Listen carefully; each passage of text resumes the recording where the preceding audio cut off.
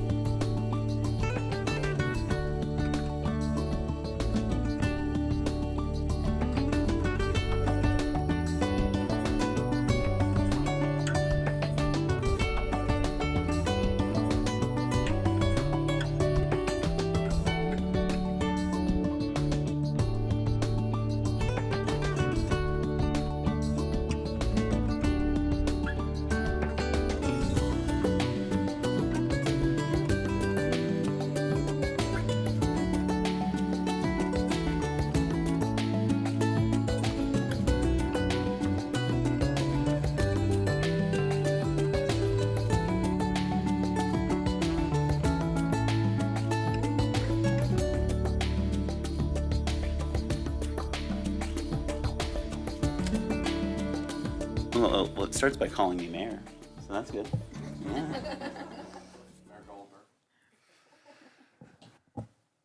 Yeah. What day is today? August 17th? Okay, shall we call to order the August 17th Planning and Zoning Commission meeting? Jane, could we start with roll call? Vice Chairman Goldberg. Here? Commissioner Teta. Here. Commissioner Kohler. Here. Commissioner Lukacs. Here. Commissioner Boone. Here. Vice Chairman, you have a quorum. Thanks, Jane. I think next we'll look for communications from our Planning Director, Glenn Van Nimwegen. Thank you, Mr. Vice Chair. I don't have anything for you. Okay. Great, we'll just end the meeting now. And okay, great. Next, okay.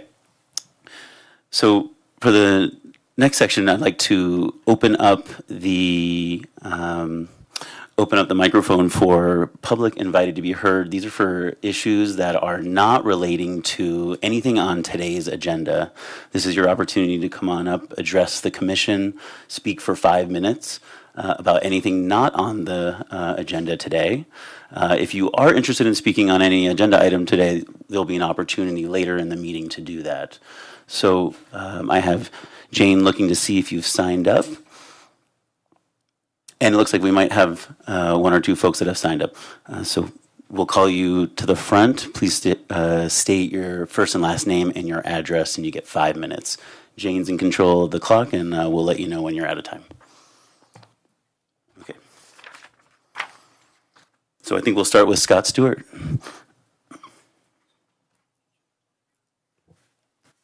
Thank you very much. Commissioners, is that appropriate? Scott Stewart, 229 Grant Street. I'm actually here to trying to gain some knowledge. There's a business at 1283 3rd Avenue.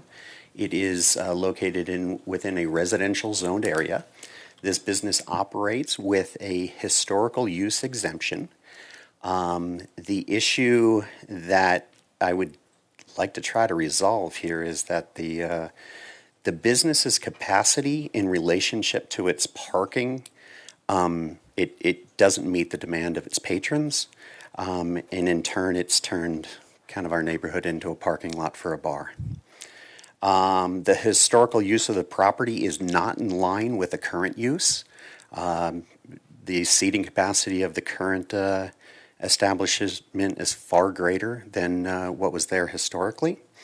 I'm not able to retrieve requested information about the exemption. I'm actually just looking for, what was approved, how was it approved, when was it approved, and how did it reference the historical nature of the property. It's kind of to sum things up, I'm looking for how do we get to this point that this residentially zoned neighborhood is being used as a parking lot for this business located in a residentially zoned part of town. I'm not opposed to the business, but the size of the business is far greater than what was ever there. Thank you. Thank you, Mr. Stewart. Thanks. Unfortunately, there isn't kind of back and forth on this part of the meeting. But thank you. We've heard you.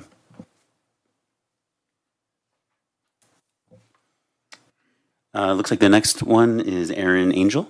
Did I get that right? Aaron Angel? I will just say that I didn't read very well, and I have comments on the main thing. I don't have any other comments.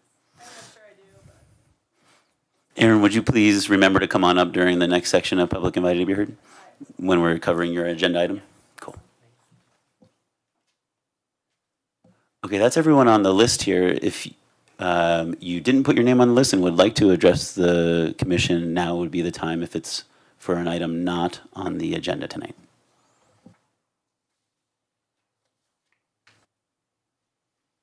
Okay, let's go ahead and end Public Invited to be Heard.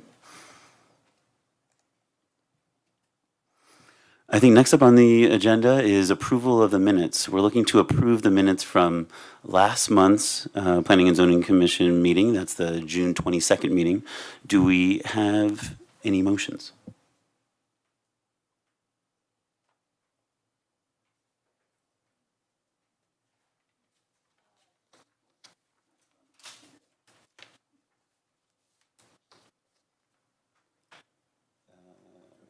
Commissioner Kohler? As I think I might have been the only one here, I'll make a motion to approve the minutes. Okay, we have a motion to approve the minutes. I think I can second it if there's no one else. Seat 11 is no one. Forgive me, Jane, do we have enough folks on the panel to approve the minutes if only a few were there? Vice Chairman, Goldberg. I had spoke with City Attorney May before the meeting, this last meeting, and it is our understanding that even if you weren't at the meeting, you can still vote to approve the contents of the meeting minutes, so you don't have to abstain. If you've read the minutes and you agree with the actions in the minutes, you can still vote to approve them.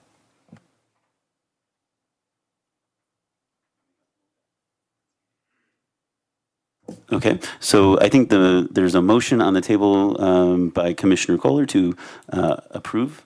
I'll second that, and I guess maybe we need to take a vote. Jane? Vice Chairman Goldberg, Aye. Commissioner Teta, Abstain. Commissioner Kohler, Aye. Commissioner Lukacs, Approved. Commissioner Boone. Vice Chairman, that passes 4-1. Thank you, Jane. Okay, I think that wraps up agenda item number 5, number 6. Now we'll move on to our actual public hearings here, and so stay tuned for the agenda item that's most important to you, beginning with the Quail Commercial Center Lot 3 Conditional Use Site Plan. Maybe I'll start with staff. Thanks.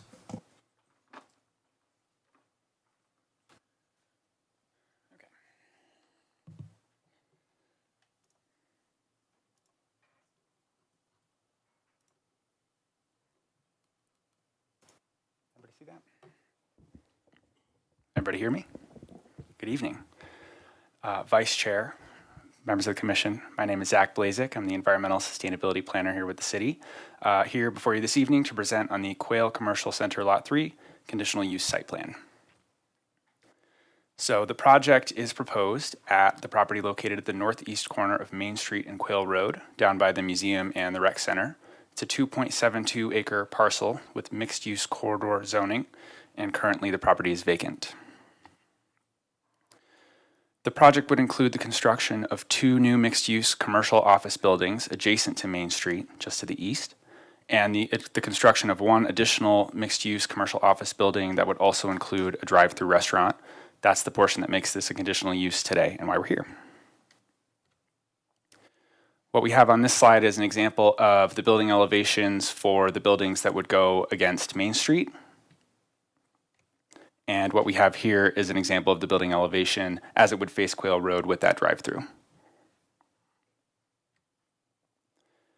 The category that falls under that conditional use is restaurant with drive-through. The use can be permitted by this conditional use review in the mixed-use corridor zone district on a property adjacent to Main Street. That's kind of why we're here this evening and has that use-specific standard. With that, it's been subject to the review criteria in section 15.02055, which is for all application types. In our review, staff found that the project meets the land development code requirements for a conditional use site plan in the mixed use corridor zone. We looked at things like maximum height, building design standards, exterior lighting, circulation, and pedestrian linkage. In with this application, there are also 2 requests for administrative modification. Now, typically with one of these, if it were just a regular minor development review application, we would have Glenn sign off on it. But since it's a conditional use, we have you to make the final decision. With these modification requests, we have a maximum building setback. The standard is 25 feet. The request is come in at 28.5 feet. The other one we have is a landscape buffer. The standard is 20 feet, and they're requesting a 10.5 foot. Since this is an infill redevelopment site, these aren't necessarily subject to the same standards that like a variance would be subject to. We can come in and review these under that administrative process and have them subject to those standards in 15.03080B. Thanks. Community engagement, we had a neighborhood meeting back in the virtual times, November 16th of 2020. There were 15 attendees. When the project came in, we notified a whole host of referral agencies and heard back from XL and Parks and Wildlife with general comments. When the application came in February of 2021, we sent out notices and received a whole bunch of comments. The majority of these were related to an additional previous part of this application that included a hotel. In a following submittal, that hotel was withdrawn by the applicant and is not up for consideration today. So we don't have to worry about it. And at the end of last month, I sent out notices of public hearing and did not receive any feedback from the public. So tonight you have the option to either approve the Quail Commercial Center Lot 3 conditional use site plan and minor modifications, finding that review criteria have been met. You can approve the CUSP and minor mods with conditions, or you can deny the Quail Commercial Lot 3 conditional use site plan. Staff is making the recommendation that you conditionally approve Quail Commercial Center Lot 3 conditional use site plan and minor modifications with the conditions that the applicant will comply with all city requirements for a major prairie dog removal permit, because there are prairie dogs on the property at this time. That would include relocating or potentially include relocating all those prairie dogs to an improved property and going through that process. That's everything that I have. Next, we can call up Rosie and applicant team to share their side.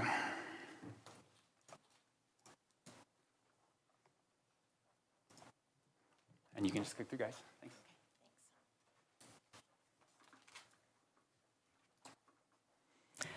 Good evening, Commissioners. I'm Rosie Dennett. I reside at 210 Lincoln Street here in Longmont. Also with me tonight, I'm the planning consultant. Also with me tonight is Bill Novel, the applicant representative for MNR LLC, the owner. And then Tom Moore, the architect on the project. So Tom's going to walk you through the site plan, highlighting design standards and how we came up with the layout, and then also touch on the 2 minor modifications that Zach mentioned.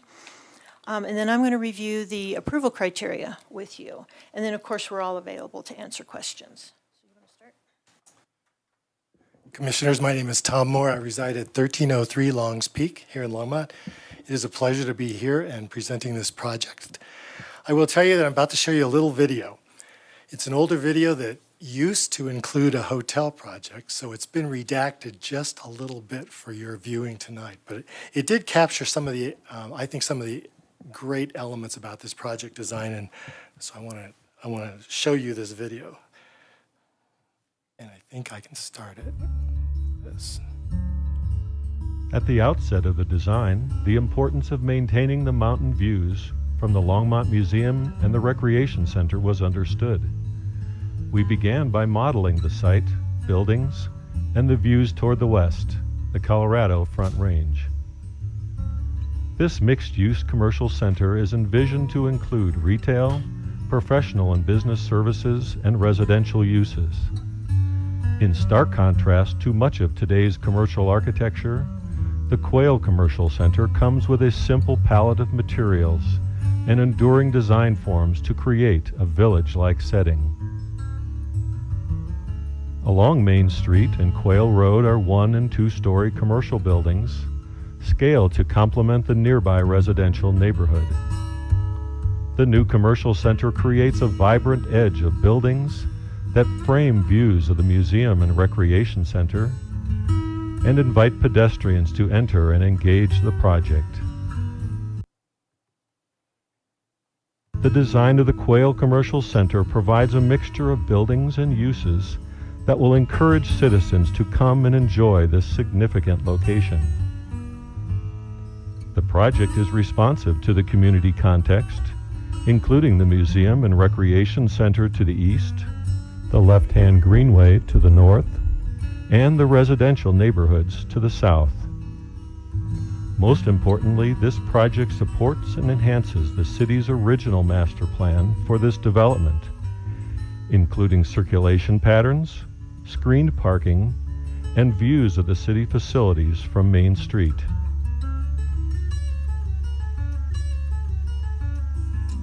The Quail Commercial Center. That was a project or a video that we created several years ago, which did at one time include more about the hotel. We are not doing a hotel in this project. This is now focused on Lot 3, which we're creating right now in this process of the conditional use site plan. I wanted to talk a little bit about the design of our site. I think we mentioned it, that we're trying to create a really beautiful edge to this property as it's adjacent to Main Street and to Quail. Again, we picked materials and forms that had a scale that was approachable, something that was beautiful, materials that are enduring. Part of our site design was to make sure we contained all of our parking away from the views of the streets, and especially away from the views of the adjacent residences to the south and any of the businesses to the west. It's been a project that's been ongoing in my office. We've done a lot of work with regard to site design and making sure the drainage is handled appropriately. We're pleased to be at this point where we have everything approved except for these minor modifications that we're here in front of you to discuss. Some of the things that we want to talk about, I want to show you the site landscape plan. The landscape plan really is one of our focuses because we are doing every bit of landscaping required for this project, in spite of not providing all of the depth of buffer that's required. All the materials required will be on site, and I want to go over some of those modifications that we're talking about. But we're real pleased to be part of this corner. I think I can go back. Yes. What we're talking about we're talking about two things, two modifications. We have the requirement that from the property line to the parking lot, we are supposed to have 25 feet of landscape buffer. In this particular layout, at the smallest point, which I believe is right here, we have 10'7". Other places we're up, I think we're,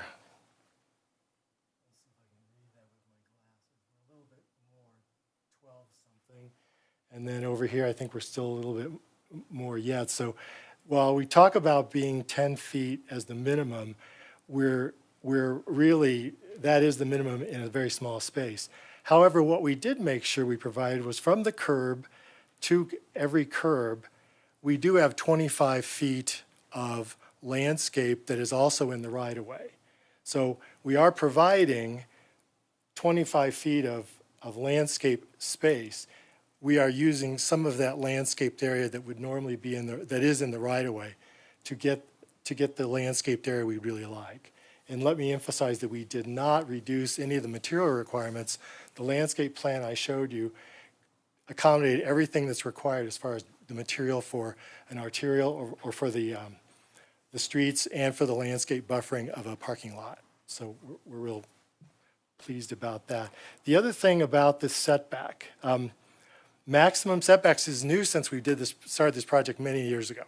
So this particular site, when we were working with Public Works, we do have quite a bit of infrastructure planned in here as far as electric utilities. And when we looked at trying to move the building further east, to meet that requirement, it really conflicted with what we've really already worked out in great detail with Public Works and especially with the electric department. And then we really do like the fact that it is a little bit further off the drive anyway. I'm going to have to try to understand maximum setbacks like that. But right now, I think what we're proposing is still a beautiful solution to having a building. While we are asking for a modification to that setback, it still is an appropriate view and an appropriate place to do that. Are there any questions for me right now before I turn it over to Rosie as far as the design? Okay. Rosie's going to talk more about our review criteria. Thank you very much. Okay. Rosie Dennett again. Regarding the approval criteria stated in your code, we've listed them here in really nice big print that no one can read. Sorry about that. But they are in your packets also. Obviously, we agree with staff's assessment that we are in compliance with the approval criteria. Specifically, this infill project is consistent with the comprehensive plan by providing a mix of land uses that contribute to the balance of residential, employment, retail, commercial, and recreational uses in the Quail neighborhood. We're surrounded by a wide variety of uses, as you know, if you've been by the site. We're talking about being compatible with commercial to the west, commercial to the north, as well as the greenway along the stream corridor. We have the museum and the rec center to the east, and then we have residential to the south. So it's always a challenge with infill projects to be able to create something that will fit, that you can drop in and still be compatible and be a nice transition. The proposed buildings and uses are the same as were included in the previously approved preliminary plat. It was probably a different planning commission than the one we have now because it was a few years back. But these uses that we're proposing today and the buildings are all the same, even the drive-up window for the restaurant. The proposed low profile of the building. The buildings does provide that transition area, we believe, that nice transition from the residential to the south up to the commercial areas to the west and to the north. The wildlife species and habitat report provided by our local wildlife biologist, Jerry Powell, indicates that no habitat exists on Lot 3 for any federally protected wildlife species. Prior to commencement of construction, we will have to comply with any applicable prairie dog removal requirements, as Zach mentioned. Let's see, the traffic study indicates that the traffic generated from the proposed uses can be handled by the existing street system. Recommended improvements are fairly minor. They include removal of a portion of the existing median that is now in Quail Road so that we can have room for the turn to Kimbark. And then repainting of some of the lane lines on Main Street or the highway to add turn lanes. Multiple modes of transportation will have access to this site. We have an RTD bus stop at the corner of Quail and Main Street. We have designed the pedestrian walkways around the perimeter of the site. And we are, of course, providing the required bike racks at the buildings. The proposal also meets the additional review criteria that you have in your code for secondary uses for a restaurant with a drive-through window. The drive-through will be well screened from the public on Quail Road with landscape berming, plant materials, and a structural trellis screen. The project also meets the modification approval criteria. So regarding the 25-foot required buffer area, as Tom was describing, we are providing the required plant materials, and we are providing them within a 25-foot wide pervious surface area that's between curb to curb.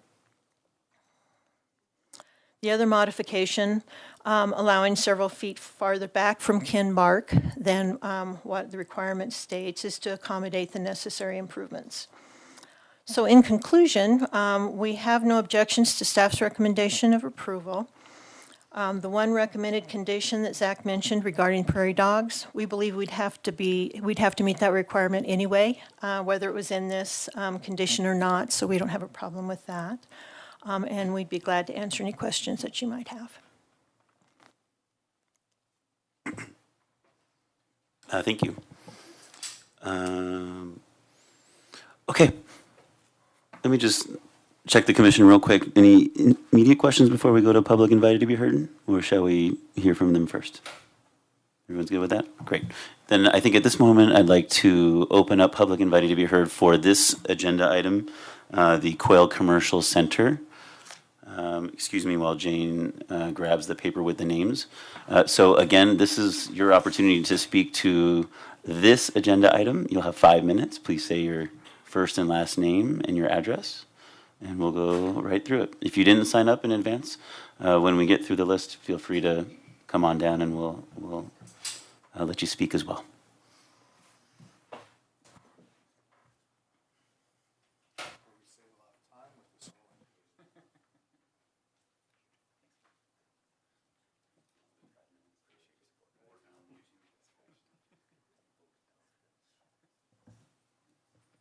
Thanks, Jane. Okay. The first and only name I have signed up is Claudia Bayless.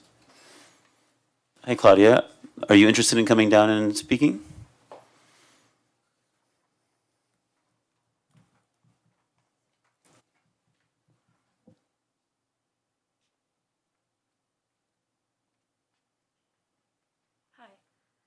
Hi. I live in the Blue Vista community. I'm sorry, one moment. Would you just pull the mic a little closer to yourself? Say your first and last name and your Okay. address. Claudia, can you hear that? Claudia Bayless. You want my whole address? Yes, please. 237 Cardinal Way. I live in the Blue Vista community on the south side of Quail. I went to a meeting, but I can't remember. It was, I think, maybe pre-pandemic, because the hotel was still on the drawing boards. And at that time, there was another woman from my community, and there was a woman across 287, and she's a teacher, and she actually teaches environmental stuff, and she walks a lot of times she walks by the creek and everything. And so she was concerned about wildlife that doesn't have to be on an endangered list for you to, be interested in their welfare. But the reason that I came to that meeting and came to tonight's meeting is my concerns about traffic, because we've already had fatal accidents at the corner of Quail and 287.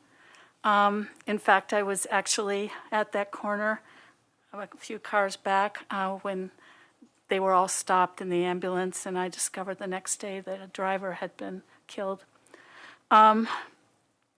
So what I was concerned about was the fact that this entrance and exit is going to be onto Quail, okay? And you say you're going to take away part of the boulevard there to accommodate that, but we've already got buses, and it's not like it's a 4-lane highway or anything. So I am really concerned, especially when they come. I've had people almost hit me anyway because they don't like when they're coming north to wait for the person who actually has the right of way, to turn on the south going left-hand turn lane, and they're coming north and they're going to turn right. And I almost got hit once. So they already act crazy on Quail. They race on Quail at night. You can hear them gunning their cars. So I'm just concerned about how this is going to be in terms of just what I've noticed living there for, let's see, is it 8 plus years? And maybe other people aren't, but I am. You've got people getting on and off the bus. A lot of times people don't wait for the bus. They want to pass it. I've just noticed the behavior there. So I'm a little concerned that we're going to have all of that added to what's already happening on Quail. That's all I want to say. I know it took me a while. Thank you for listening. Thank you, Ms. Bayless. Is there anyone else that didn't sign up that would like to come down and address the commission? Please come down.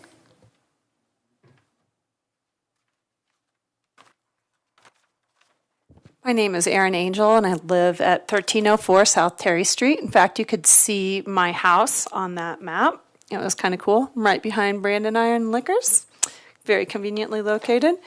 I don't really speak this language very well, but I'm really not stoked about this development. I spend a lot more time than probably anybody in the city, except for the people that call that area home, as in they actually have their tents set up there and live there. I actually spend quite a bit of time on that land, and I happen to know that that land is inhabited.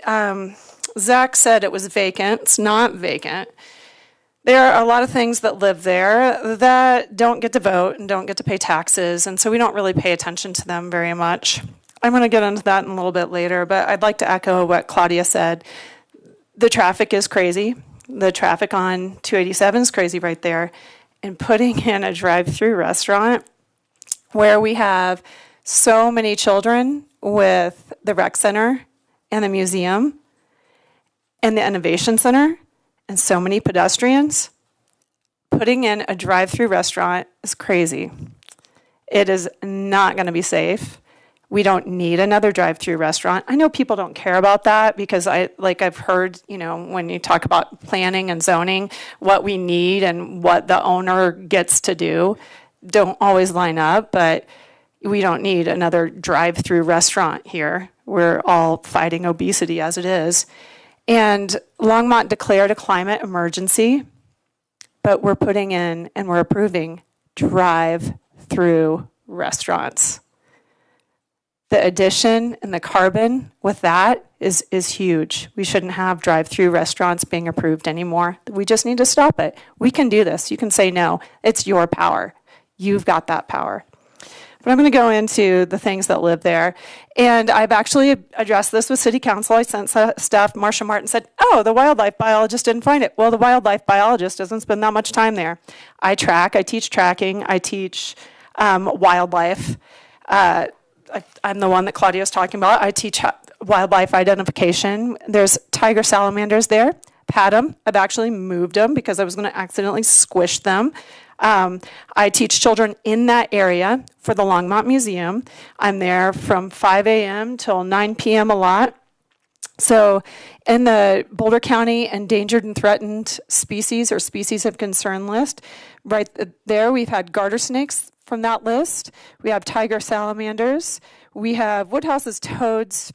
We also have a vernal pond there that has unidentified, because I couldn't identify the tadpoles, but they're definitely not bullfrog tadpoles, unidentified. And as we know, all amphibians in this area are in peril of extinction. We also have gray fox. I had a teen volunteer see a gray fox and her kits this one morning cruising through. I also ran into a mink this big in the creek right there. I couldn't even believe. I just didn't even understand that how a mink could be that big. But there's a mink in that creek. And then the next year, I found another mink and its mate during mating season right in that area. So there are inhabitants in the area. And people think about endangered species like polar bears and elephants, and they think that it's something someplace else. But we have the most endangered species in the world right here, and every piece of development messes with its habitat or the possibility of it coming back. And that's the black-footed ferret. We also have the burrowing owl. Where you have prairie dogs is supposed to be the habitat for that. It is inhabited. And so every time we approve more development like this, this is what happens. So I am quite sure that people will just go ahead and approve more development and this kind of thing, but it is on you, and it is on us to protect it. So I have to speak up. Otherwise, I can't live with seeing all those things go away, seeing the prairie dogs that I say hi to every morning as I walk past them. I just can't live with myself with it. And we have to think, do we actually need another drive-through? Do we need another vacant office building? I mean, all our office buildings have these big vacancies in them. Do we need more development? Does it need to be done now? Can we give these species a little bit longer to live? And can we just chill and just stop building up so much? So that's my 2 cents on this. It's not vacant, it's there. And I hope that when this gets built, at least there's no drive-through, and at least the landscaping's not landscaping. Could we just have it be pocket prairie, at least for the pollinators? Thanks. Thanks, Ms. Angel. Was there anyone else who would like to address the commission tonight before we proceed? Okay, then I'll go ahead and close the public invited to be heard section of our discussion here.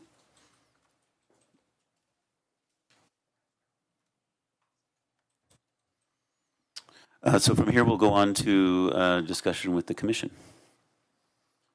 So commissioners, I'll open up the floor here.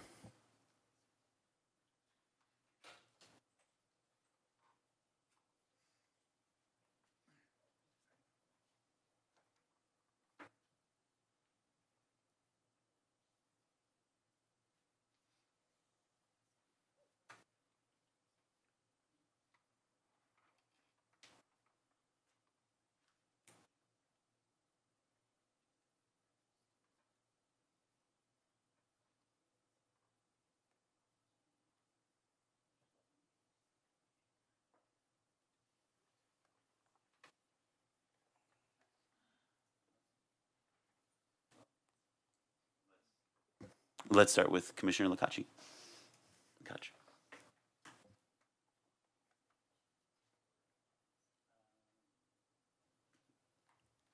Thank you, Vice Chairman Goldberg. Sorry. I would like to open up the discussion about traffic. We heard a lot from the public, and I noticed that the traffic study is impressive, 200 pages. I don't know who has time to go through every page and look at it. My first question about the traffic is, I noticed in one of those charts that the intersection of 119 and 287 might reach the grade E in 2040, or it's already at PM, it's already E. So we assume in 2040 is going to be even higher. What are the mitigations that we're going to do about it, and how are we going to intervene? I don't know who can speak about that from the applicant, or...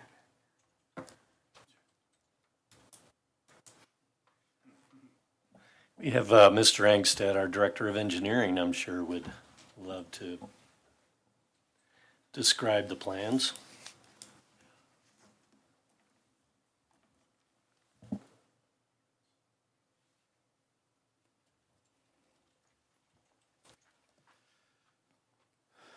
Good evening, Chair Poland, board members. Jim Angstad, Director of Engineering Services. Yes, they had a very extravagant traffic study for this development, and noted that I believe at 2040, 2041, that the intersection of 119 and 287 operates at a level of service E. So what we're looking is A, B. Yeah, levels of service is how we designate kind of intersections. A is the best. No improvements would be necessary. B, and then go to B, C, D, and E. So it's important to note that both the Main Street corridor, 287, and 119 corridor operate on a adaptive traffic signal system. And both of those corridors are CDOT. Sorry, well, I should speak into the mic a little better. Both of those corridors are CDOT owned and maintained corridors, although the city does have contracts with CDOT for maintenance of traffic signals. CDOT has recently done improvements on 287 for safety improvements just south of the 119 corridor. But at this time, the city, we're mostly focusing on safety improvements for intersections, not necessarily looking at capacity. There's really not a lot of abilities to widen out the roadways either of those intersections. And whether this project moves forward or not, that intersection will continue to be problematic. And does CDOT receive these traffic studies that we do internally, for the city development? I believe in this case they would, because the applicant will be required to obtain a CDOT permit for their access onto 287. Okay. And speaking about safety, what about the crashes that happened in the past there at Quail and 287 that we heard from our community member. Do you have a report or crash? So data? every I want to say every fall, September, October timeframe, the city issues a crash report. We take the data from the previous year, incorporate it into a 5 or 10 year time frame of analysis, and look at critical intersections in the city, whether they are signalized at a certain, whether they're arterials, whether they're collectors, certain levels, intersections. And then we use that information to compile future capital improvement programs and safety improvements. So if there's, if we see that there are intersections where there are trends, increasing accidents, we program that into our future CIPs to address, however, whatever those, to address those issues. One thing to note, that a lot of accidents we see, whether there's fatalities involved, there are not improvements that could be done. We see a lot of distracted drivers, a lot of alcohol and drug-related accidents, and/or accidents with people just on their cell phones. So some of those, there's not really a lot you can do to fix your transportation system. But back to your original question, we do undertake a crash analysis every year. That will be coming out, I think, in the near future. We usually unveil it in the fall. And do you do anything in relating to speeding? Like I noticed even in the traffic study, they measured the speeds of the cars that were passing through. So there was an 80 miles an hour. Are you looking at any improvements, or are you taking that in consideration in your CIPs in the future? So, yes, we do. One of the components of things we look at in our traffic unit is if we get complaints, significant complaints, more than 3 or 4, our process is we will go out and we'll do a speed study for a roadway. That would similar to what you see in the traffic report, over a 24-hour period, we put down a measuring device and we will measure both speed and number of vehicles. And then we will look at if it's above the criteria for what is in the manual uniform traffic control devices, we would then institute some improvements. We have a revolving budget every year for those types of things. We also have a neighborhood mitigation program designed for residential streets. Basically, to exclude arterials and collectors. Arterials, you usually don't want to do any type of traffic calming. That's going to be an enforcement issue. But we do look at collectors. Improvements can be flashing speed signs, speed tables, curb extensions. So we have a couple of items in our arsenal to address those, and we look at those on a regular basis. So that would be Quail would be in. Yeah, and Quail has a number of items of traffic mitigation on them already. There's flashing speed signs. We've done some curb extensions already. Some of this falls in, will fall to enforcement on some of those roads. Okay, so if the neighbors would like to look more into the traffic on Quail, maybe file some more complaints, is that right? Is that what I'm hearing? I can give my number. They can call me. we have they can contact the Public Works. We have a call-in center. They can contact us there, or they can contact our office directly. Okay. Thank you. That is all that I have for now. Thank you. I have a few more questions relating to traffic, but there's other members of the commission that have kind of put their name in the queue. Does anyone else have any questions around the traffic specifically? Cool. Let's see if I can do this right. 6.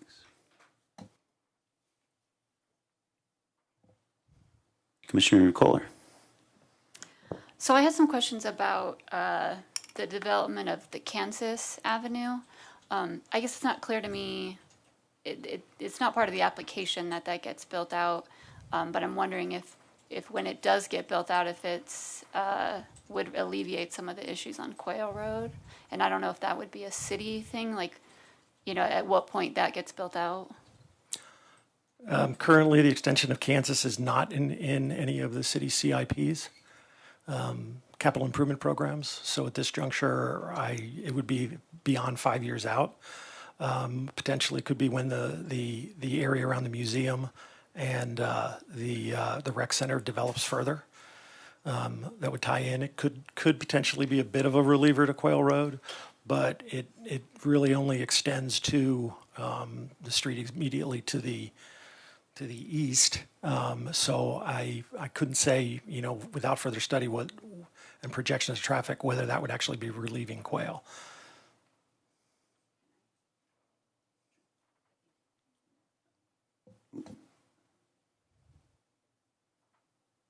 Sorry, so just a little follow-up on that. Is there, so the only access to this parcel will be from Quail Road, right? There's nothing, the applicant has nothing proposed on the north to access the site? As I recall, there is an access, Kansas Road. Kansas will come off of 287, and then there's an access, north-south access that comes off of Quail. So there will be two access points. Okay, so they will develop Kansas at least to the point of their Yes. parcel? Yes. Okay, thanks, that helps. Okay. Would you mind reintroducing yourself? I'm sorry, I'm used to Tyler Stamey or another member of the team. Jim Angstadt, Director of Angstadt. Engineering Services. Thanks, Jim. I just hate not knowing your name. Jim, would you do us a favor and clarify the rating system? I think it probably has to do with average wait times at lights and volume of traffic. But for myself and everyone else in the room, would you just clarify what's an A versus what's an E? Without looking at the chart off Sure. the top of my head, I would not be able to do that, but it is a time-based for wait at an intersection, and A being the best in kind of free flow at a signalized intersection, and then it proceeds down from B to C to D to E. Great. And is it measured all day, or is it only during peak hours? When is this intersection an E, which is the worst rating? I'd have to look at the traffic study to see what the timeframes are. My little experience with some of the traffic studies I've read, it's usually they look at it as a peak hour level will be what is the worst possible case you'll find. And then in some cases, in some studies, they will average out the timeframes for all directions to reach a certain level of service or whatever the level of service is. In some cases, you may have a left-bound, turning north, 2 lanes of traffic, and then that may operate at a level of service D, which everything else may be at an A. It'll drag down the overall level of service. So it is an average of all movements at the intersection. Okay, so is it safe to assume that this intersection is probably during the morning commute and during the evening commute when it's at its worst level? That's when you're going to see it, yes. Do we know what it is the rest of the time? Sometimes we see Bs turn into Ds, during the peak hours. Do you have any experience with this, or is there someone here that can better address this intersection? It would probably be down to a level of service, or up to a level of service D. It wouldn't change significantly for the amount of traffic that travels on those 2 roadways. Okay, and then sometimes the specifics are have been enlightening to me. So I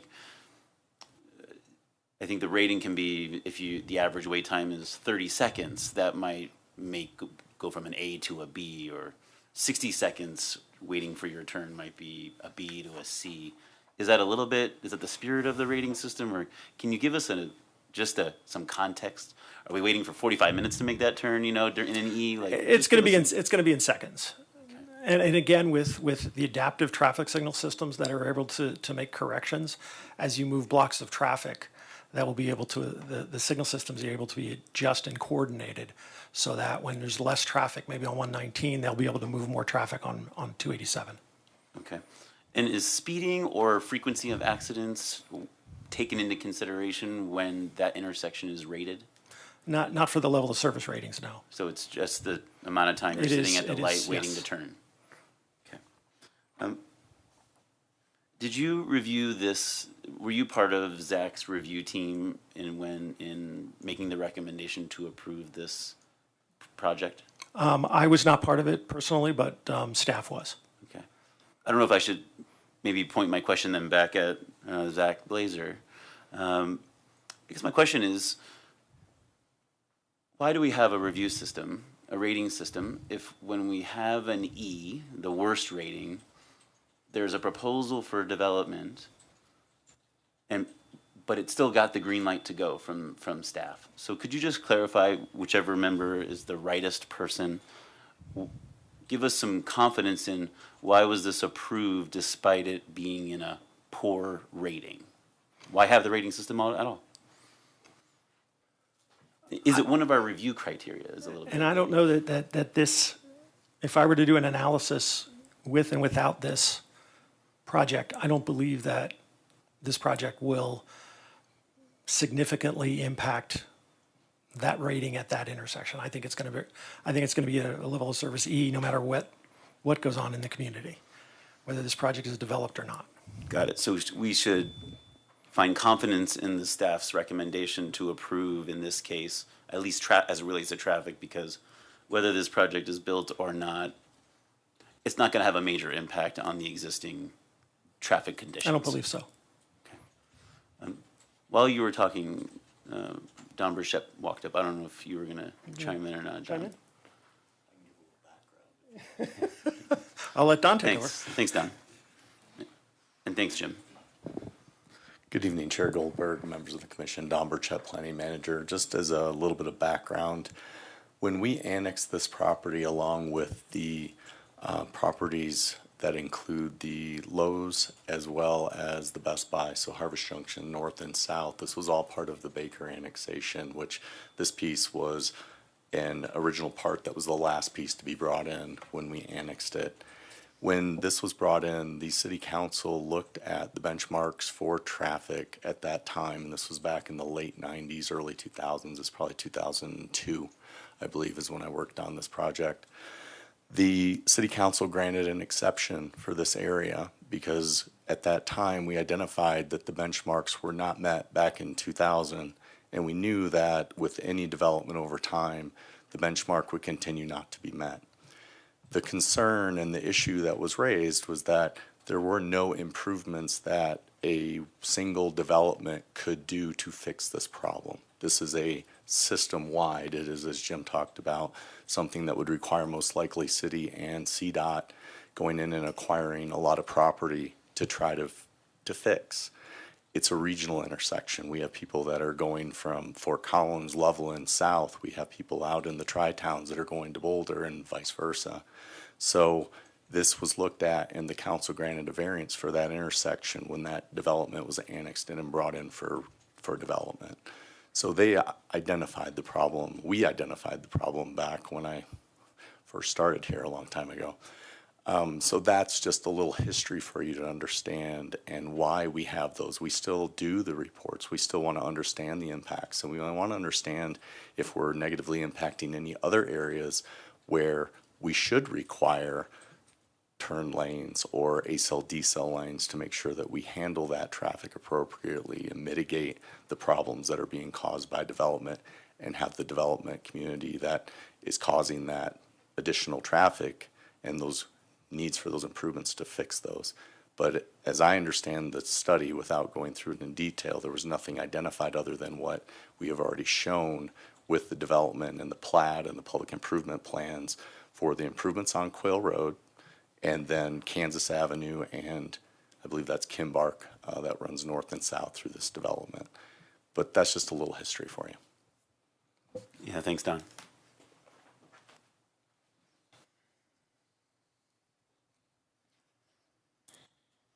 Okay, Jemmy, I don't think I have any more traffic questions myself. And then I want to apologize to Commissioner Boone. She's been waiting patiently while I jumped in with my traffic questions.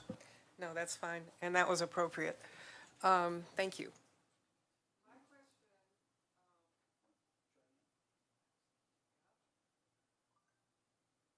Does that work? My questions have to do with the setbacks and the landscape buffers. And it seems like both of these things relate a lot to this drive-through piece of the project.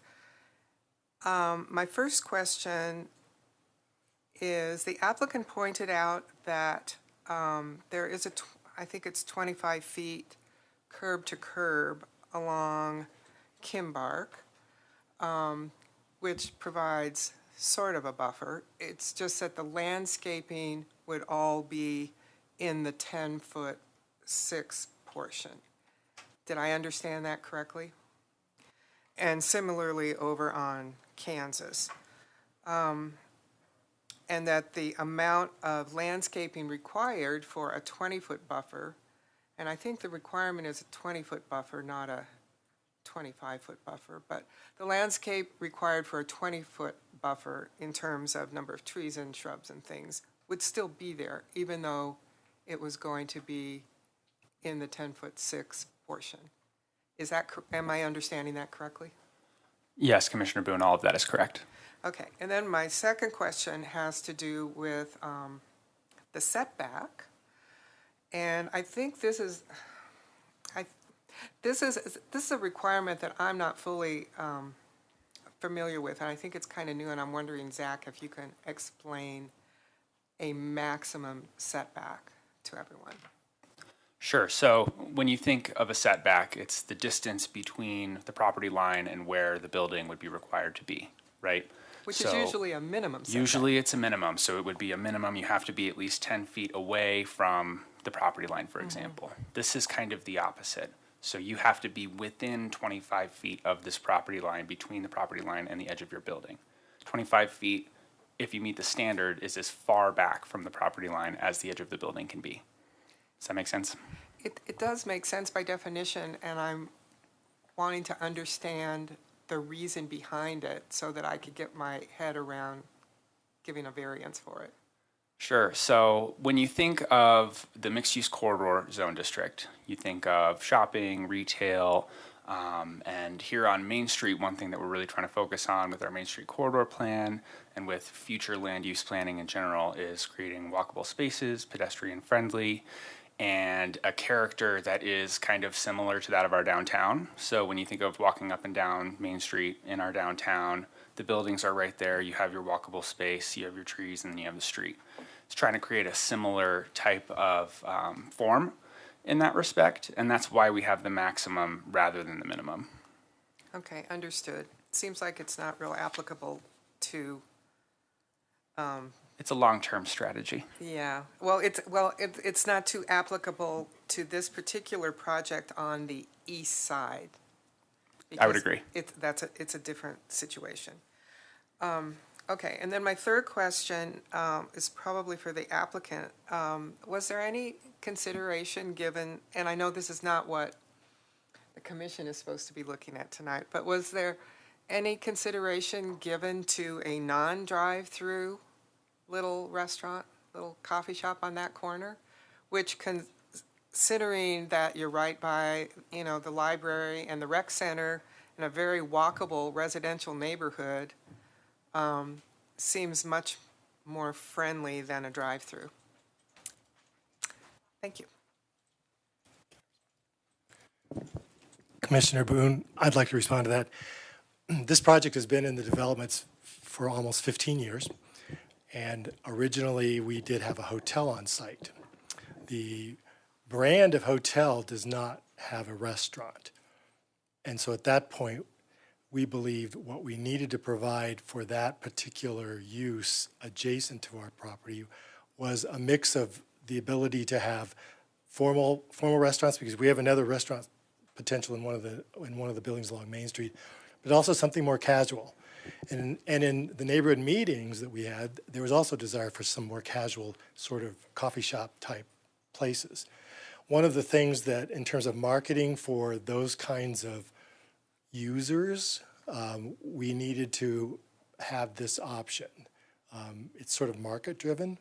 We wanted to do everything we could to make it the least impactful to the environment, and I think we succeeded in that. But the idea was we're providing the potential for anybody, for other uses could be I've been thinking coffee shop, quite frankly, but it could be a restaurant that's more of a smaller scale in terms of what they're doing. It's not obviously it's not a big box or a franchise type restaurant, but the idea of being able to market this site with a drive-through was very important into the development community that was going to be looking at what could be built here, what could we buy, and what could we produce here.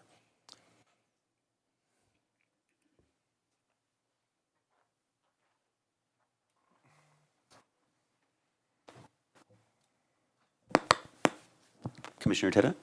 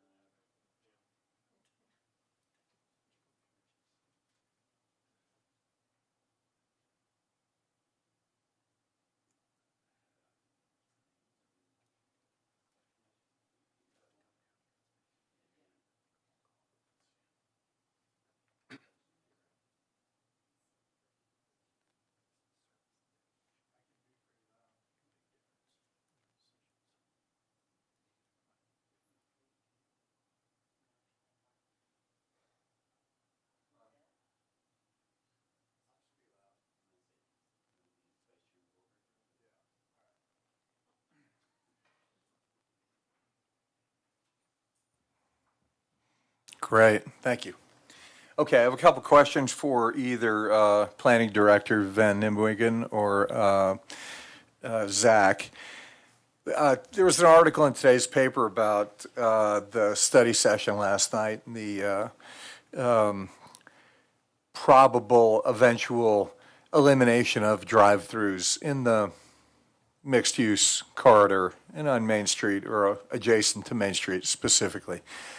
Could either of you speak to why we would look to eliminate drive-throughs and what it is about drive-throughs that maybe, I guess my concern is that maybe we'd be a little bit behind the trend right now.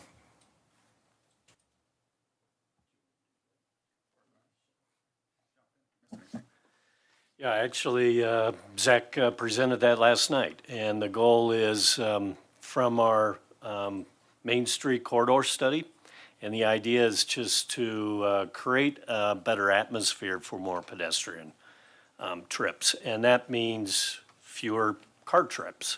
So that is the goal. I don't think we're at this point eliminating them. We are trying to maybe move them off Main Street so we can ultimately have a more walkable Main Street. But in the meantime, they will be like conditional uses on other places on the site. So that's the goal from the plan, which I think was adopted 2018. So yes, it's taken us a while to bring it forward, but that's the goal.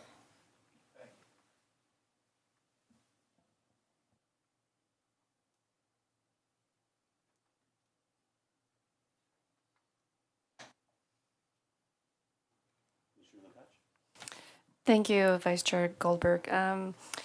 Drive-throughs, there was just a mention a couple of moments ago that the applicant wanted something casual, and I don't see drive-throughs as something casual. They're fast, right? You're just in and out, and there's no casual chatting, connecting to your neighbor, connecting to a friend over coffee or something. And when I was looking at the plans and the attachments we received, it was mentioning a coffee place. So now we're talking about a restaurant and eliminating drive-throughs as a vision. What other drive-throughs are on Main Street in that area? Like I know of 2 of them already, so this would be a 3rd one at that intersection from what I know. Would you be able to speak about that? How many are around there, and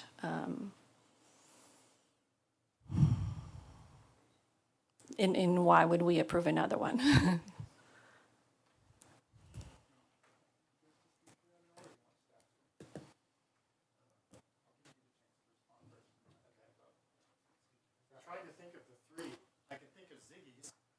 Ziggy's, and there's the liquor store has a drive-through. I'm unfamiliar with that liquor store. I'm sorry. Is that the liquor store at Main and Second, or? No. Liquor store right directly across that was on that map. That's Brandon Iron Liquors, right? It's next to Gondolier, yes. Okay. I'm unfamiliar. I know about Ziggy's. I don't know about the liquor store. I would note that our drive-through is not accessed off of Main Street or Quail. We are accessed off of the two new streets we're creating, which is Kimbark and Kansas. And all of our stack spaces within our parking lot. We will, if there's excess stacking space, then it does happen in the parking lot of the development. And I think that's not to challenge your opinion, but I think of Starbucks as a very casual place, mostly with a drive-through. And I think there are restaurants that would have a drive-through too, if they had the ability. I mean, I think of McDonald's, they have a drive-through. That's casual to me. But I think the location we think is important because it does draw from a neighborhood and from a lot of community activities adjacent to our site. There's no place to have a casual beverage close by to the museum and to the rec center at this point. So casual means sit down, not drive-through. No, it's both. I think it's both. Can people walk through a drive-through? Or No, are they allowed? that's not allowed. They're not. No. I guess we're going to probably be splitting hairs on semantics, but when I think of casual, it's not something that you're going to book a reservation for. You're going to be able to go there and maybe decide to go through the drive-through if you've got kids and you want to go through fast, or you can take the kids inside. But it's not a sugar beet. It's not that kind of a restaurant. Now, we have places for the sugar beet if they want to be down there, but this is something a little more casual. And what's the capacity inside? Let me get my notes. I can't.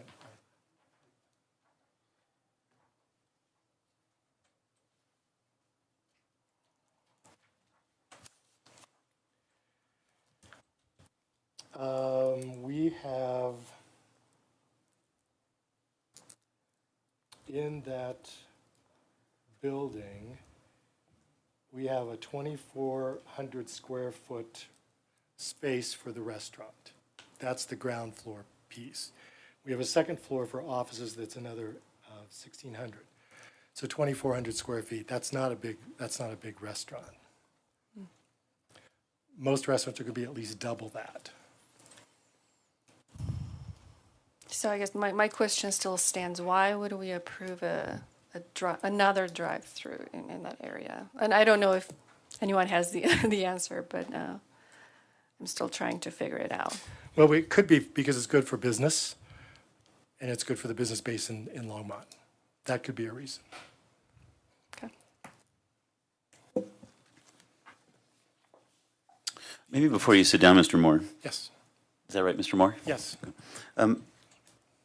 You mentioned that you were successful in creating a restaurant experience, or suggesting that this was the most minimal impact to the environment, and the drive-through potentially was a part of that. Would you just share what did you mean by that? That this was the approach that had the least impact on the environment? Can I get the site plan up? Let's see, can we do that? Okay. This is the location of our restaurant. And again, one of the things that we wanted to do was to make sure we're not experiencing the kind of things. I have my office on Main Street, and I know that there are days when I drive down by the Dutch Brothers Coffee that their drive-through lane is out in the middle. And then I've been to Fort Collins a lot where there's a particular chicken restaurant that just fills up the whole street, College. So we were careful that if we're having a drive-through, it's going to impact not the people who are not even wanting to be involved, but only the people engaged in the actual project in here. So both our parking and our approach to have a drive-through is fully contained on site. This becomes a very important landscape buffer, and we did, I think as Rosie alluded to it, in our plans that have been approved for screening that, we have berms, landscaping, and a trellis element to screen vehicles that are parked in this lane right here. And again, we like the distance of the setback as people come out. And then they will be able to choose to go out either on the north end and access Main from this north, or again, they can come out here and end up going any direction, east or west, to the Main Street. The idea was that we were creating something that, again, had a visually a little impact to the, especially to the residents right across the street here. They do enjoy an outlot, a landscape outlot between the curb and their backyards, but we again wanted to minimize the street, the impact of this kind of use for where they're living. Did I answer that? Yes, thank you. Okay, I think I'll point my next question at Zach. Zach, by our third meeting together, I'll get your last name right, I promise. Zach, this drive-through requires approval, is a conditional approval, right? Or conditional use, meaning we got to approve it. This drive-through doesn't touch Main Street. You know, it's all done internal. What is the intention behind the drive-throughs being a conditional use, you know, condition requiring the additional approval? What is the intention behind that? And is this type of drive-through relevant? Sure. So the background of that is, you know, kind of going back to that discussion that we were just having about Main Street and about the Main Street corridor itself, and the context of the uses that are directly against it, right? Right. The way that the rule is written is it's any property or parcel that is directly adjacent to Main Street. So you alluded to the fact that this is not directly adjacent to Main Street. I'm assuming in the sense that there are buildings between it and Main Street itself, right? So the CUSP rule where we have to come in and have a public meeting still applies, right? Because it's on that parcel. But I see what you're getting at, where does it apply? My answer is yes, because it's a parcel that's on Main Street. But it's kind of up to you guys to decide what to do from there. All right, Fair enough. I see you passing it off. I'll just add, historically with drive-throughs, you have menus and speakers. So a lot of times that's why you get a chance to look at it and you get the opportunity for neighbors to weigh in on it for themselves, basically. Great, thanks, Glenn. Okay. All right, so now that we better understand the reasoning behind it, let's talk about what was in the paper today and what City Council is reviewing. You know, so now, like, the intention of the law versus the vision, right? Or the intention of the code versus the vision. What is the section of 287 that City Council is currently reviewing this no drive-through, you know, moving forward policy? Sure. So 2 comments. To answer your first question, the current thing that is under review with council that I'll be bringing up in the future is for the entirety of Main Street and the Main Street corridor. But I do want to point out that that hasn't been approved by council yet. And since these guys are currently under review under the current set of standards, that's the standard that we have to hold them to. Great. Would you mind clarifying what is the entirety of Main Street? Is that between 119 and 66? Does it include south of 119? What is that full strip? The Main Street corridor is Plateau Road all the way to the south. Plateau on the south? Correct. up To 60. Highway 66 to the north. Okay, including the section that we're reviewing right now. That's correct. Okay, that's helpful, thank you. Okay.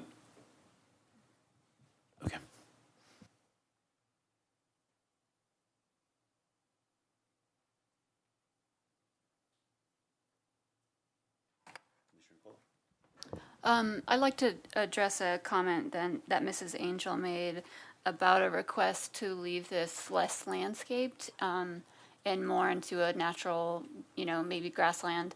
I guess maybe the question is for staff, and would that even be allowed under our current code? Thank you, Commissioner Kohler. I believe the comment from the public was to leave a portion of the land as completely natural, right? That is not something that we would be able to permit with our landscape code. We do have a number of trees that are required. We have specific planting and groundscape requirements that we have to review and ensure are installed correctly. So that's not something that we would be able to consider as staff.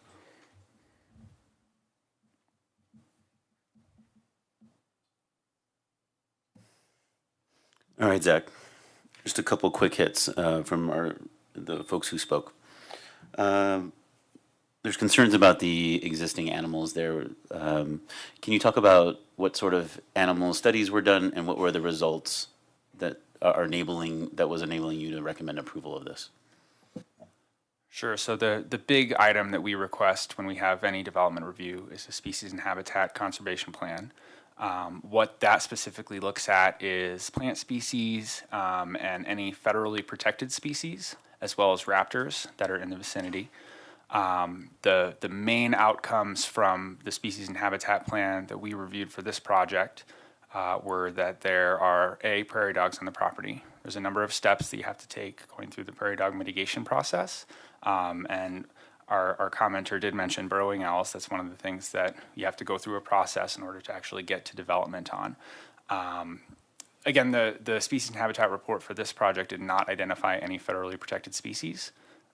So that gives the kind of the major green light to approve, as well as with any other conditions for environmental that need to be met. So if there's a nearby raptor nest, they have to mitigate for that appropriately. Some of that work happens after approval and prior to construction, surveys and things like that. So for us, for staff, all of those hurdles were met in order to approve. Recommend approval for you guys. I appreciate the clarification. And then the other item Ms. Angel brought up was environmental impacts. Can you talk about what sort of environmental impact reporting or studies are required to be reviewed before a project like this can be approved? Again, that species and habitat conservation plan is the big one. There was possibly also an environmental, like a phase 1 environmental report that came in. I was not involved in that review at the time, so I can't necessarily speak to what that was. But again, if there were major issues, they would have come up prior to us getting to this step. So I feel confident to make that recommendation of approval now. Okay, thank you, Zach.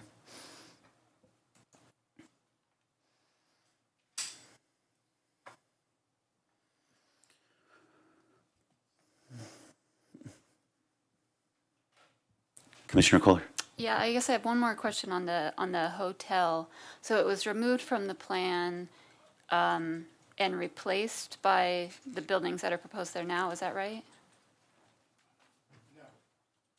And I wish I should have clarified that. This particular site that you're looking at, the hotel was to be over here. And it is immediately adjacent to the corridor, the St. Vrain corridor, the St. Vrain Greenway, which I would suspect that's where we found other animals living. I don't know that the salamanders were over here on the corner. The salamanders were exactly right there. Exactly right there. Right. The vernal pond is right there. But the minks were on that corridor. I will give you that. The minks and the osprey. Yeah, I've walked the site several times, but not come across a pond or Yeah, it's a vernal pond, so you need to come across it in the spring. That's what that Okay. is. So it appears in the spring. There are young cottonwoods there now. That's how you can locate it. The city was just the city wildlife biologists were just alerted to that because nobody had passed that on, and I didn't know how to do that before. Okay. So that is only in the spring, but the amphibians live on under the ground. Okay, thank you for the feedback. Forgive me, I'd really like to maintain a decorum here, so if we could please keep the feedback to be at the podium to the commission. This isn't a kind of back and forth with the public. Absolutely. Rosie Dennett again, planning consultant on this project. The pond that, there aren't ponds on this lot. The pond is on the lot adjacent to the museum and the rec center. It's to the north. And then also a few references that she made regarding some of the wildlife along the stream. This is Lot 3. The hotel was on Lot 1, which is to the north of this site, and there's also a second lot to the north of this site. Then you have Left Hand Creek. So the stream corridor obviously is going to have more impact as far as wildlife movement and various issues there. And as part of the platting process, that was platted as a greenway outlot that's going to the city. So that stream corridor is actually going to be owned by the city when the plat is recorded for this. But tonight, this is just Lot 3. So it's just what you see there. And the hotel that was referenced before is on Lot 1, was on Lot 1, which is to the north of this site. And that would have to go through a separate site plan review. And can you say again which lot's being given to the city? The outlot. So do we have the plat in any of our? Well, could you show the multimodal plan? That shows everything.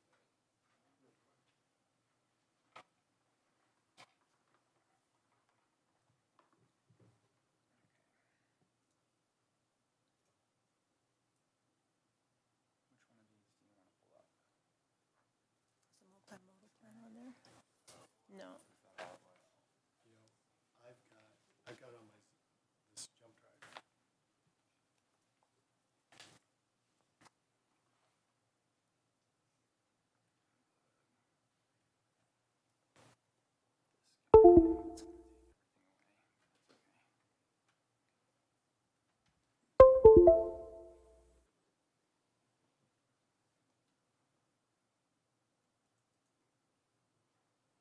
Okay. This is the multimodal plan for the development. We're talking tonight about this site. This is the hotel site, or what was the hotel site. It is no longer a hotel site. And then this is Lot 1. This is Lot 2. This is all that's being given back to the city as far as part of the Greenway from this property owner. All of this space in here will become part of the St. Vrain Greenway, which is part of this development application. So again, we're dealing with this site tonight. This is a future development opportunity, but we do not have it slated for anything at this point. We don't know what it's going to be. But it will not be a hotel by whatever. It won't be our hotel. It won't be the hotel of the developer, the original owner that wish to do that.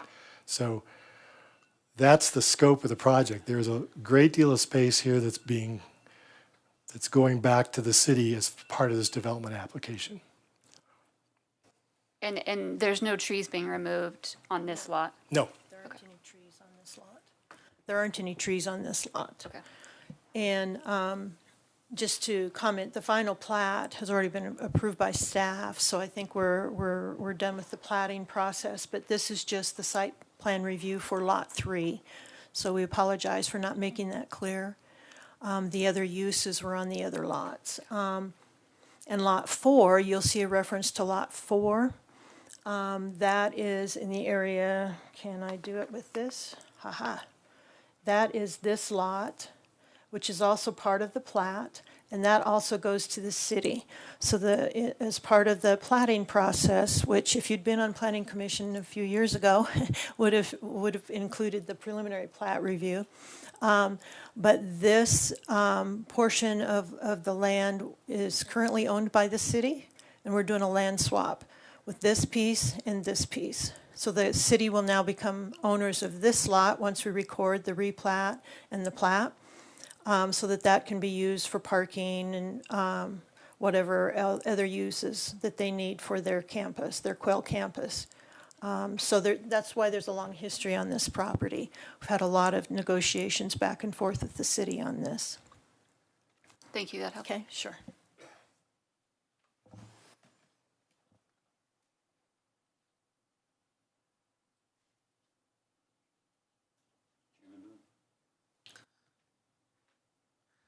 Thank you. Am I on? Okay. I have one more question for the applicant. So currently, you have this little drive-through restaurant tucked back behind an office building on a side road. What happens with the signage? Is that going to be on Main Street? Or is it going to be something huge that towers above the office portion? Or what? Thank you. Commissioner Boone, we will be creating a master sign program for this project in the future. What we've shown in this development application is individual tenant signage options for the commercial buildings. We're not really talking at this point about signage because it's still up in the air as far as what we're going to have. But it will comply with the requirements of the signage requirements with the development application for that signage. Okay, thank you. Mm-hmm. Mr. Moore, before you sit down, I wonder if I could ask you one last question. You know, one of the things that I really appreciate from applicants is when they, make a conscious effort and respond to the public and, do their best to be kind of teammates with the community when they bring in a project. And I think you've demonstrated a few times here where you and your project have done that.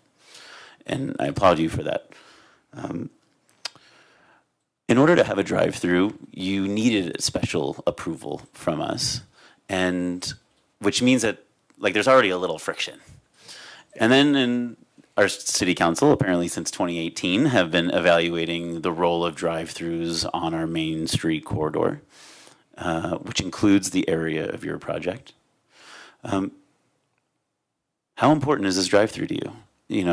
Will this break your project if you are unable to have the drive-through, or could your project continue to bring needed housing to our town, provide the casual eatery that you're looking for, and kind of enhance our downtown district like you're intending to do? I feel like that's a double-edged sword type question, Commissioner Goldberg. Let me answer let me ask Zach something.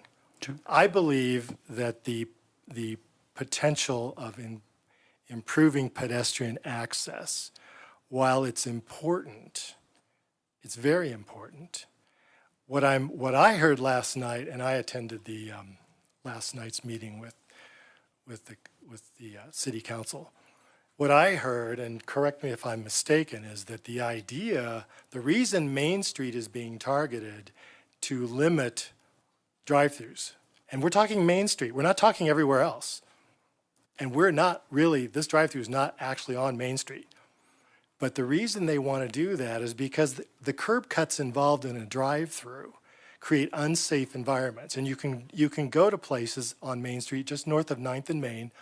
I really like Dutch Brothers Coffee, but it's not a great place to walk. You have to keep watching because cars are going in and out on both sides. But the reality is that I think the intent is to create safe, walkable spaces. I don't think our drive-through impacts and creates an unsafe, unwalkable space. But I do know that a drive-through option for a development is a big plus when you're out there in the marketplace. And I don't think in this location, I would like to say, no, we get by without it. But I think in this case, this really is not a bad place to have one, and this particular project, I don't think flies in the face of what the city's saying they want to do. That's my opinion, but I want to know if they concur. I can ask Zach if he concurs. Okay. Zach, what's your read on the justification here? I mean, I would just circle back to staff did review the review criteria as it's been set at the time and found that the review criteria were met. That's the standard and threshold that we have to reach to make our recommendation to you. So I would stick with it. Thanks, Zach.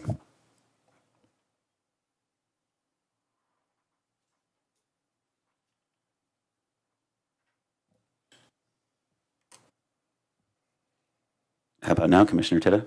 How about now? No.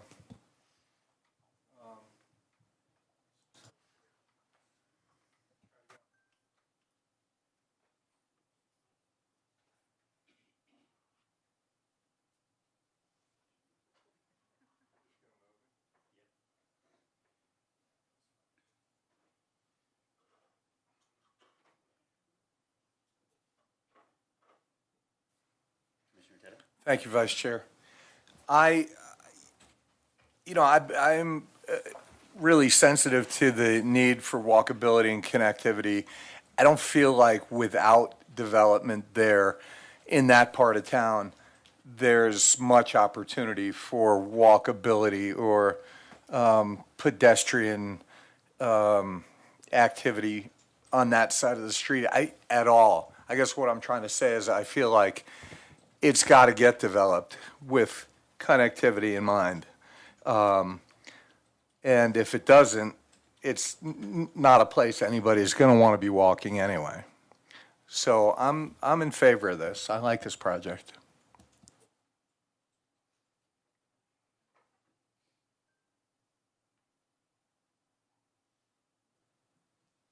Commissioner Kohler. Yeah, I think I'd second that in that, there's some concerns brought up by the public. I think the applicant and the staff have done a good job of addressing those with the traffic. And then also with the environmental concerns. I think the fact that this lot isn't currently losing any trees, that there is a buffer between it and the St. Vereen Greenway makes me feel a little bit better about that. The condition that they'd have to survey for burrowing owls prior to construction makes me feel better about that. So I think I agree that the drive-through itself, because it is off of Main Street, doesn't seem to impact the walkability, and if anything, it's going to just bring more business to this area, which doesn't probably have a lot right now as it is. So I agree. I would be in support of the project.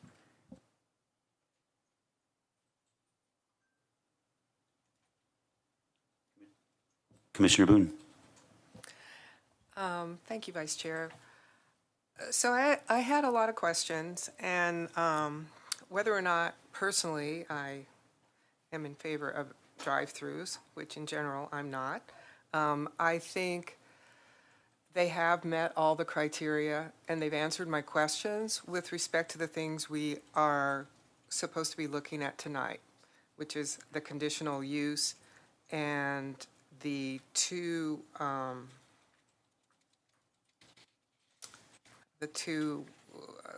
variances. The buffer is explained, and I can get my head around that. There really is a buffer, and they've satisfied that.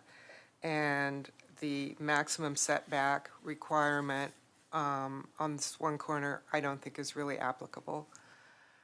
So when all is said and done, and the wildlife is going to have a couple of other parcels to move to, particularly along the creek. And so I feel better about that. The traffic along 287 is always a problem, and it's going to continue to be a problem.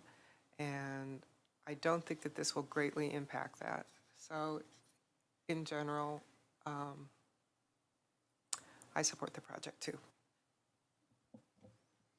Thank you, Chairman Boone. Chairman Lukacs. Thank you, Vice Chair. So we subjected the staff and the applicant a lot on the drive-through tonight, and I think in the end, They convinced me that this drive-through is not creating an unsafe impact on pedestrians in particular, but also on the traffic that could potentially had if it was closer to 87 on Main Street. So with that in mind, I am in favor of this project. And like Commissioner Boone said, the traffic on 287 and 119 and in the area is still going to be how it is, or even worse in the future. But I'm hoping that with all the transportation plans that the city has to improve the corridor, and with transit and potential, and we have the left-hand greenway right there, potentially some of the traffic could move to other modes of transportation if we make a move on that as a city and as individuals. Thank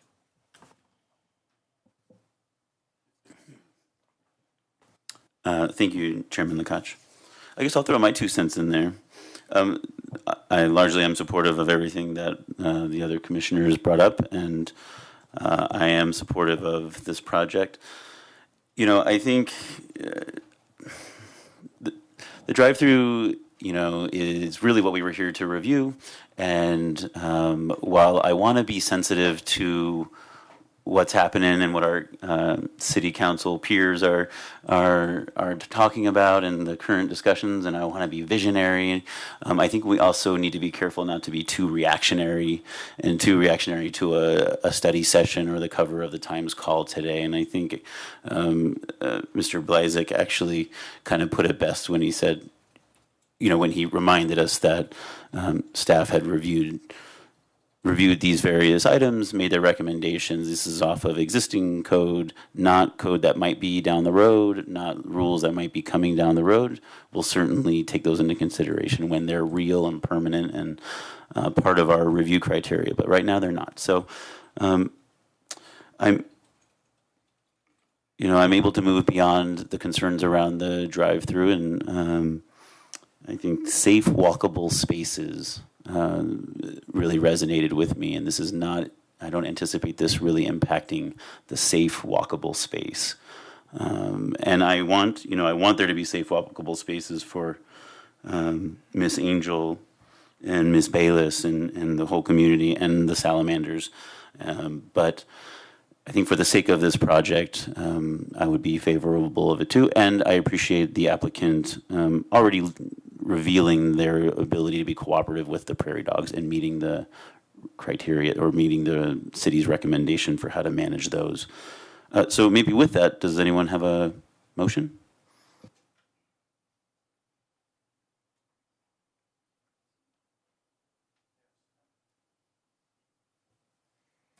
I'd like to make a motion then that we adopt PZR 2022-7-7B with the condition that the prairie dogs are relocated, or whatever prairie dog mitigation gets done.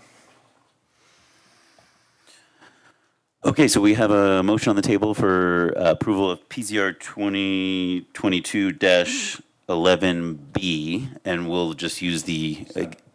I'm sorry. What am I looking at?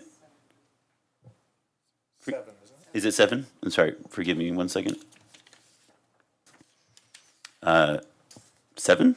Okay, 7. And we'll just stick with the copy that's provided in our packet and provided by the city staff. Is there any further discussion? Okay. Do we have a second?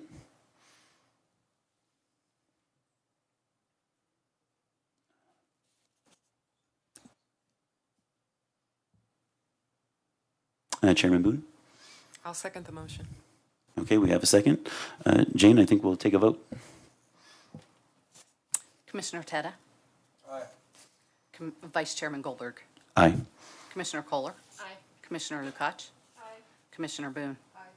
Vice Chairman Goldberg, that passes unanimously 5-0. Thanks, Jane. In one of my stack of papers is the right thing that I have to read right now, so just give me 1 second. Okay.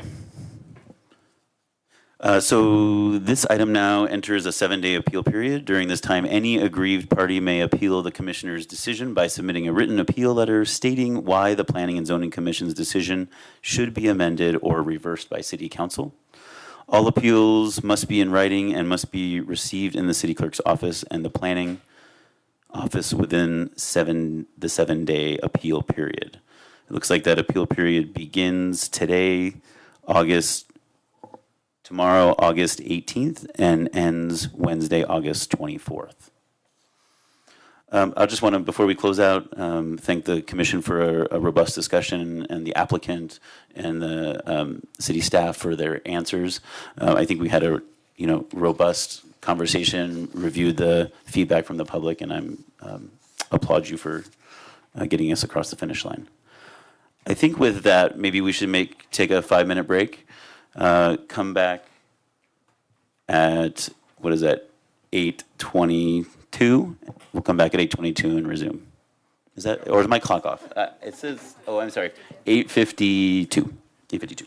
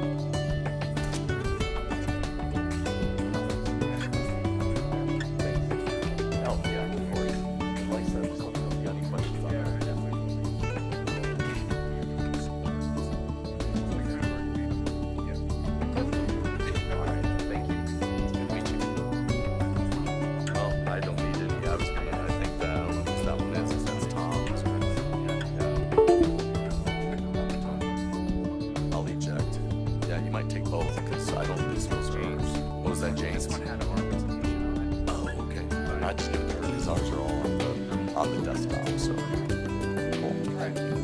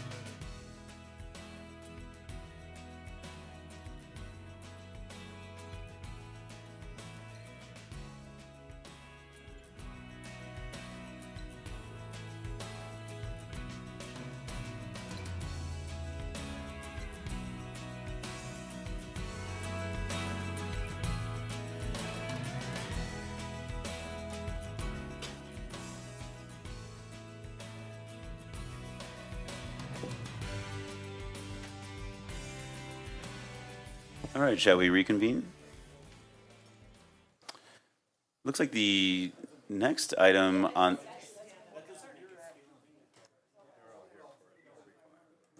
It looks like the next item on our agenda is the Westview Acres annexation. So we'll start with Don Burchett.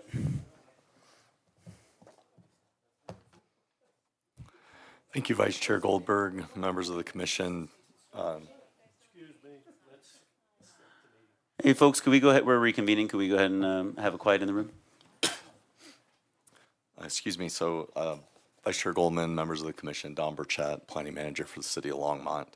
I am here tonight to present. Brian is also listed on the application. We were hit by the Great Resignation as well. Ava, who was with us for a number of years, has taken another job and left. She was the one who was the project planner on this for through the COVID time, and so you are here. You get me tonight, and I will do my best to walk you through what's going on and to help everybody understand the process as well as the overall application. And then the applicant, Mr. Bestall, will come up and do a presentation and walk you through more of the detail and review criteria. So with that, I will go ahead and get started. I also wanted to just say that I have Jim Angstedt here as well. He is the Director of Public Works Engineering, and his staff are the folks that work with us on development review. So that is your drainage engineers, your transportation engineers, water, sewer, and transportation. So he knows it all, as you heard earlier, so he is here as well to answer any general questions. So I appreciate him being here. So first of all, I just want to make sure, because I know we have a few new members on the Planning Commission, and I'm not certain whether or not this is the first or many of the annexation applications that you've looked at. So I just wanted to kind of walk through that as well as for the public's benefit. So the Planning Commission's role tonight is one of a recommending body under the Development Code. You will be making a recommendation to the City Council, who will ultimately decide whether or not to annex the property into the City of Longmont and whether or not to grant any development rights on that property. So your role, as spelled out in the Land Development Code, is to obviously review this project against the review criteria, which I've got on the screen and were in your packet. Those are specific to the general criteria that are required for all development applications, and then specific criteria related to annexations. And I think Jack will go through those when he does his presentation. After I'm finished and after Mr. Bestall finishes up his presentation, obviously we'll have a public hearing where the neighborhood can speak and bring up any concerns or issues. We've noted those in the communication, as well as included the items that we had in the file for the comments that we had received from the adjacent neighbors, as well as some of the HOAs that are in the area that had concerns with the development application. So after the public hearing is over, and after your discussions and answering any questions that you have, then obviously you'll get to make a recommendation.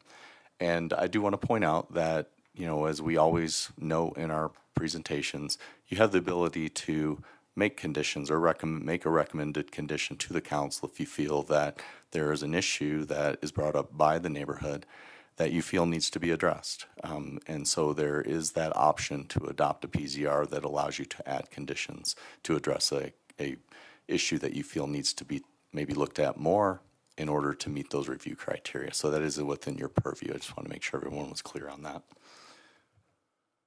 So on the screen right now we have two insets. The first is an aerial photograph, and there's pink dots because I'm not smart enough to be able to draw a line around the property in question. It shows the existing two parcels that have existing single-family homes on them. And that is the area that is proposed to be annexed that we're going to be talking about tonight. The property is adjacent to Airport Road on its east. To the north, we have Glen Eyre that goes and comes in and makes us a sweeping curve down to the south and to the west. And we have the Somerset Meadows development that it was developed in the city of Longmont to the east and the north. And then we have the Summerlin property, which is the properties to the south that was developed in Boulder County. If you look to the left diagram, what you'll see there is a cutout from the Longmont Area Comprehensive Plan, Envision Longmont, the land use map. And what we have there, where the blue line is, kind of makes this jog here. This is the property in question. The Envision document identifies this property as single-family neighborhood. The Envision document, the comprehensive plan, allows for 1 to 8 units per acre with this type of land use designation on the property. And then, as you'll note, to the south, the Summerlin area, the color has changed, as well as across the street to the east of Airport Road. And those are rural neighborhood. And those areas are, according to our plans, are allowed to develop at 1 unit to the acre. So I know there were some concerns about compatibility that were expressed. And so I just wanted to point out that there are different land use designations in our comprehensive plan for the properties to the south than they are to the north and to the west. So that is some of the difference in sizes that were developed previously when they went through development review was related to that. This area has been in our comprehensive plan since 1996. So this area has been identified for future development before I actually started here, and that was a long time ago. So that's just a little background for you on that. An overview of the proposal is it's an annexation for 7.6 acres approximately. The developable land, which includes the 2 parcels with the existing homes on it, it's approximately 6.8 acres. And then they will be annexing in the Airport Road right-of-way adjacent to the property, so we will have full control over the area that is adjacent to this parcel. Boulder County made a comment that if there are any improvements that need to be done further down the road to allow for A-cell, D-cell lanes or changes to the median, that they would ask that we annex those areas so that it's done under our jurisdiction. And obviously, you know, we will do our best to confirm that what is being shown currently on the plans meets the needs for the development that's being proposed. But we are respectful of their requests and understand that. The proposed zoning for the property is residential single family. That is in the keeping with the designation in Envision Longmont on the land use plan. That is the zoning that allows for 1 to 8 units per acre. It allows for single family development, and it also allows for accessory dwelling units either within the basement or within the home as well. But obviously at this stage we're talking about the annexation and a potential 22 units, but it is a use anyway that is allowed in that zoning district. So I thought it was important to just note that. Of the 22 single family lots, the lot sizes are shown vary from the smallest of a 5,677 square foot lot up to a 28,795 square foot lot. At least that's based on the current concept plan. Obviously, through the platting process, sometimes these can shift a little bit as we get true and accurate survey dimensions and know exactly the square footages after they've surveyed those. The density that's proposed on this property then comes to approximately 3.2 dwelling units per acre, which is well within the 1 to 8 units for the land use designation. I included the utility plan because I thought it was a little bit clearer and easier to see than the concept plan with the colors for the landscaping. So this is in your packet, but just want to walk through here just a few things for you. And, you know, the first thing that I want to point out is that the access to this development is proposed to come off with a public street off of Airport Road. So it would be served by a public street and public streets within the development. The applicant is also able to meet our needs for a second means of access for fire and emergency vehicles with a proposed emergency access to the north of the development. They are currently proposing to save the 2 existing houses, which, you know, and as we've seen in the past, we think that from a sustainability standpoint, it's always good to try to preserve and reuse things instead of sending them to the landfill. So the way that this is laid out right now, that would allow for the preservation of these houses and then any kind of remodeling that they may want to do or look at. The next thing that I want to point out is that while the two existing homes are on the largest of the two lots, if you look at the rest of the way the lots are kind of laid out, most of the two lots over here on the west side are probably the largest out of the rest of the lots, and then they taper to smaller lots as you head towards the south and towards the east, towards Airport Road. A variety of lot sizes are being provided, which, while I know there's some concerns with compatibility of the neighborhood, does meet some of our recommendations in the comprehensive plan of trying to provide a variety of housing sizes within the community. So this would allow for different sizes of homes to be constructed on the development. The annexation itself, we have reviewed the annexation maps. We've looked at the state statute requirements that the state sets forth for us to be able to annex property in. Our analysis shows that it does meet those requirements that are set out by the state of Colorado. We also believe that it's met the Land Development Code requirements for what's been submitted.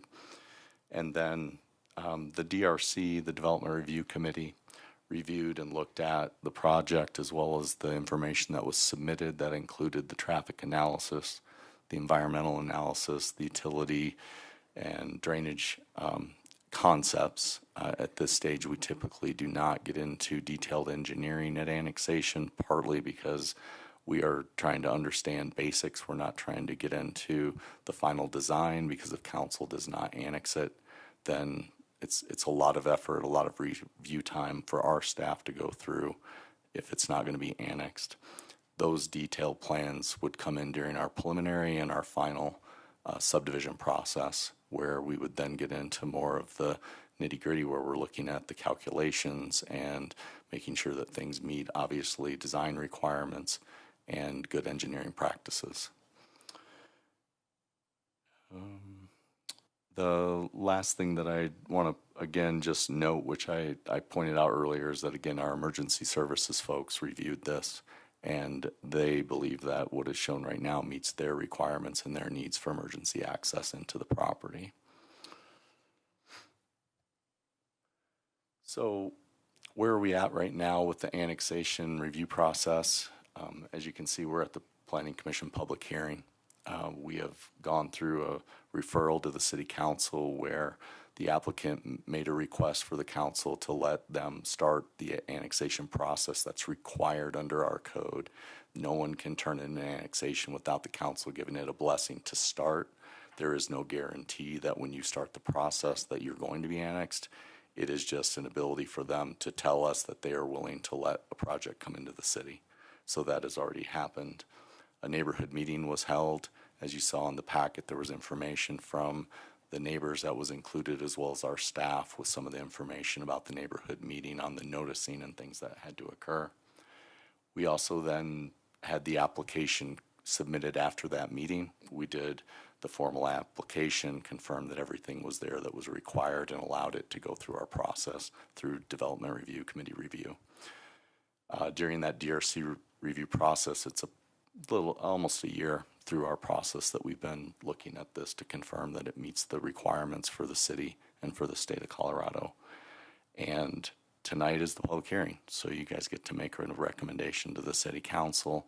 And then for the folks in the audience's benefit, we at this time are trying to shoot for an October public hearing.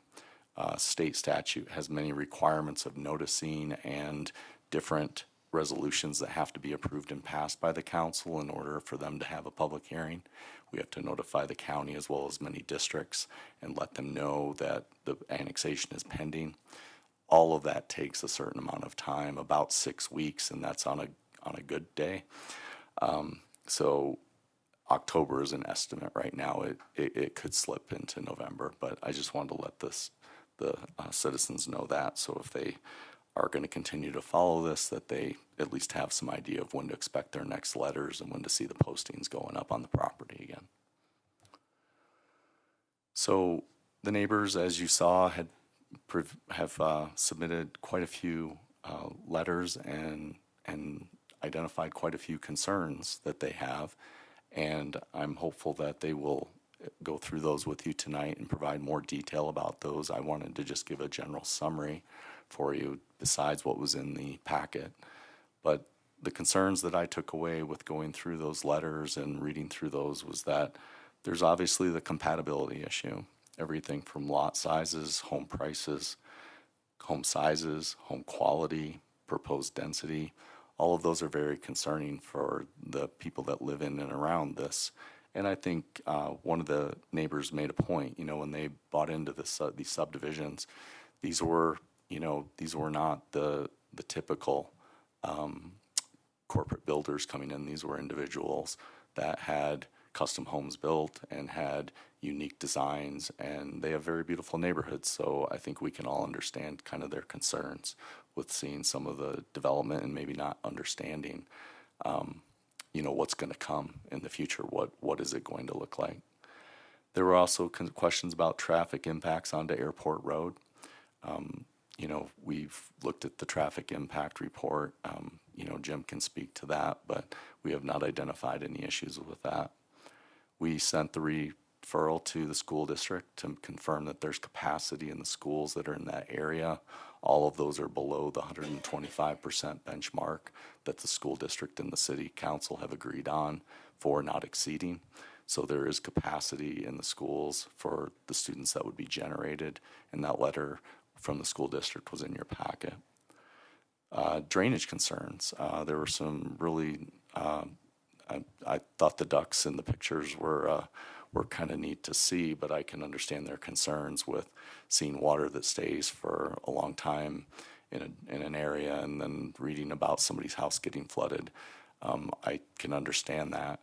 I don't know at this stage with annexation that we can tell you what's for sure going to happen, but I think we understand the concern and we understand what the state laws are requiring with the release of the historic flows and where those go and how we have to make sure those are addressed. So we have looked at those.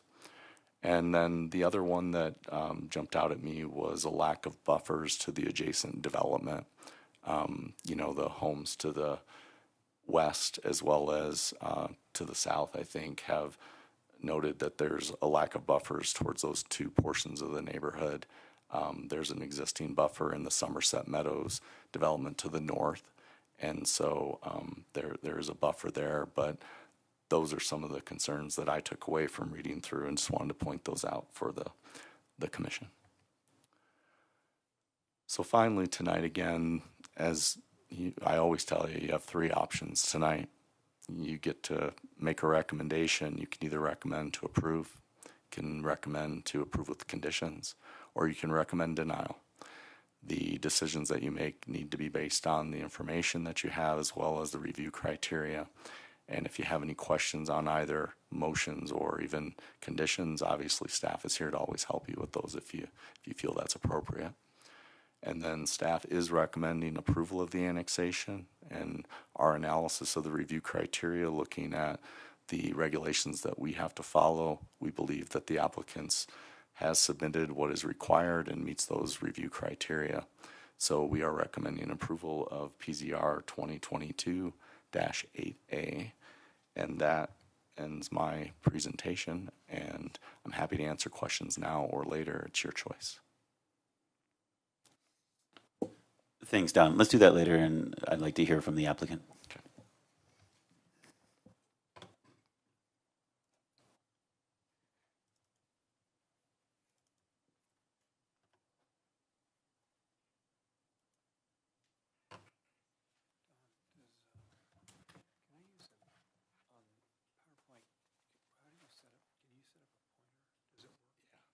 Just move the mouse, and then that'll up and down. Yeah. Okay. Yep. Thanks.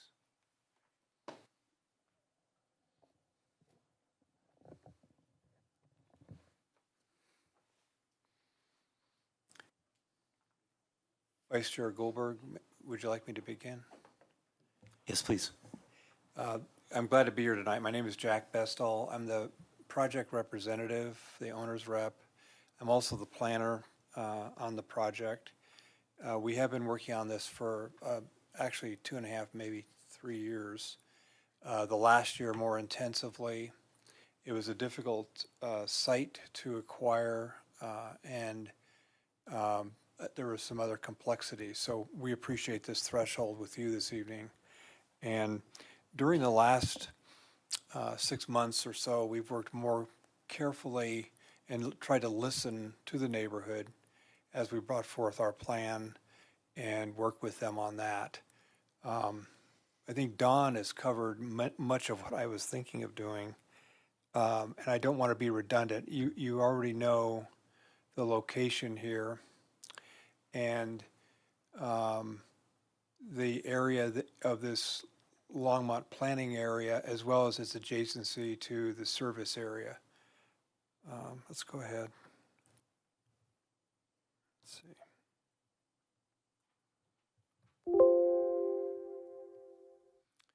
I'm going to look at the requirements in a little bit more detail. So these are state standards. Not less than 1/6 of the proposed annexation area must be contiguous. We have about 76.31%. There's a community interest that exists. That's an important aspect. The subject parcel is adjacent land in the municipality, and it starts to create that community interest, which we can look at in more detail. It was mentioned that this property, of course, are the lots, and there's also an outlot to that is owned by the property owners. But this also is the section you'll see on the annexation map that is the Airport Road portion of the annexation as proposed. The state criteria further talks about, you have to submit petitions, have the owners be in favor of this. Property, as I mentioned, is in both the planning area and adjacent to the services area. It conforms to the Longmont land use plan, is consistent with the adjacent zoning. The adjacent neighborhood is also zoned RSF, 1 to 8 to the acre, even though it's a large lot community. It won't limit integration is another criteria the state has. So that's a quick overview of state requirements. Longmont, in addition, we've mentioned the MSA and LPA already. It needs to encourage natural and well-ordered development, distribute the costs of development among those. When we first went to the council with this project for a referral, that evening we did not get referred. And the reason we didn't get referred was the question was brought up to staff was, does this project pay its way? That we, the council, was saying, we don't want to have projects that can't sustain themselves and not only in fees, but in terms of municipal services and monthly maintenance, et cetera. And we didn't have a clean answer for that. We didn't know if 8 to the acre would sustain itself, 1 to the acre. And we came back later with a referral that was about 3.5 to the acre, 3.5 dwelling units to the acre. And we'll touch on that in a little more detail as we move forward. Extend municipal government services, simplify government structure in urban areas. Those are also local criteria. Additional Longmont annexation provides a system to extend regulations, reduces friction among municipalities. I like that one. How do you reduce friction? You can ask Glenn that later. Increases ability of Longmont to provide services, will not limit integration, includes owner's waiver of private vested rights, meets Longmont's environmental requirements. I think you know where it is now off of Airport Road, the 2 lots, plus on the south, there's some ownership as well. So it also needs to conform to the comprehensive plan, the Envision Longmont, and it does. It provides sustainable new home neighborhood. It conforms with comprehensive land use, provides livable neighborhood and residential diversity, and it conforms with Longmont subdivision standards, or it will when it gets formalized. So the plan that we have presented this evening, which Don showed the utility, the concept for the utility plan. You could see the lots more clearly. This shows the access, the main access off of Airport Road, as Don already indicated. It has a loop road with either a right-in, right-out, or an EVA, emergency vehicle access. Either one is acceptable. And then there are 7 lots along the north property line, the larger lots along the west, and the 2 existing homes here in the middle. And we looked at these very carefully. One of the neighborhood's critiques of the process was they would prefer to have these homes torn down. And that came out of the neighborhood meetings, and I was able to meet with several of them in their homes and talk about it some more. But they just felt they were of not a sufficient quality. We believe they can be renovated and repurposed, and they're not, by most standards, they're not bad homes. So that's kind of the direction we're heading at this point. The concept plan that you just saw matches the lotting pattern of the neighborhood to the west. There's an 80-foot buffer on the north. When we talk about that buffer, this is the 80-foot easement that is owned by the neighborhood right here. It's used for drainage and for utilities, both primarily sewer, and then water also will cross over here. But that's that 80-foot so-called buffer, which is open space there. Not a park, just it is a space. And then no traffic, and then there was a concern about no traffic was introduced into the adjacent neighborhood. That all the access is to Airport Road. The traffic study indicates about 208 average daily trips, perhaps 40 peak. So it's not a big number. Limits access points to Airport Road. And those access points are where the staff traffic engineer and our traffic engineer have considered that they should go. And of course, there will be a major trail along Airport Road, sidewalk and so forth. So there will be that improvement for walkability. This, going back now in time, not too far, just a few months, this was the plan that we showed at the neighborhood meeting and that we talked to the neighbors about. This is probably the 6th or 7th plan that we had worked through with staff over about a 1.5 year period. And this one indicates 24 lots, including the 2 existing. These are the 3 home sites to the west existing, and these are the 4 to the north. And then it shows a looping system. In order to access these lots, Emergency Services Fire wanted to have an alley here so that there was continuous capability for emergency vehicles.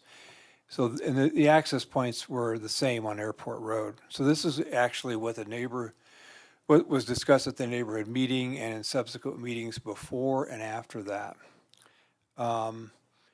There was a number of concerns, but the primary comments, I think Don touched on, they felt the density is too high. I think they still feel that.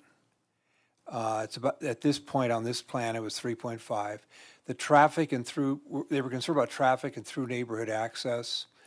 The west emergency loop, I'm kind of calling it that. That's this, 25-foot road, which would probably not be used a whole lot, but it would provide access to the area here. That was a concern. I met with the neighbors, one of the homes on the west side, and we discussed that specifically. The drainage and runoff water quality. There's a ditch on the north in that 80-foot area, and there's drainage. And there's been backing up, according to the neighbors, and they've had some difficulties with that. So there was a real concern about that Holland ditch. And the Holland ditch also put out a comment that said they wouldn't accept any more runoff into their ditch. I spoke with them about that and said, by state law, you have to take the historic flow onto your adjacent property. I mean, legally, we have to have it go. Wherever it's going now, historically, it has to go there. And when I was talking to their vice president, he said, oh, yeah, you're right. We didn't mean we won't take the flow. We meant we were concerned about water quality.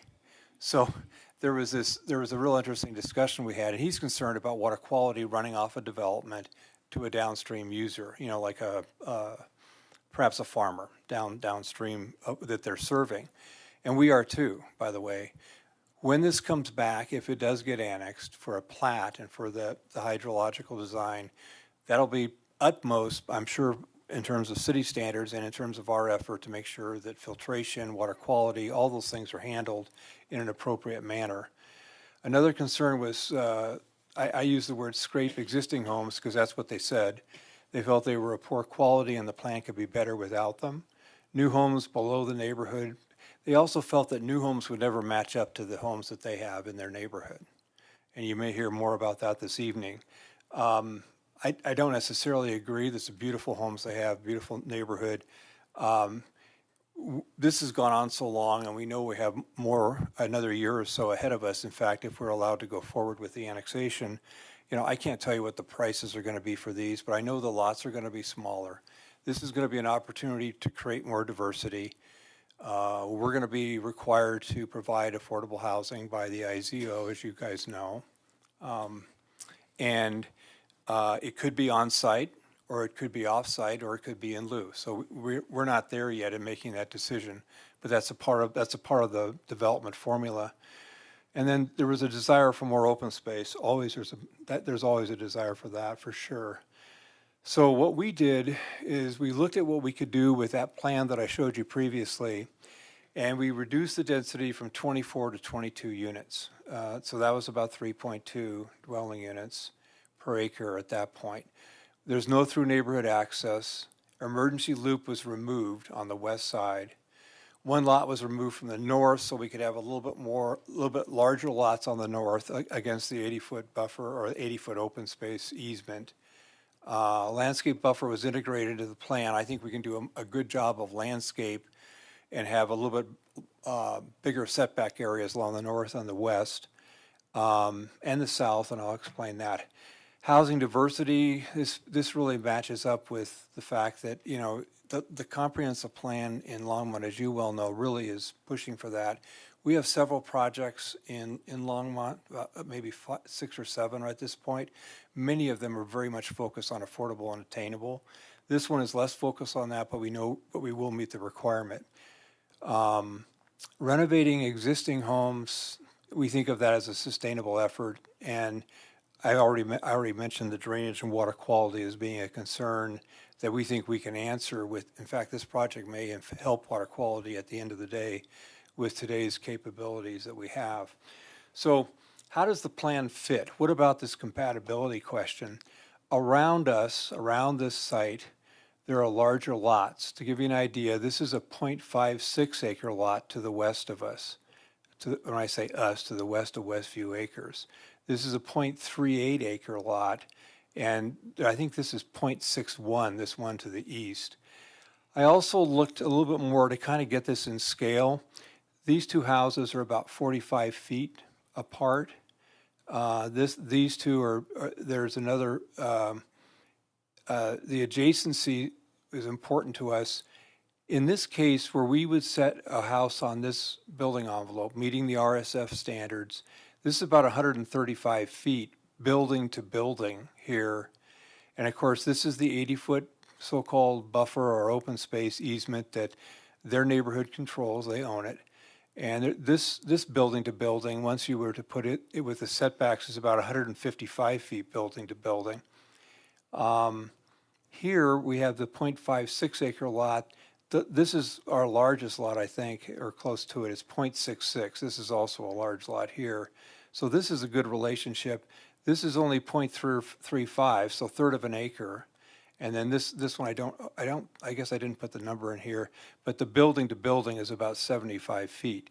So what we think we can do when if we're annexed and if we go ahead with the plat, we can look at probably a 25-foot heavy landscape buffer along this side, in these lots. And then this is an easement for water to go out and connect to Glen Eyre. And then we also can do probably a 20-foot landscape buffer adjacent the 80-foot. The other thing we did is we moved the smaller lots over here to the east side and they're kind of alley served, kind of a unique set of residential here. And there's already a landscape buffer planted out on the east side. On the south side, we have our road, which is about 54 foot, and it has tree lawns on both sides. So in terms of this existing home, we'd be about 140 building to building here. So that gives you an idea of relationship scale, what really is happening if this project were to go ahead. Here you can see it in a little bit larger scale, the 45-foot in between these two houses. And this is approximate. I was obviously using Google on this. 135. The acreages are correct according to the county assessor. And you can see the scale of this and where we're looking at this buffer and so forth.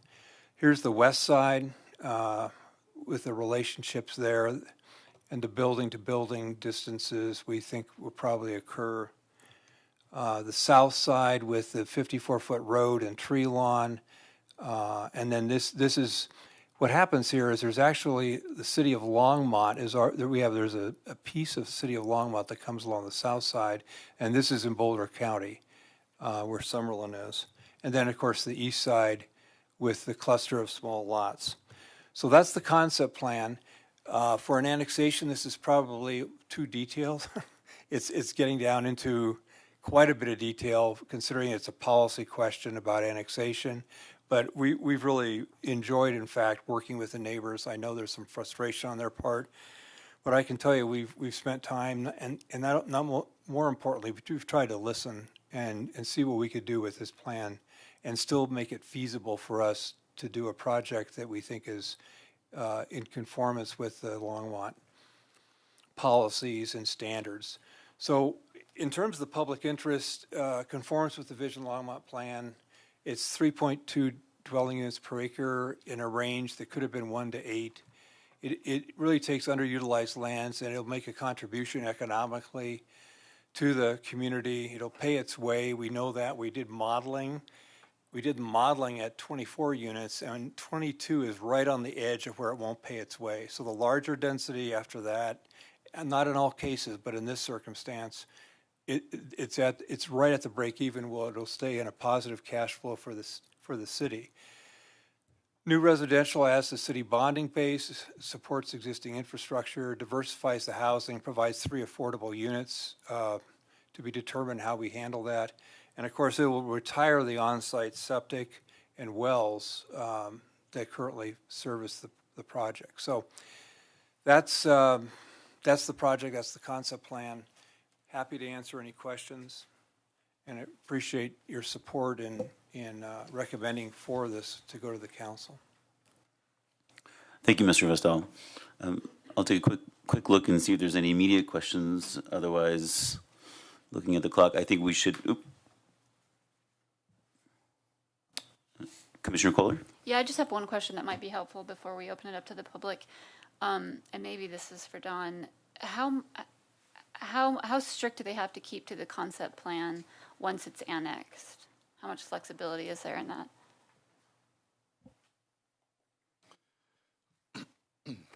Excuse me. Vice Chairman Goldberg, Commissioner Kohler, the Land Development Code has a section in the annexation area where it talks about this, and then when we annex properties, we also enter into an agreement. It's an annexation agreement. It's a private contract between the city and the property owner. And the wording in there is pretty specific in that it says that the concept plan is to be followed. If it's not going to be followed, then it needs to be amended by the city council at a public hearing.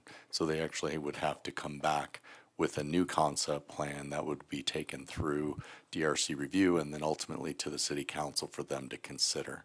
And so that is how that would work. Thanks, Don. Thanks, Commissioner Kohler.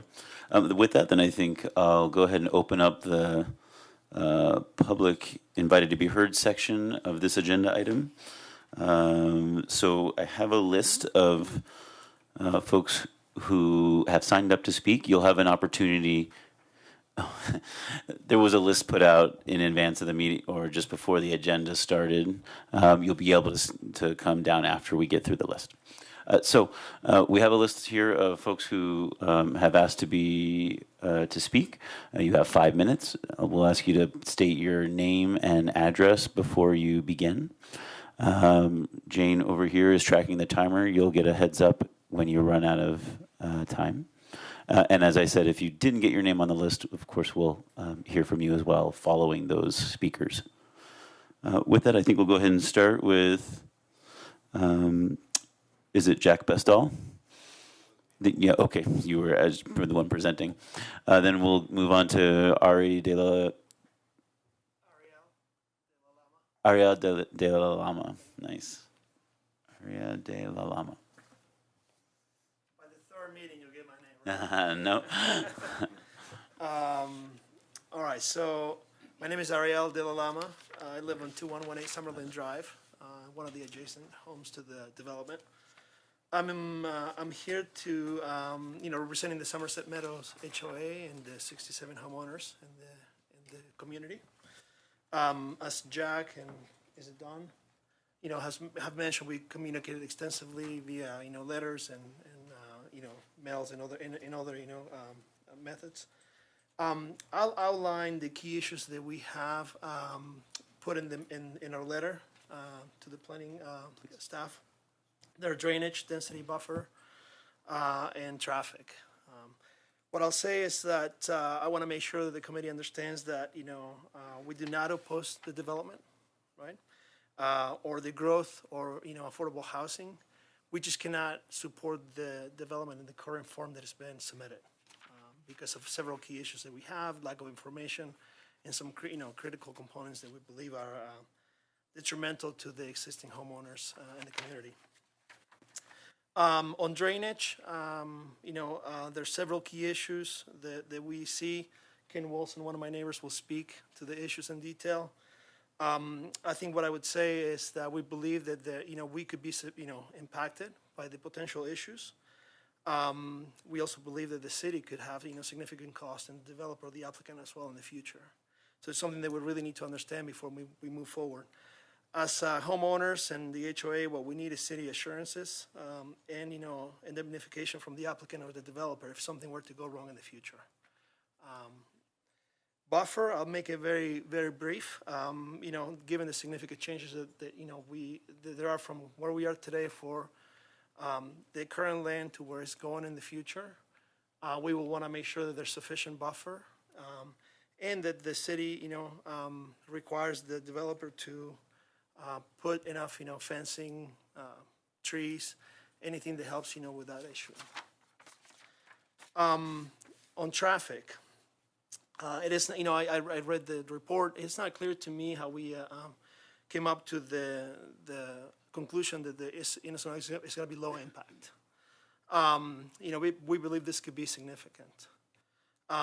Also not clear, I think the recommendation from the staff was that there's no need for a right turning lane into the neighborhood when every other, neighborhood in Airport Road has one. If you really have been driving in Airport Road, traffic has increased significantly.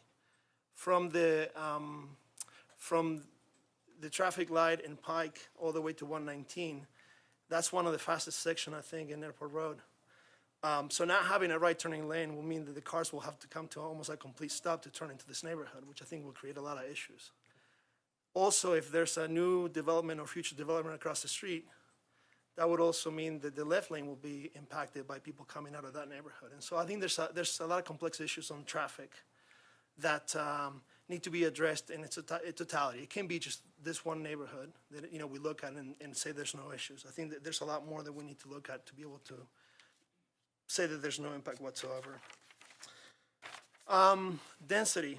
I stated in our letter, we think there's some issues with density.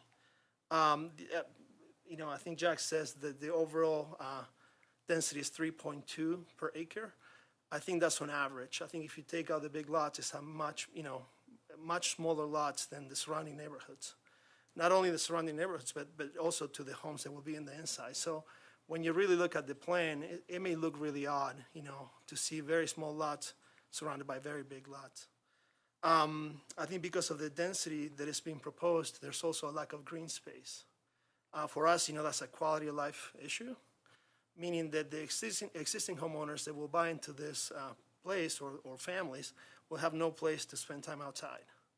And what that means is that they will flow into our neighborhood. And, maybe what we have is not designed to sustain, 22 more homes. And so I think that's a potential issue that we see. We spend a lot of money to maintain what we have for the use of our residents. Also, the airport road, issue is the homes are too close and too far into airport road. And that's, again, I think, causing maybe the proposal to not have a right turning lane. So to close in the last few minutes, what I would say is we believe that the plan as proposed has significant economic impact potentially to us as a community. Maybe, having a lower density and in a more balanced plan could help, us mitigate some of the risks that we see or the potential issues. And so I think you're going to hear from everybody else in the room, more about these potential issues. But thank you for your time. Thank you, Mr. De La Lama. With that, Ken Wilson is next.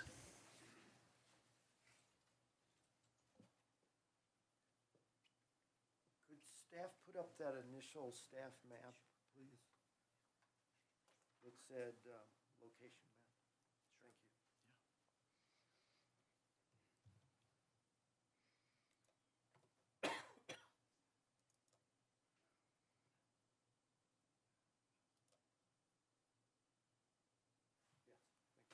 If you want to identify, you can just move the mouse there. Got it. Okay. Thank you. I'm Ken Wilson. I live with my family at 3904 Glen Air Drive, which is right across the street from the neighbors who are adjacent to the property. We live, in fact, right on that curve in Glen Air on the north side. So I'm going to speak to you on drainage. I have some credentials which I think are relevant here. We've lived in Longmont for 4 years. Before that, we lived 23 years in Boulder. I was on Boulder City Council for 6 years and on the Boulder Water Board for 5 years in addition to that, and chair of that board for 2 years. I was also for 2 years on the board of the Urban Drainage and Flood Control District, which is the whole metro area, looking at drainage and flood issues for the very large area of Denver Metro, including Boulder and many other cities around. So I have some concerns with drainage on the north side of the proposed property. So this would impact several of my neighbors, not me particularly, but this area where I'm pointing is a drainage area. The HOA owns that property, as Jack explained, and it is kind of a major drainage for everything west of this area. So all of the new development that's gone into the west of this section that's shown drains through that one area. There's some ponds above this area, and all of that new development, hundreds and hundreds of houses. So there's already backing up of water right before Airport Road, and my neighbor to the immediate north of that is already experiencing sump pump running a lot of the time. We had a ½ inch of rain yesterday. It ponded up with just that ½ inch in this area. If we had gotten the 3.5 inches of rain like Broomfield did yesterday, that would have been a major problem. So I'm sure that the applicant can make a retention area that will contain most flows. But if we get a flood, I just don't know where the water is going to go. It looks like it will actually flow onto Airport Road. There's a berm along this floodway that prevents water from flowing from the annex property into this floodway So I believe that the water will go out into a small culvert that appears to be plugged and will probably flow onto Airport Road. So I'm concerned that, one, it will then back up into this floodway and cause even more problems for my neighbors, but also that the city may have a problem with flooding on Airport Road that might be expensive to fix. So I really think that you should not approve this tonight. You should send it back to staff for more thorough evaluation of drainage issues before you recommend this to council. Otherwise, I think we could have expensive problems going forward. Thank you. Thank you, Mr. Wilson. Next up, we have Robert Hallman?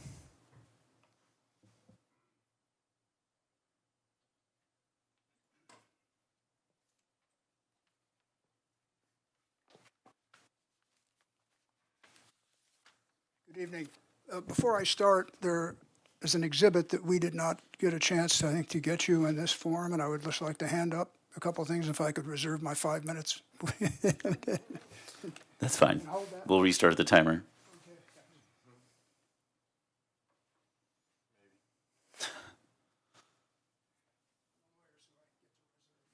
For sure.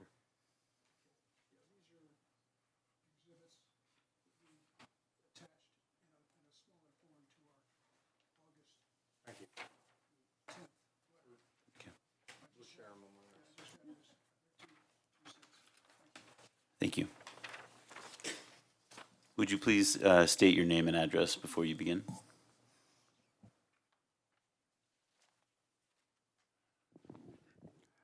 Yes, again, good evening. My name is Robert Hallman.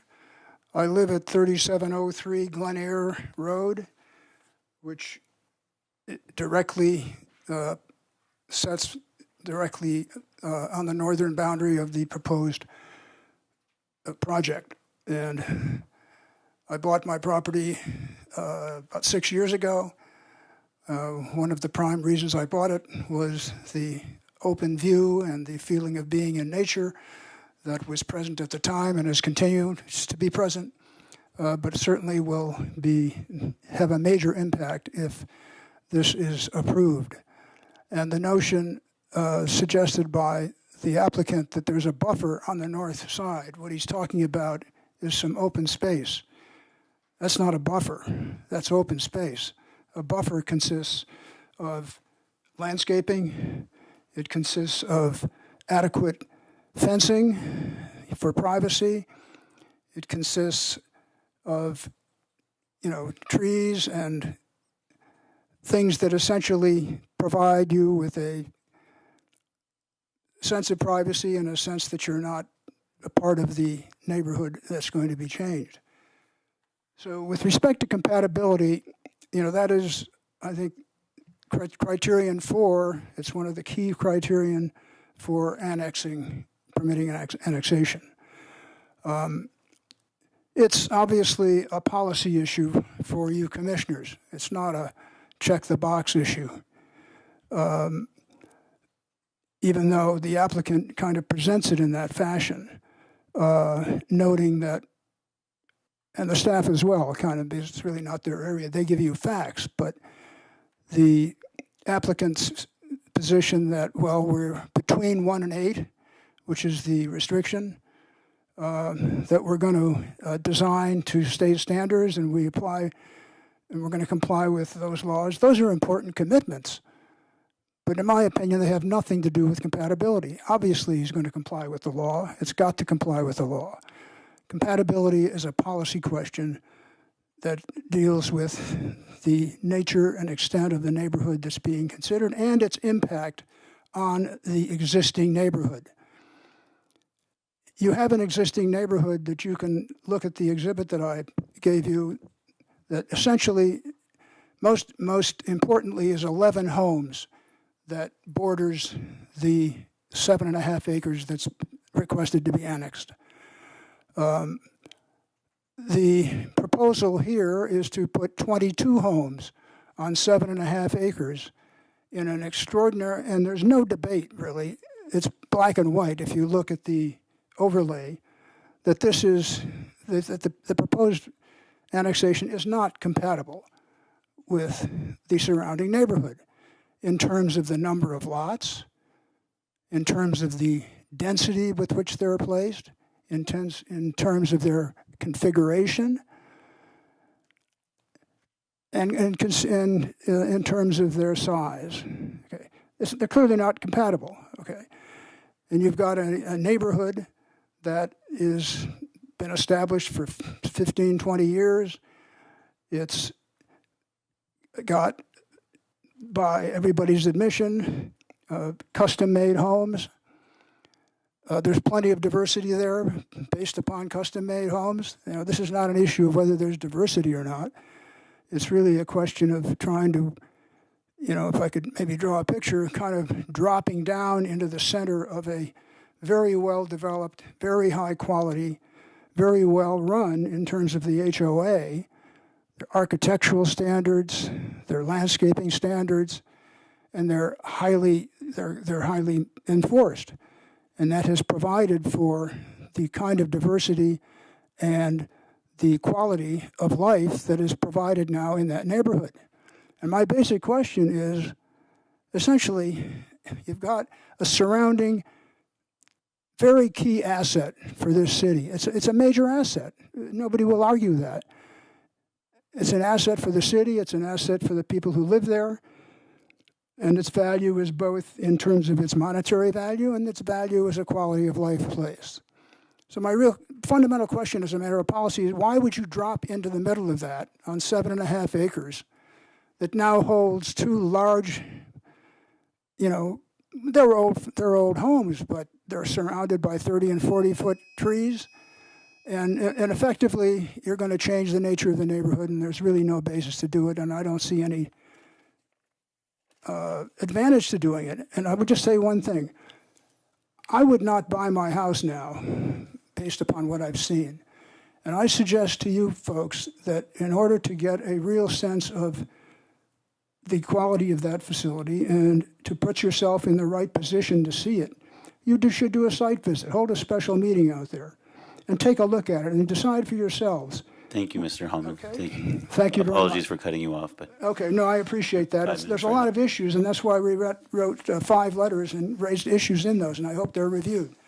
Okay, it's not easy to address in 5 minutes, but I appreciate very much your help and your time. Thank you. thank you, Mr. Hallman. Next up, I think we have, is it Kim Wilms? It looks like Kim Wilms. Forgive me if it's not that name. No? Okay. How about Paul Rothschild?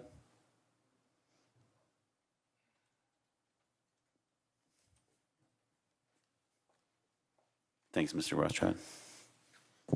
Thank you. My name is Paul Rothschild. I live at 2124 Summerlin Drive. I live directly to this in the southwest corner adjacent to the Westview Acres property.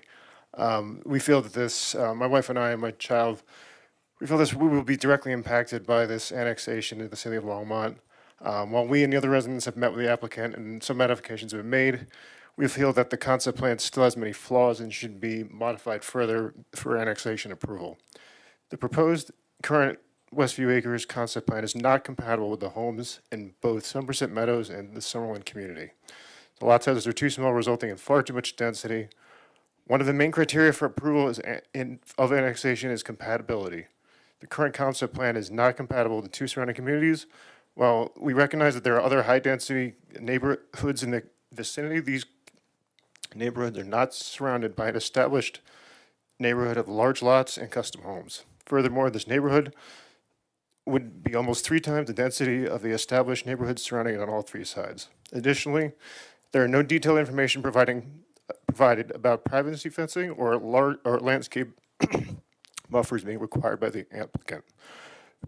We request that the applicant, as a condition of annexation, be required to install privacy fencing to the north and west prior to the land being cleared, and a home is being built to ensure the safety and privacy of the neighbors and residents in the well-established adjacent community.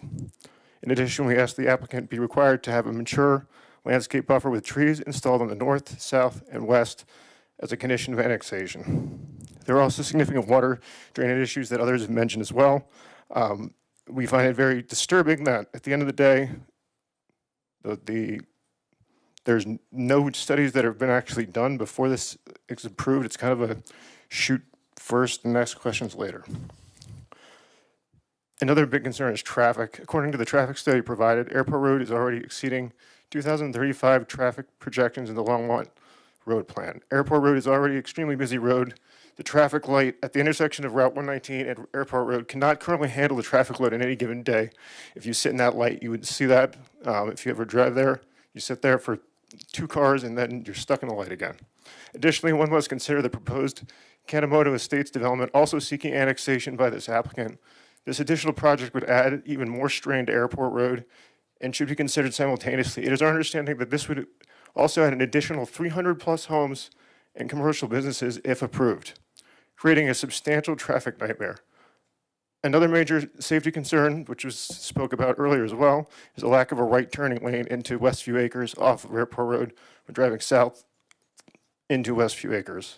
The current concept plan does not have the ability to have a right turning lane into Westview Acres to avoid potential accidents and traffic congestion, as the plan has 5 homes right up against Airport Road, allowing no room for the city or county to install a proper turning lane. So to summarize, number 1, we'd like to have vastly reduce the number of lots to be compatible with the size of the lots on the adjacent 3 sides of the proposed Westview Acres neighborhood, as the applicant does not have compatibility with those adjacent neighborhoods based on the lot sizes on the north, west, and south. The water drainage issue should be addressed prior to approval of annexation, as concerns have been raised by residences that have not been addressed. The applicant states further studies need to be conducted after approval. The traffic study also shows that it has exceeded 2035 projections, like I had mentioned, and with the addition of the proposed 300+ homes and commercial businesses in both Westview Acres and Kanemoto Estates, development of the traffic on Airport Road could be a major concern in the future. And lastly, we request as a condition of annexation that the city council members require the applicant to install a privacy fence prior to the clearing of the land to provide safety and privacy to the communities surrounding Westview Acres to the north and west. In addition, we also request the city council, the commissioners require the applicant install a substantial landscape buffer with mature trees to the south, northwest, and west of Westview Acres as a condition of annexation. Lastly, we understand that the growth is important in Longmont, and we are not against development. It is important for you to also consider the current residences in these decisions. These approvals will have substantial impacts on all long-standing residents and taxpayers in the adjacent communities. I encourage you guys as commissioners to drive by the proposed Westview Acres development and the surrounding Somerset Meadows and Summerlin communities to see in person how incompatible this proposed concept plan will be in this space. Thank you very much for your time. Thank you, Mr. Rothschild. Okay, that's our list of folks who signed up to speak today. Now we can invite others who didn't quite make the list. So if you just want to come down one at a time.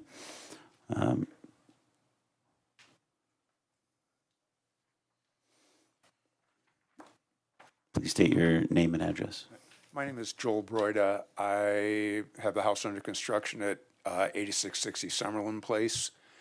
And I spent several years looking for a place to build my home around here. And when I finally saw this area, I don't know, I assume all of you have been out there, but when you turn in off onto Glen Eyre, it's a beautiful street. And there are large homes and large lots and large trees. And I'm spending a heck of a lot of money building a house. My property and all the ones around me are over an acre. And I don't think you'd have a lot of objections from most people if this development were on the order of 1 acre lots. So I have the same aesthetic issues that virtually everyone else is bringing up. There's another technical issue that is far from clear, and that is whether the property to be annexed, whether the landowners actually own all the property that they're proposing to annex. And in particular, there are several homeowners, a couple of whom are here, who probably own half of this. There's a 40-acre strip on the south side of the Westview Acres annexation. And they most likely own half of that, a 20-foot wide strip there. And the letter that I sent to the city some time ago sort of elaborates the details in the history of that and who owned the property, and then it was, it was annexed by the city, and then it was vacated, and I don't want to go through it all again.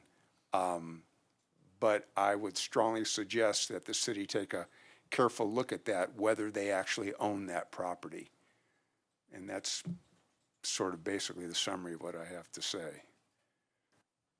right, thank you. Thank you, Mr. Broida. Would anyone else like to come up?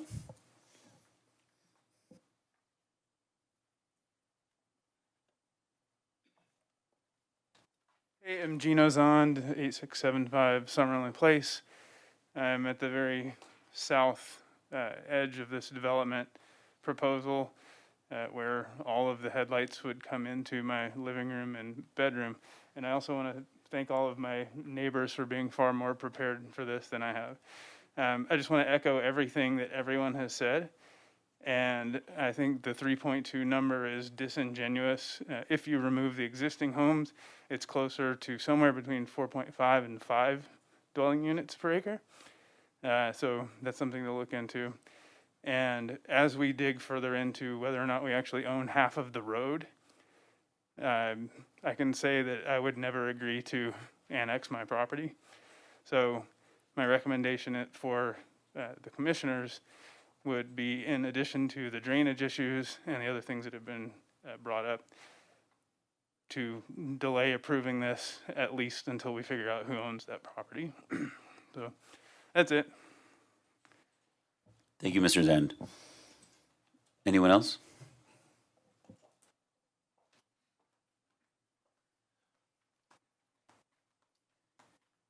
Hello, everyone. My name is Hans Shigalis, 2006 Hollyhock Court in Somerset Meadows. The HOA that's, in where the annexation's being proposed. I came here tonight to talk about Somerset Meadows and this annexation, but I sat for 2 hours listening about quail. And it was actually really enlightening to hear that we're actually building more, digging up ground and building more business parks and drive-throughs versus repurposing all the vacant big box stores and the business parks. So that's a little anecdote that I took away from this in those 2 hours and when I started writing my notes. At the end of the day, we moved here 7 years ago from San Francisco, where there is no land to develop. They rip and replace and they build more things. They build up. So we do have a lot of land. So as we're looking at this development right here, we spent a lot of money on this house. This is a very desirable neighborhood that I wanted to live in with my family. And this is, we picked a house. And at the end of the day, when we're looking at this, we're not opposed to development. I mean, I get it. Let's let them develop, but let's reduce the, let's make it more compatible with $1.5 million price tags and half-acre lots. That's all I'm saying. That's my position. And thanks for listening. And I would hope you guys would reject this and send it back to the developer, who really, at the end of the day, the only people who are making money are these developers. That's who's coming here and talking about this planning. It's like they're developing and making money and sort of tearing up what we think is absolutely beautiful. So that's all I like to say, and I appreciate your time. Thank you. Thank you, Mr. Shigalis. Forgive me if I didn't quite get that right. Anyone else? Please come on down.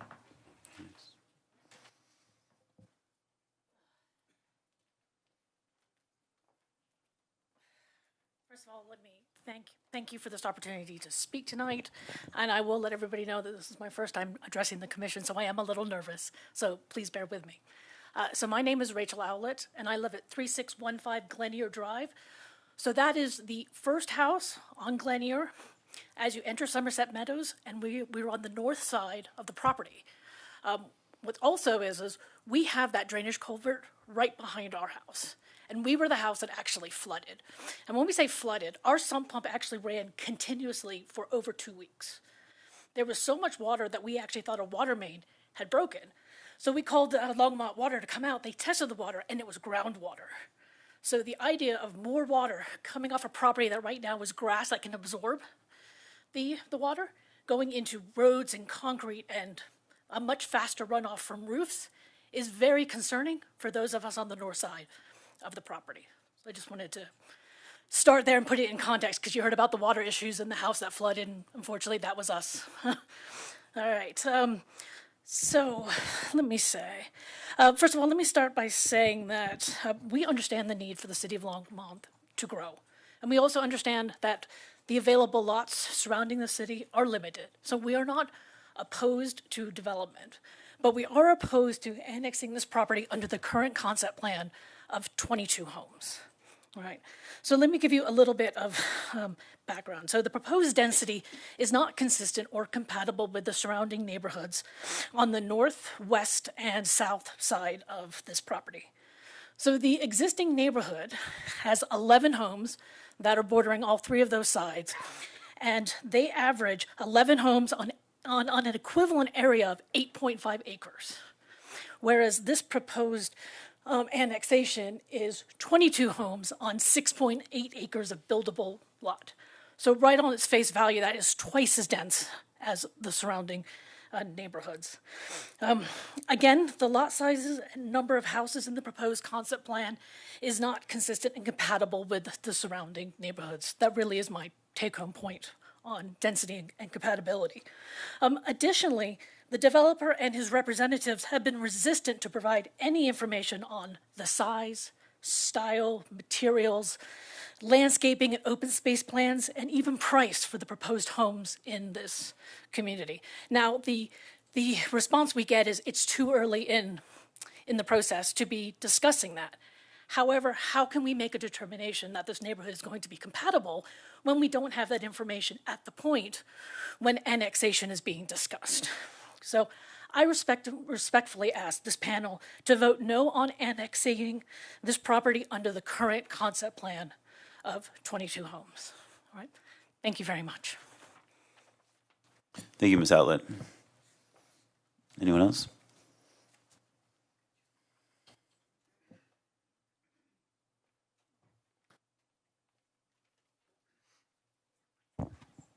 Hi, my name is Jordan Lane Miller. I'm at 8670 Summerlin Place.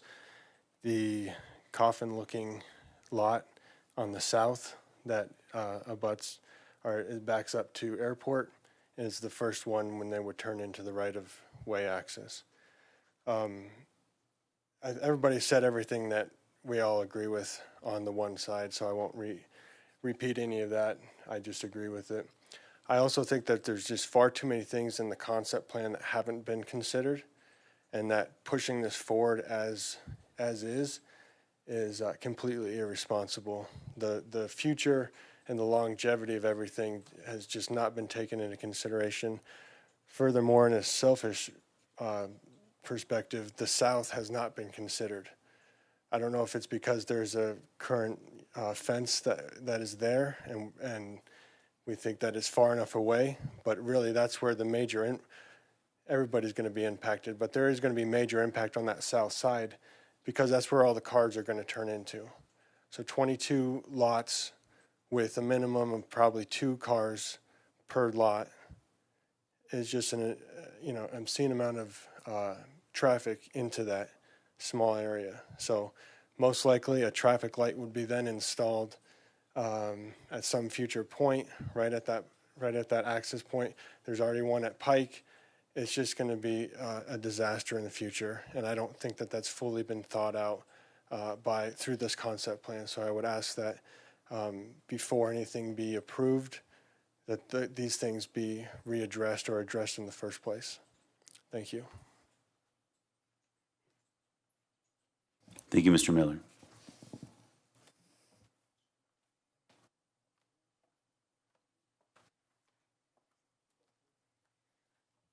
Good evening. My name is Lamise Irwin, and I live at 2017 Sicily Circle in the Somerset Meadows subdivision. I hadn't intended to speak, but I thought I might. If you look online, Somerset Meadows is listed as the top neighborhood in the entire Longmont area, or at least one of them.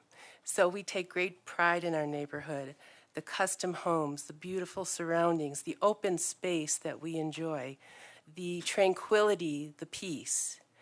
So when I look at this subdivision, I actually am looking at it in total because the applicant is also looking to annex and develop the parcel immediately to the east, 80 acres, and put in 300 mixed-use homes.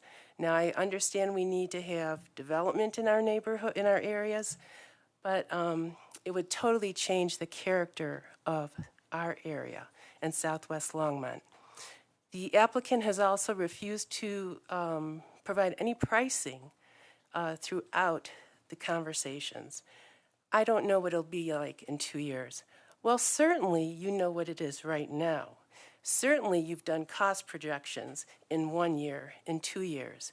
Certainly he can say, based on current standards and market conditions, this is the pricing I anticipate. This is the price for the affordable homes I project now. Realizing that in 1 or 2 years, the market may go up, the market may go down. But to say nothing at all is disingenuous. So, I guess my point here is, let's preserve what we have as best we can. I echo some of the other sentiments said here today. There are areas in Longmont ripe for development. There are areas, as I drive north on Hover, that are so depressed. Can we not hold those landlords accountable? Or take them away, build beautiful, beautiful residences, affordable housing, etc. But for this area, so reuse, recycle, redevelop our community. And for this community, please preserve what we have and what we enjoy right now. Thank you. Thank you. Anyone else?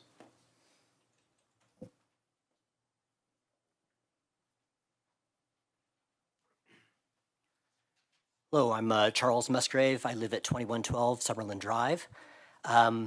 We moved to this area 15 years ago from California, where we lived on a house on a 5,000 square foot lot. I have direct experience with the quality of life of living on a 5,000 square foot lot. One of the reasons we came here and chose the particular neighborhood that we chose is because we knew that these larger lots would create a better quality of life for me and my family.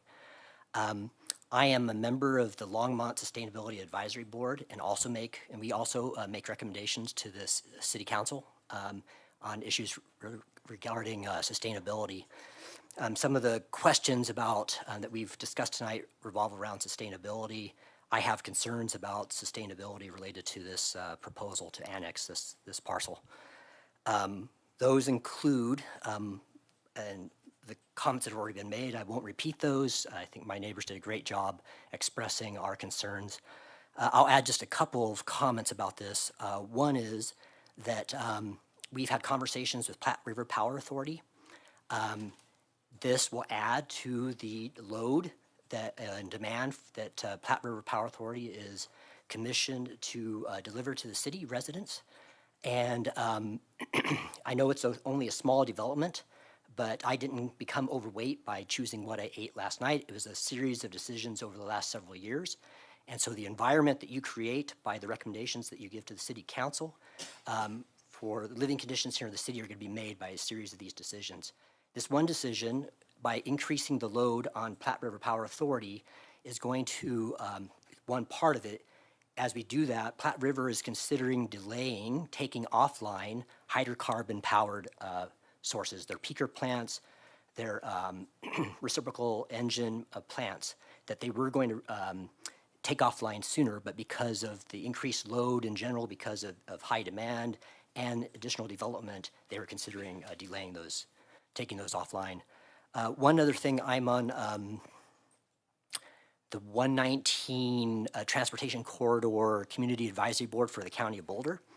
And we have looked at proposals for modifying the 119 corridor, which includes many different aspects. But we've looked, in the most critical aspects of those are the intersections at the various places where 119 crosses arterial roads that cross it.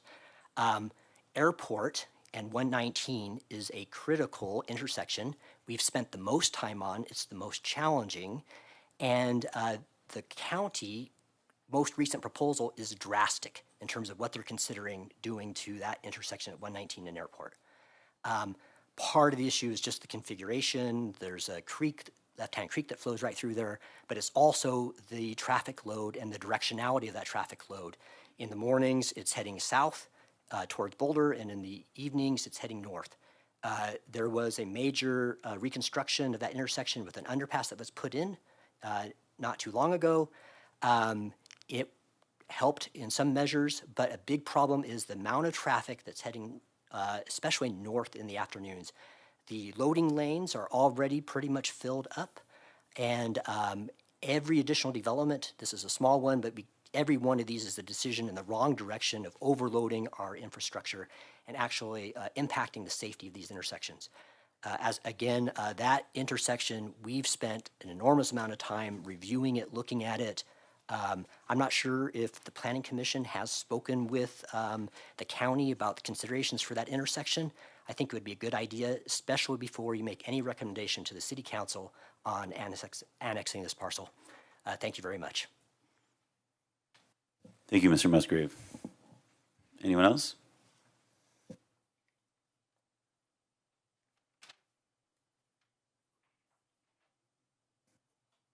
Okay, without seeing anyone else, we'll go ahead and close the public invited to be heard section of this agenda item, which then brings it back to the commission for deliberation.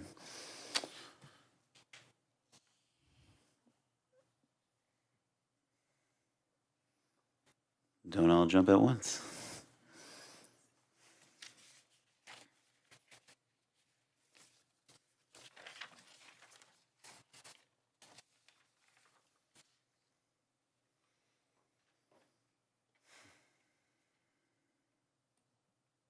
Oh, forgive me. They're all popping up.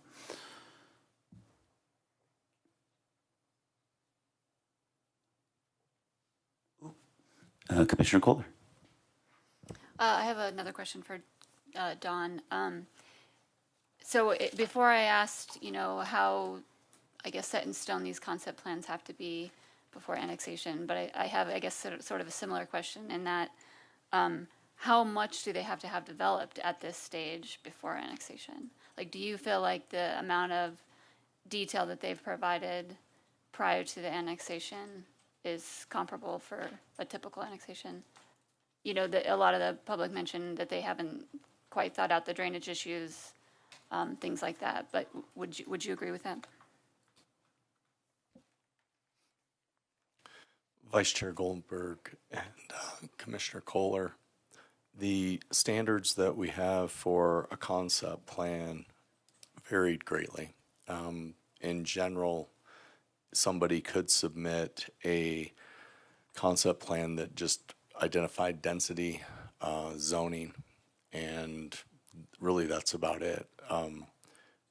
In my review of projects that we've gotten through the city, we have had projects that are very detailed at a site plan level where they know exactly what they want to do and how they want to do it, to the bubble diagrams where it's just this is single family residential, it's approximately 7 acres in size, and we're going to build it at 5 units to the acre or 3 units to the acre. So what I can tell you is that the concept plan itself would still require them to meet the codes that we have in place. So for example, if we have a requirement for a buffer from, say, Airport Road, for example, they would still have to provide that buffer or get a variance through a public hearing, which again would come back to the Planning Commission for the preliminary plat, as an example. So what I can tell you is that when we're doing our reviews, we can really only review at a concept level the amount of detail that they have and provide as much feedback and information on how it complies currently with the codes that are shown.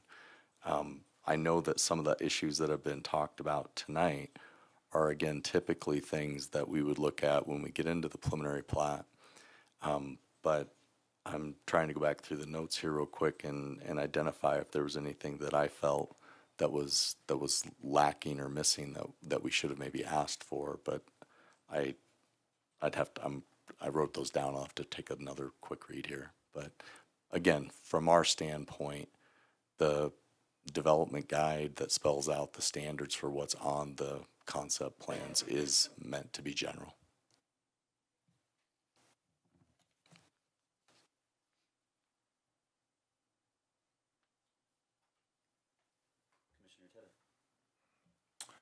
I actually have a couple questions for Don as well. Don, I think I want to start with whether or not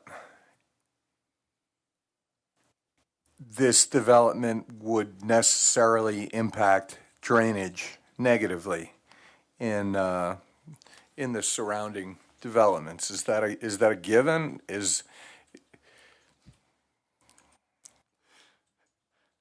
Commissioner Teta, I'm going to ask Jim to provide his expertise in the engineering world. I think it's important to understand the difference between the existing conditions and then future development. So, Vice Chair Goldberg, Commissioner Teta. So when we look at the site for drainage, I think Don had brought it up a number of times. They haven't, as part of this submission, have not provided any of the drainage design for this site. And they will be required as part of it, if the application moves forward, to lay out their drainage design. They'd be required to have a detention pond, which would have a water quality component. And then, as part of the city's review, we'd be looking at that overall drainage plan, what they're doing with it, and how it would impact the existing infrastructure, both upstream and downstream. As I understand it, a portion of this site currently flows to a swale on Airport Road, and then I think what I've been advised by staff is a majority of it flows to the north. But that's the existing conditions. So once they redevelop it, they would be required through a detention stormwater management system to control their releases from this site to either equal to or less than pre-development conditions.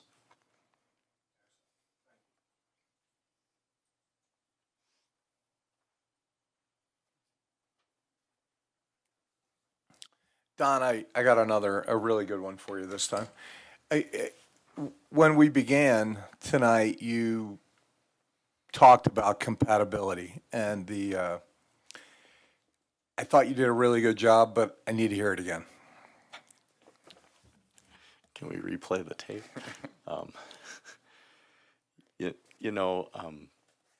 Commissioner Teta and Commission, I wrote down one of the comments that one of the neighbors made here, and I'm trying to give him credit for it. I believe it was Mr. Hallman on Glen Eyre. He talked about compatibility being important based on the nature and extent of the existing neighborhood and the impact on them. And these are the issues that we run into whenever we deal with this compatibility standard, whether it be in a new development like this or whether it be someone who comes into Old Town and wants to redevelop a lot and it's in a historic neighborhood. And determining compatibility, what I look at and determine to be compatible versus what someone who lives in that neighborhood or yourself or the city council determines is really, it's up to you. It is not a solid, defined standard where we can say, yep, you check these 3 boxes and it's compatible. It is something that is looked at probably on a case-by-case basis by every one of us. And so I understand their concerns. I do.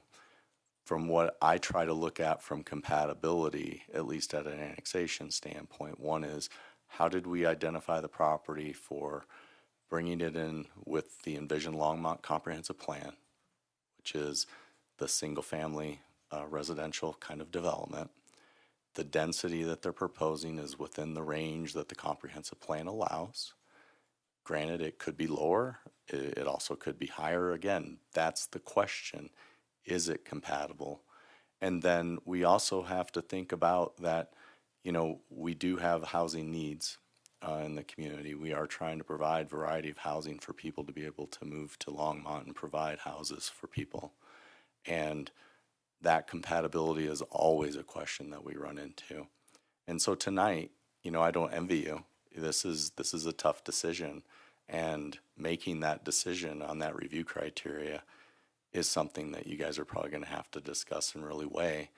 And again, if there are conditions that you think would address compatibility, those are things that you could put in. You know, we heard from a number of individuals, but I think Mr. Rothschild talking about the fencing, the landscaping requirements and things of that nature around the perimeter of that property to help to buffer and reduce the impact on the neighborhoods. Those are things too that you could look at. Maybe those are things that the applicant can commit to, that those could then be conditions that you would recommend to the city council to address compatibility. So again, it's tough. It is, and I know it is. But from my standpoint, our staff standpoint, we believe that based on the criteria that we have, we think it is compatible in this specific location. You're welcome.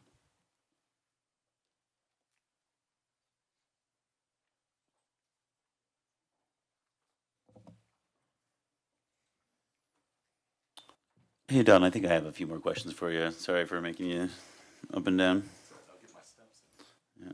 Yeah. You might pass these off to Jim, but... Okay, so thanks to Commissioner Teta, I think he reinforced that much of the questions and concerns around drainage just won't be addressed today.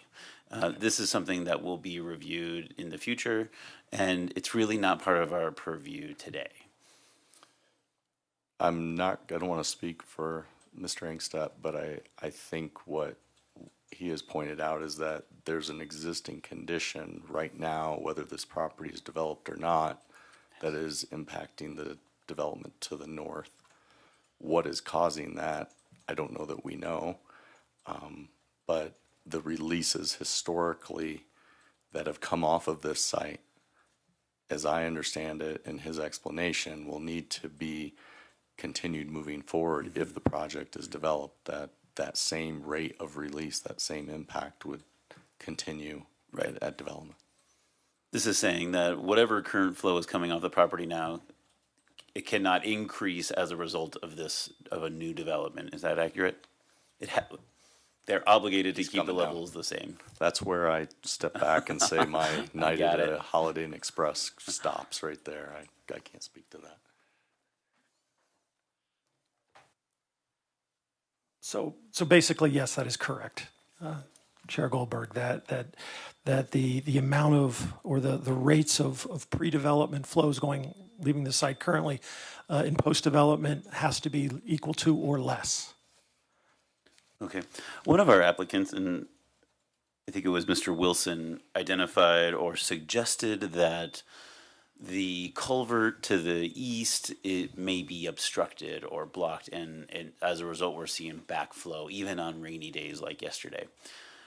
How do we maintain our culverts? How do we get a culvert cleared if it's backed up? What can a resident do to say, hey, we got an issue over here? Chair Goldberg, the culverts, in this case, a culvert under Airport Road is the responsibility of City of Longmont's Public Works, Natural Resources Department, specifically our Operations Division. So if we're made aware of it, they will inspect it, and then in some cases they either go out physically and clean it out, or they will jet out, use a jet truck to clean it out. So there is an ability, and it is the responsibility of the city of Longmont. I think that might. Okay. Is that Public Works team aware of this potential backup? Is it flagged or tagged to be evaluated? I don't know if it is or not, but it will be by tomorrow. Okay. This is proof to our folks who come and speak to us that we're listening and action will be taken. While I have you, Jim, discussion came up about the intersection at Airport and 119. Do we have visibility into what is the status of that intersection? Forgive me, I think it was one of the last speakers, maybe Mr. Musgrave, said that intersection is really tricky, and potentially with developments coming down the line, including this one, may have impacts on that. What is the rating of that intersection? And well, let me stop with that. So that intersection is actually in Boulder County on a CDOT roadway. So I do not have any information off the top of my head. It is not included in the traffic study. It is over two-thirds of a mile away from this site. So I don't believe they needed to include it. That is information I'd have to pull together and see if we have any information on it in our files. But I do not have anything off the top of my head, no. Would 3/4 of a mile be included in a traffic study in the future, in these future assessments that the applicant will have to complete? I don't believe it would be. Okay, so this particular intersection is really, again, outside of our purview for tonight, potentially not even a part of the evaluation of the process by the city at all, because it's not in the area. That is correct. Okay, thanks. While I have you up, this might be a question for Don. Who owns the road? One of the applicants, or one of the members of the public, asked a question, maybe Mr. Broida and Mr. Zand said, there's a 40-acre strip on the south side that we don't know who, and we don't know who owns it. Who owns the road, Don? Is this foiling our application or our annexation review? So let me give you a little history. I don't think I'm going to be able to answer the question. I have an opinion, but I don't think I can answer the question, and I don't think you want my opinion. So if I understand what everybody is talking about, there was an outlot. There were two outlots that were along the south edge of these two properties that was dedicated as right-of-way when the Somerset Meadows development was approved. There's an existing access easement across this property, mostly for emergency access, but this area was specifically called out in the plat as road right-of-way. And it makes sense if I had the larger picture. There was only one way into this development, and there was no development that had already built, for example, Renaissance Drive that comes down to the south here through the Somerset development right now. There may have been Clover Basin because we started to get some of the apartments and some of the McStain developments up near Amgen at the time. Now I can't remember the name of the company, forgive me. But it was a part of this development when it was platted that you're seeing here, that I'm kind of outlining here in the yellow. The area was annexed to the city, and so when it was annexed and developed, if it's right of way, it's typically given to the city of Longmont then for ownership. As I recall, when the property owners that own the two lots came in, and this was probably, I would say probably 10 years ago. It was probably 2005. They came in and made a request to vacate the right of way that was there. And so I think what I'm understanding, and I don't want to put words in the public's mouth, but what I believe I'm hearing is that the question is whether or not this right of way, when it was vacated, then should go back to this development, because that's where it came from. And I think there's something to be investigated on that for sure. But if you pull up the original document that actually created the two lots of this Westview subdivision that was done a long time ago, it actually laid out not only these properties, but it laid out, I believe it was 3 or 4 other lots in this whole area that became a part of the Somerset development. So, as I understand the state statute, when they look at giving back right-of-way, it goes back to the parent parcel from which the property originally originated from. So, my understanding is that when we vacated this, Boulder County determined and included these outlots into their legal descriptions because they believed that that's where it originated from. We did not make that decision as a city. The county made that decision. If there is an error, obviously we would want that corrected, and I'm assuming that Jack would want that corrected as well. The title commitment obviously is the first place that they should start looking to confirm, and I think that it's probably a safe thing for us to try to figure out before we get to a city council public hearing. But that's my general understanding and explanation of the stuff that has happened out here from a long time ago.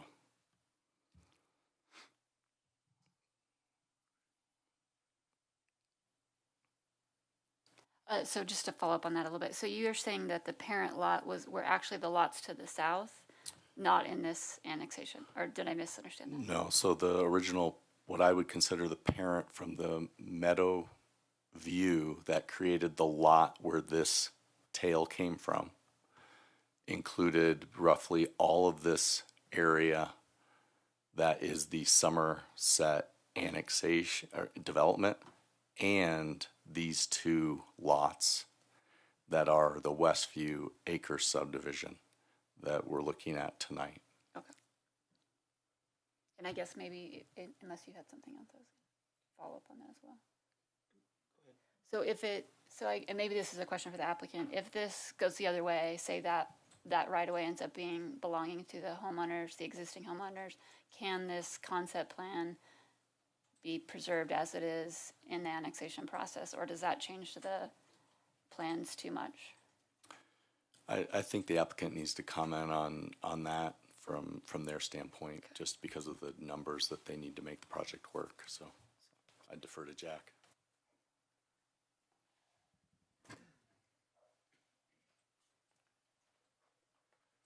Vice Chair Goldberg and Commissioner Kohler, we've heard this assertion before about property, and we were very careful when we transacted this process. And our title commitment, our surveyors, our attorneys, we looked at this a couple of years ago very carefully. And basically what Don just outlined is correct. In other words, Westview Acres was actually a part of Somerset. It was all part of the same subdivision. So in the state statute is 432302-1A, because I thought this might come up.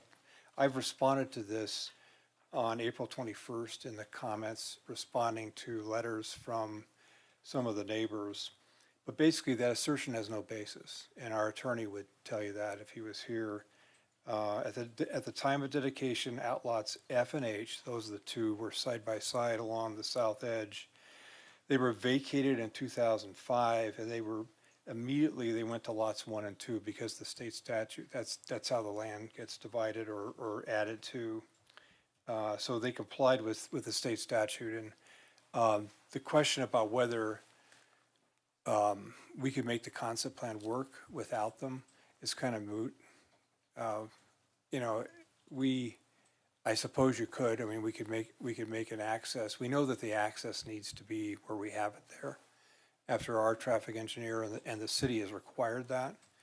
But I think this assertion is, you know, it's another way of kind of trying to constrain the process, and we don't think it has any basis.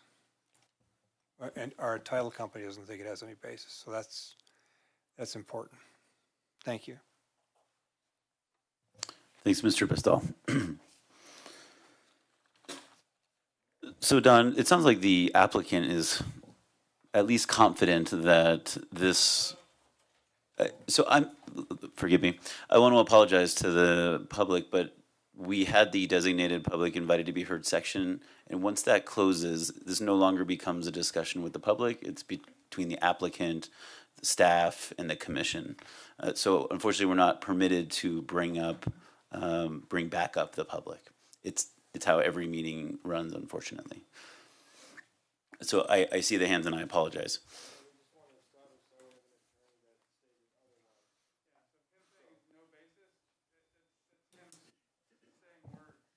Okay, thank you very much. So I think just to continue with my train of thought, it sounds like the applicant is confident that this is a non-issue, that they have rights, he has rights to the land, and this won't come up in the future. Admittedly, I'm a little surprised that we didn't have this really clearly baked out from our own city staff, review, that we're sitting here today and it's still kind of open. Can you just give a little confidence so that I'm being a little playful here, but can you give us a little confidence in that we should be proceeding with this discussion because this land this is all part of this project and someone else doesn't own it? Chairman Goldberg, I can only tell you based on the information that we have seen from the research that we have done and then from the information that the applicant has submitted. No one has submitted anything official that would either be something through our city attorney's office or submitted to us that we would give to the attorney's office to indicate that the ownership is not correct. And so that is what we are going off of. And at this time, I believe it is true and factual. Okay. You said it might be, you suggested that it be confirmed between now and when it's before city council. Can we rest assured that that will happen sometime between now and then? So what I would like to ask the applicant to do, I can do it now, I guess, while I'm staying here, but I would have done it afterwards, was that if they have any opinion from their attorney that we could get something like that, just for clarity. And to the people in the audience that feel they may have a claim themselves, obviously, if you have legal representation that you believe is something that we should consider, then please don't sit on that. Please submit that so that we can review it and present it to our legal staff for review. So that's my answer back to the public is if you have something you believe shows it different, please submit that to us because I don't have anything at this time. Okay. Yeah, thanks, Don. I appreciate that, and I appreciate calling it out to our guests here today, who are very engaged and dedicated to this project and protecting their neighborhood. There are options for them between now and October to take action. But before you sit down, Don, let me ask a few more questions. There was a few mentions about a future development that's in the works, 300 properties or more nearby. Yes. Before I ask you to expand on that anymore, can we take future projects or future developments into consideration when we're reviewing this project before us? Are we permitted to consider future developments? Chairman Goldberg, I might ask Katasi to weigh in from a legal standpoint on that for you. I have an opinion, but I would probably defer to her. So Thanks, Don. Forgive me, is it Attorney Atasi or Counsel Atasi? Would you mind guiding us here? I'm inclined to learn more about the proposed project. It sounds like it's a lot of properties, it's nearby, certainly impacts to the surrounding neighborhood, but are we permitted to use future development, potential development in our consideration for this annexation today? So Atasi Titlow from the City Attorney's Office. I'm an Assistant City Attorney that's sitting in for Eugene May today, or tonight. With regard to the question, as for future development and, the 300 homes, you can consider that for drainage purposes, things like that, where it would affect the development but as far as what we have here today, what we need to focus on is what the applicant has presented, what the staff has presented, what the public has presented to you. And so, we do want to keep it within the confines of what we are discussing here today. Okay, so again, in the future, if this annexation continues and it moves on to phases where the drainage is more thoroughly reviewed, this would be the time that we would consider other surrounding projects that may impact it. Potentially, But not yes. today. Correct, potentially. I mean, there's not, with regard to these future developments, it could go from 300 to 150 just based on the market. There are course. so many variables. And so that's why, we want to try and keep it within the confines of what we're discussing today. Okay, thank you. Hey, Don, why no right turn? And I could put this up to Jim if that's better.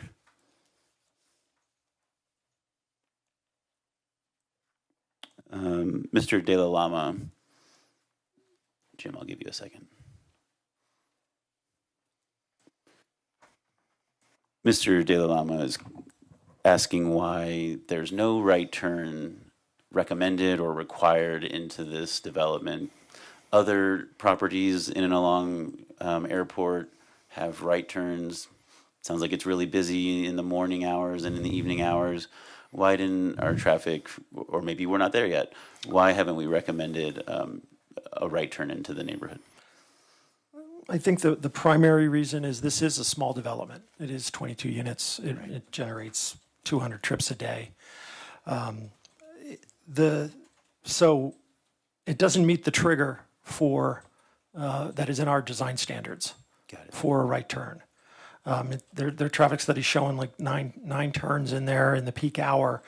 And for a road like Airport Road, you'd need, there's a chart in there or a graph. And for like 1,000 vehicles per hour, you'd have to have at least 10 right turns. And the projections on Airport Road are only showing about a maximum, maybe 300 per hour per lane. So it doesn't hit that, based on looking at that, will not hit the triggers even in 2041. Okay, so there is a review process. It's been reviewed and considered. It doesn't hit the trigger, so therefore we didn't require or recommend a right turn. That is correct. Okay, thanks. I have one more question and then I'll yield it to Commissioner Lakach. Hey, Don, there was a question about the impact on Platte Power Water Authority. Should we be considering potential impacts to Platte Power Water Authority? Am I saying that right? Power It's Authority? Power. Platte Power. Platte River Power Authority. Forgive me. I knew there was a water body in there. Should we be considering Platte River Power Authority's the impact to this entity in our review today?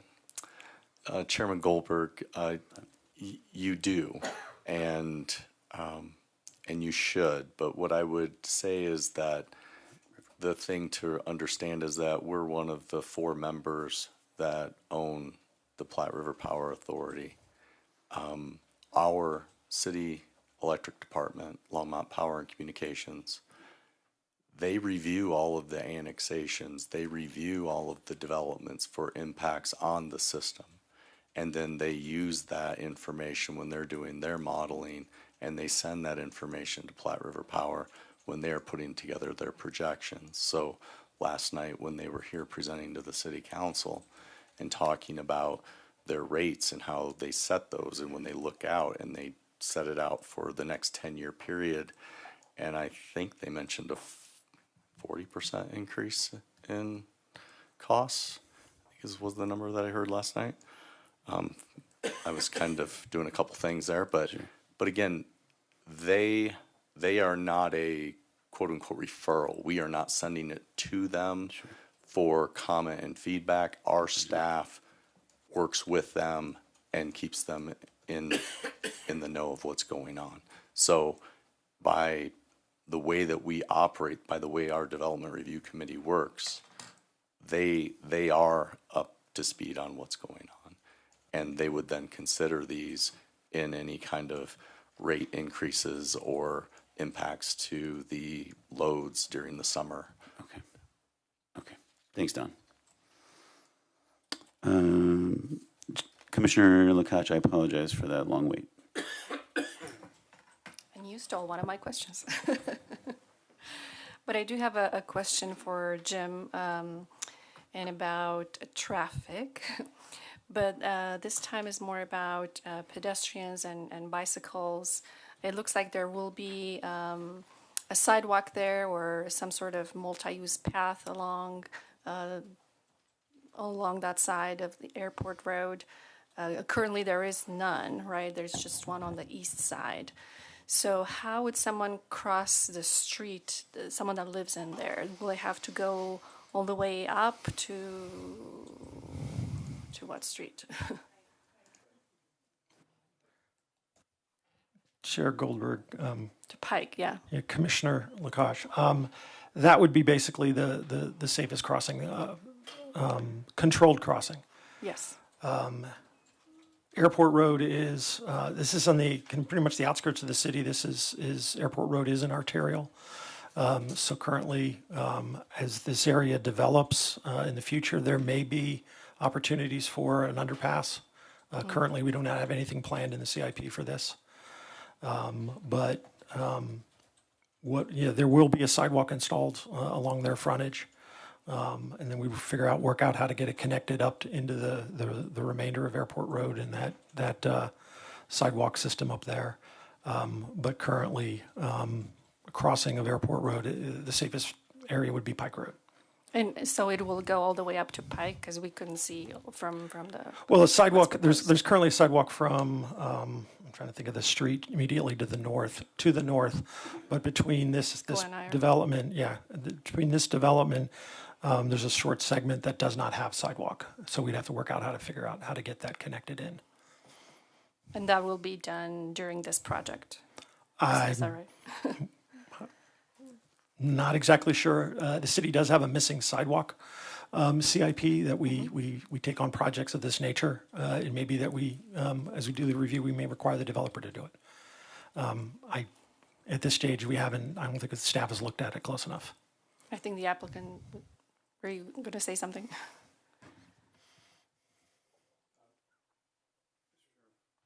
Just a comment. Jim's staff is requiring us to extend the sidewalk up to Glen Air. Okay. Okay? Great, thank you. We hate those people. No, we don't.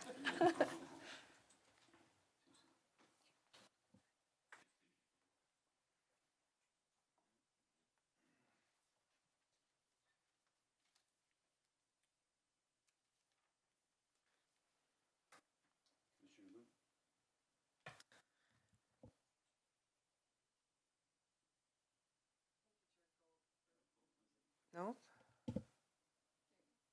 Am I on now? Okay. Thank you, Chair. I just want to point out a few observations that I have made, which should be obvious, but I just want to state them. This proposed subdivision does not dump any traffic into the adjacent subdivisions. The road is self-contained within the subdivision, and it doesn't go anywhere else. Another observation is that the applicant, after meeting with homeowners and listening to their complaints,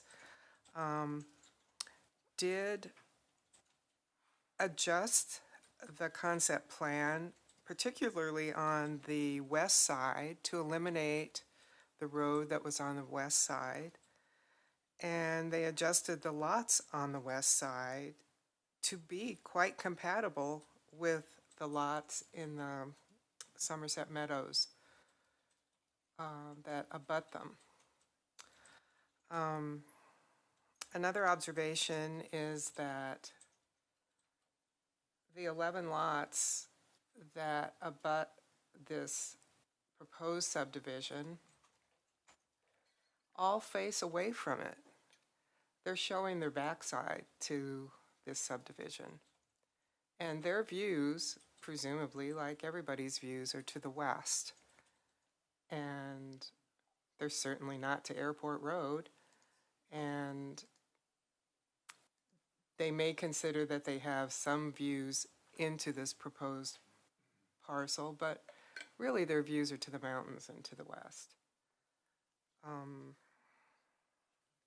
Those are just some observations that I wanted to offer up as just a response to non-compatibility. As far as the traffic concerns, certainly the future development over on the east side of Airport is going to be a much bigger concern. We're only talking 22 lots here. And as far as compatibility, this subdivision is probably somewhere in between the large lots that are existing and what's going to be proposed on the east side of Airport. That's it, just some observations. Thank you. Commissioner Cole? Another question for Don. I think, in general, when you're looking at compatibility, what have you seen in the past about how far out an area you're looking at? Because all the maps we've looked at tonight are pretty zoomed in on these parcels and these 11 homes surrounding them. But you don't have to go very far out to get kind of a different perspective. You know, to the northeast, I would say the density is much higher. Even very far to the west, you maybe get something similar to what's being proposed. But, you know, how big of an area do you think we need to consider when we're talking compatibility? Chairman Goldberg and Commissioner Kohler, I think the commission can look at the neighborhood. You know, the neighborhood and how it's defined really is going to vary. You know, I may define it as my neighborhood that I live in and not including everybody else, as subdivisions around me. But I think that, you know, the commission could look outside of the area and say that this area of Longmont is developed at 3 units to the acre, and this is compatible with that area, with the larger area. I don't have those numbers for you to be able to give you those right now, right offhand. And again, not knowing, but I think you are right. You know, to the northeast, the development that is kind of in the right-hand corner of that aerial, those are smaller lots that were developed back in around 1999, roughly.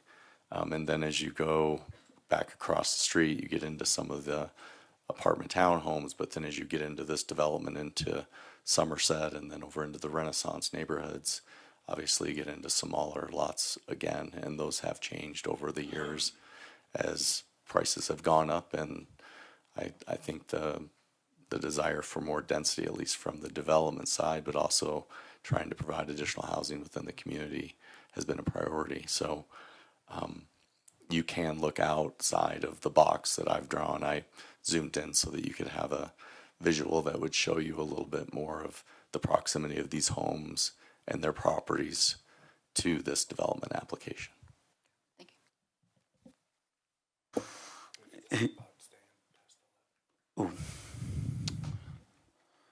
you. Forgive the interruption here, but I think as we approach 11 p.m., thanks Commissioner Teta for the reminder, we actually have to kind of pause the discussion and vote as a commission to extend beyond the 11 o'clock hour. Is that right, Jane? So I don't think there's anything more formal than, I think we need someone to make a motion and then vote as to whether we want to extend or not. Does anyone want to make a motion?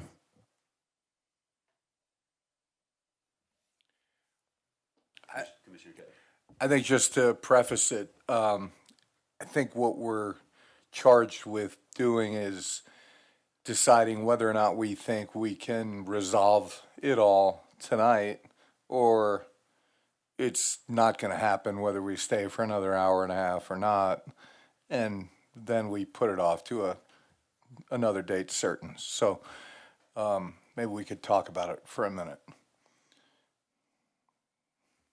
Sure, go ahead.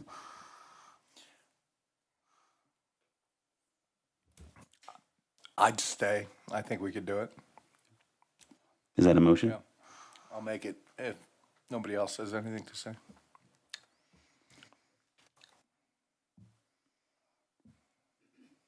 Commissioner Boone?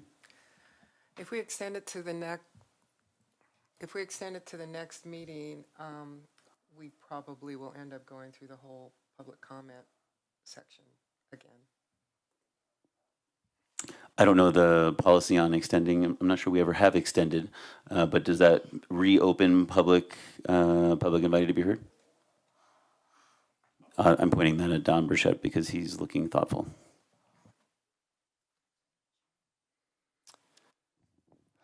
Chairman Goldberg, what I can tell you that has happened on other projects where we have continued them to a date certain is that whether it's been councilors or planning commission, they have voted to open up and give the ability for the public to speak again. I think that's been a courtesy extended to those people that show up again and to kind of respect their willingness to participate. I don't know that there is any rule that is requiring that you reopen that public hearing. If you did open that up, though, I would think that you would need to allow the applicant, obviously, to be able to answer questions and things like that, which is kind of what we're doing right now after the last hearing. So, but I know of no obligation to have to do it. Obviously, we could research that if the commission continues it and be ready to give you a more formal response at the start of that meeting if you continue it.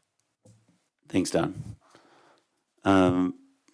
Boy, I feel like we've had a really robust public invited to be heard discussion today. And while I like the idea of a second opportunity for public invited to be heard for more participation, I'm inclined to keep going if everyone else is. So I guess I would move to extend beyond 11 o'clock and continue the agenda items. Is there a second?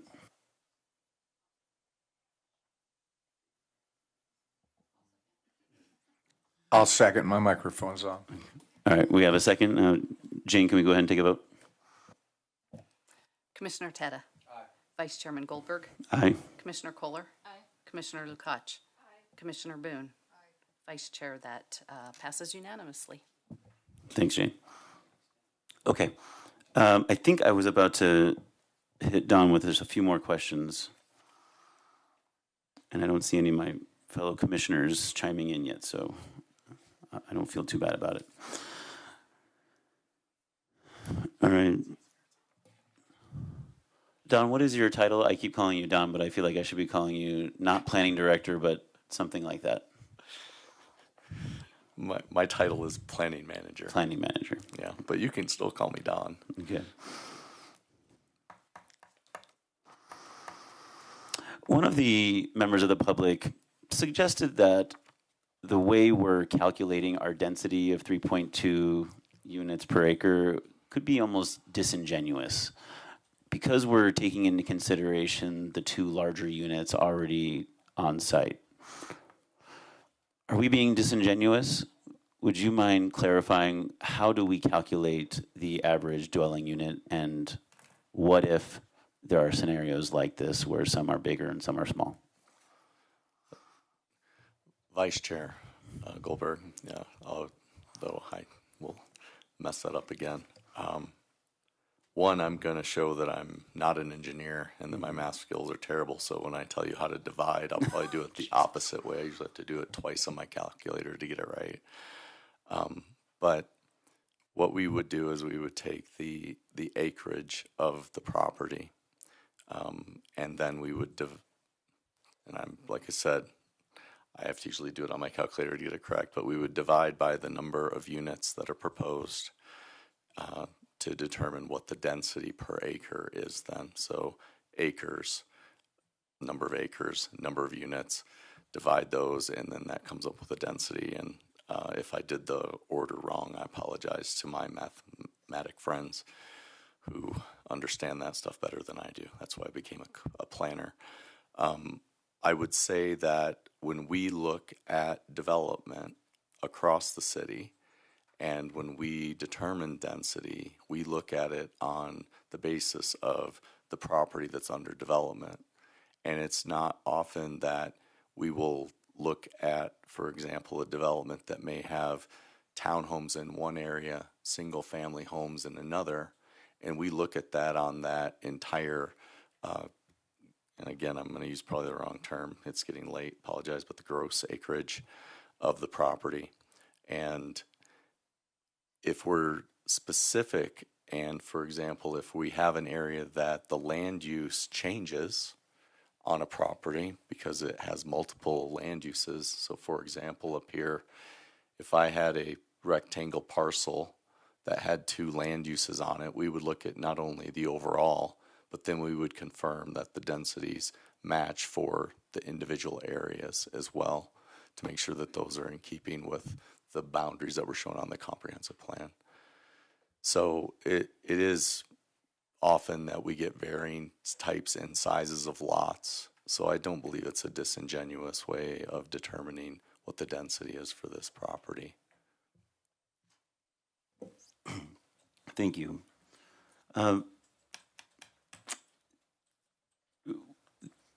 It seems like the applicant has the leeway to build up to 8 dwelling units per acre, but the math, like it or not, is shaking out at about 3.2.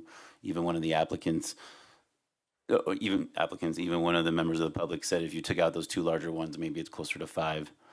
But needless to say, there would be opportunity for this to be a more dense application or more dense development. Is that true?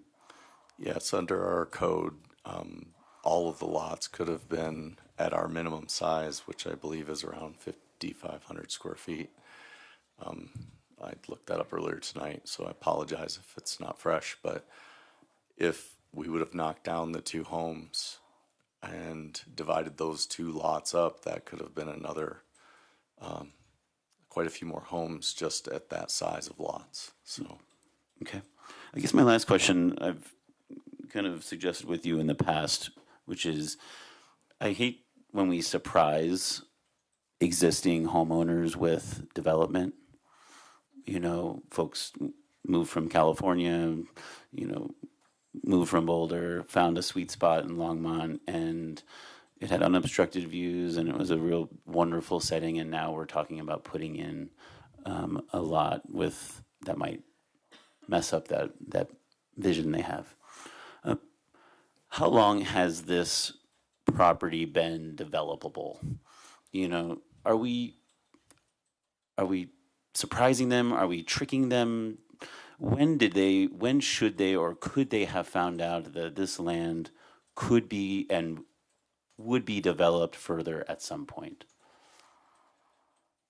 So, Vice Chair Goldberg, I would say that, you know, there is a difference, I think, with this property.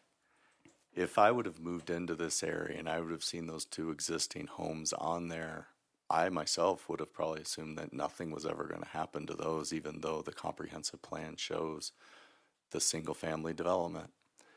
And my thinking on that would have been, who could afford to buy 2, I'm guessing more than $1 million each house, I would guess probably multiple millions, with the size of land, and afford to be able to either A, knock them down or get enough density to make it work. And probably in, back 10 years ago, I don't think it would have penciled. But right now, we have just about built out to our planning boundary with Boulder County. We do not have much greenfield left that we can go to. We have agreed that they are purchasing open space. We are as well, outside of that blue line that's shown up there on the map.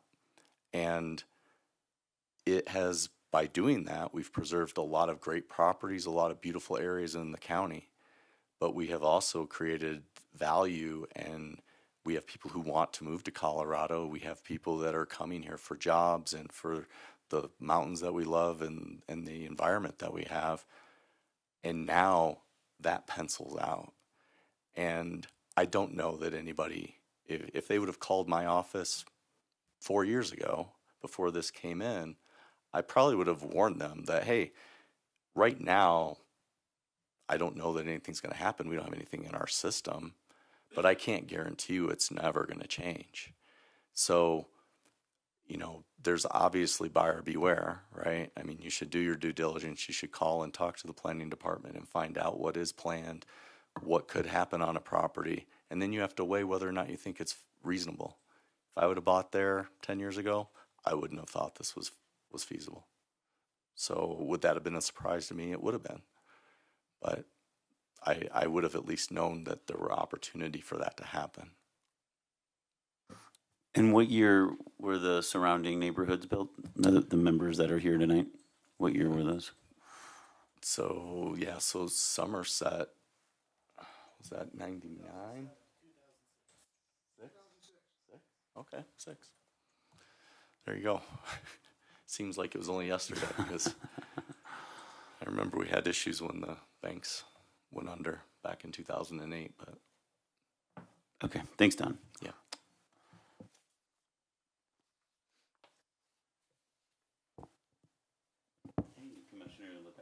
Commissioner Lukacs. Thank you, Chairman.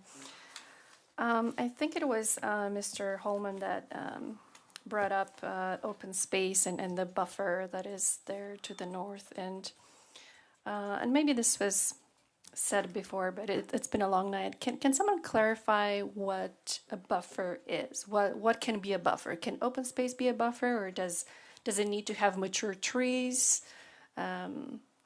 What can be a buffer?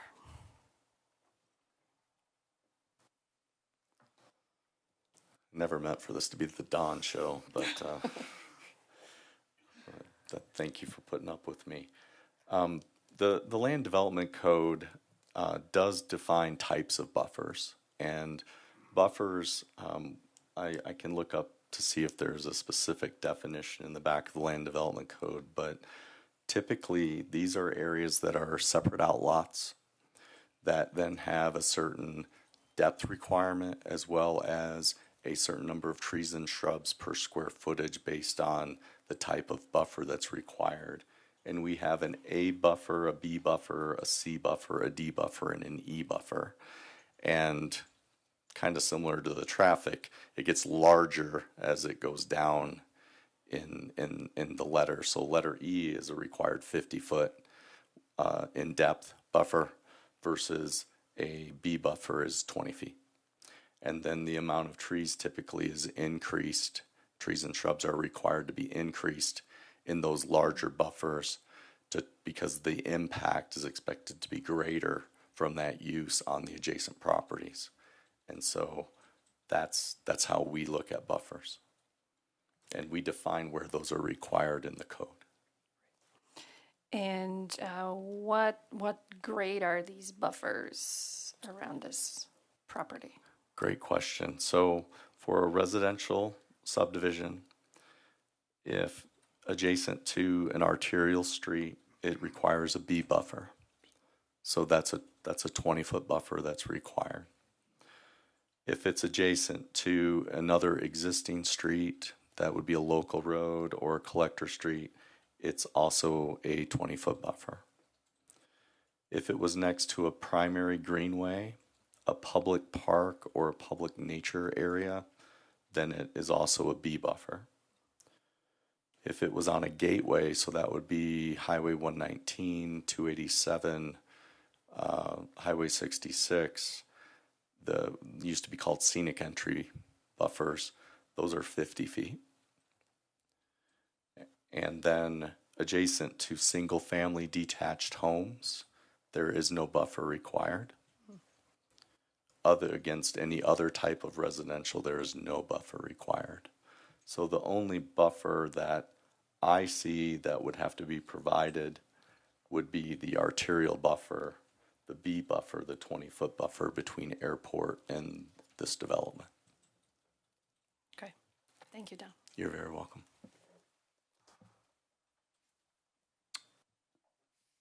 Commissioner Teta, if you don't mind holding 1 second, I think the applicant wants to come up. I suspect it's around buffers. Yes, thank you, Mr. Chairman. In the presentation, maybe I slid through it, but that's why I suggested a denser landscape. I did not mention a privacy fence. I think that's obvious, but we're all about what they were suggesting. More vegetation, a privacy fence, 6 feet, whatever that is, a good quality one.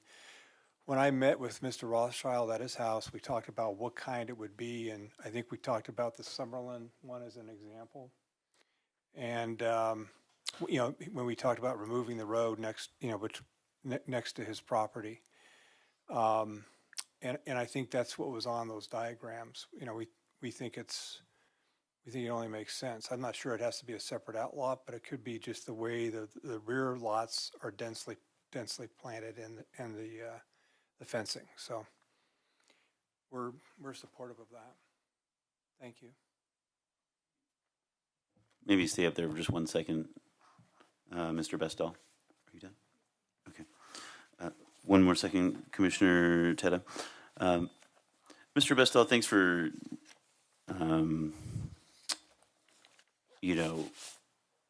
discussing this and acknowledging the neighbors' concerns about the buffers.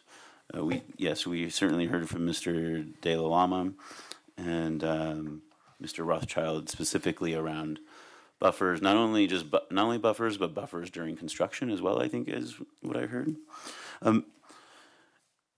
While you just said it, I wonder if I can just ask you directly, if we were to put a condition in our recommendation to City Council, would you be willing to accommodate and work with the city staff, working with the neighborhood to provide, robust, adequate buffers in the form of trees, shrubs, and privacy fences between your property and the surrounding properties?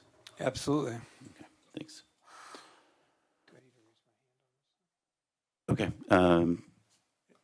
Commissioner Teta. All right, a couple things. I wanted some clarification on something. Maybe Glenn might know the answer. The Somerset development is in the city, and the Summerlin development is in the county, but not in the city. Is that right?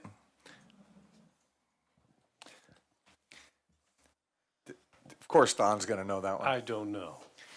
Don, my question, Somerset in the city, Summerlin in the county, but not in the city.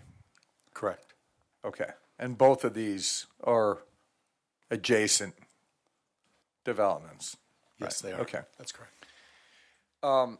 The other thing I just wanted to add, that it's just a rumor perhaps, but I had heard that the consideration to the airport and 119 intersection was that it might get shut down to eastbound turning from airport. So if you entered 119 from airport, you would no longer be able to go east to Longmont at that intersection. So if you wanted to go east, potentially, I know it's just a rumor, but you'd then have to snake back through the developments on the east side of airport via Pike, perhaps, to Fordham, to then go east.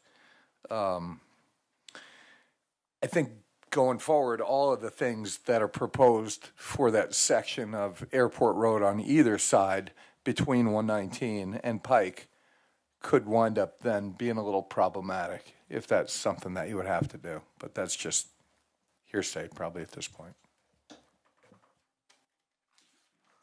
Thanks, Commissioner Teta. Don or Jim, can anyone speak to the future plans for Longmont-bound traffic on the diagonal at the airport and the diagonal intersection?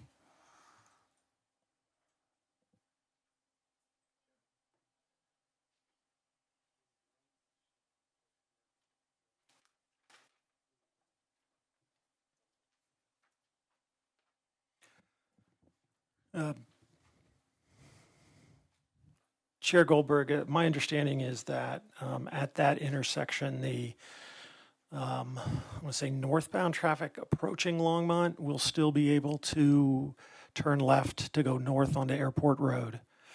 The proposal currently is to make that a one-way street between the sections of the diagonal because it is separated there, so that they do not, because what they're seeing is with accidents and some of the counts, with the future BRT project, bus rapid transit, they would need, if they don't do an adjustment there, would need to add another traffic signal, and that's not what the county wants to do.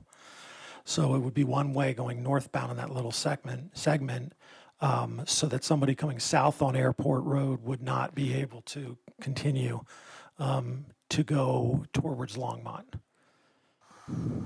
Can you provide a 100%? Can you clarify what is the proposed resolution for that? Just rerouting through the airport to get yourself back into Longmont? I think what the if I recall, and it was just from a brief presentation with the county, was that they would anticipate that there would be turnarounds on the diagonal further south on their way to Boulder, where traffic would be able to turn around, pull a U-turn across the open space area there, that they would provide that.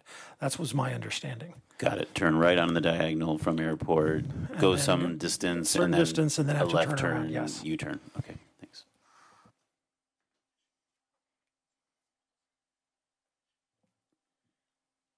Okay, I don't see any members of the commission with their light on, so maybe we're just catching our breath here. I'll chime in just for a second or two.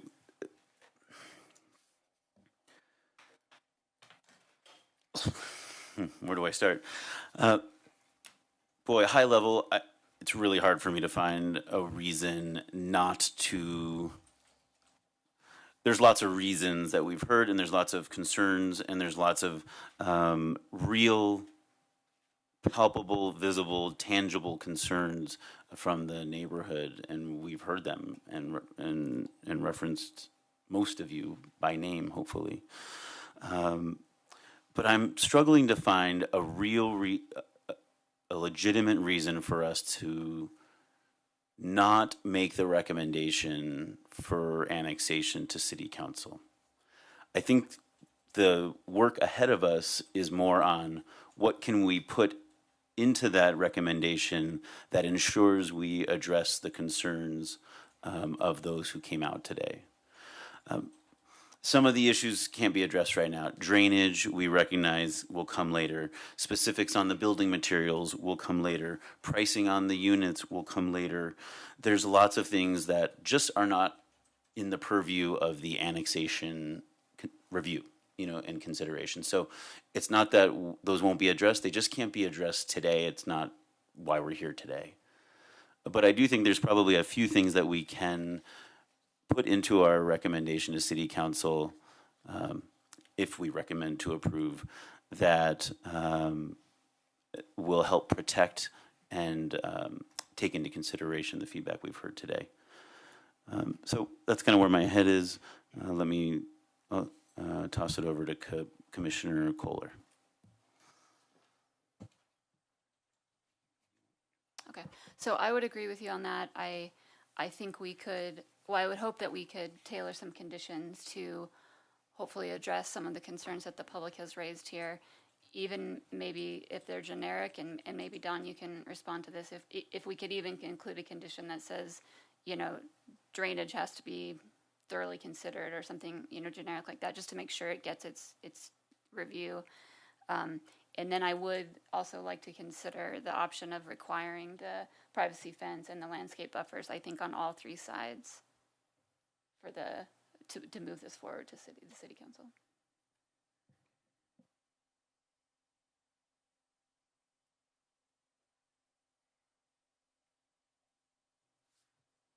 Commissioner Lukacs.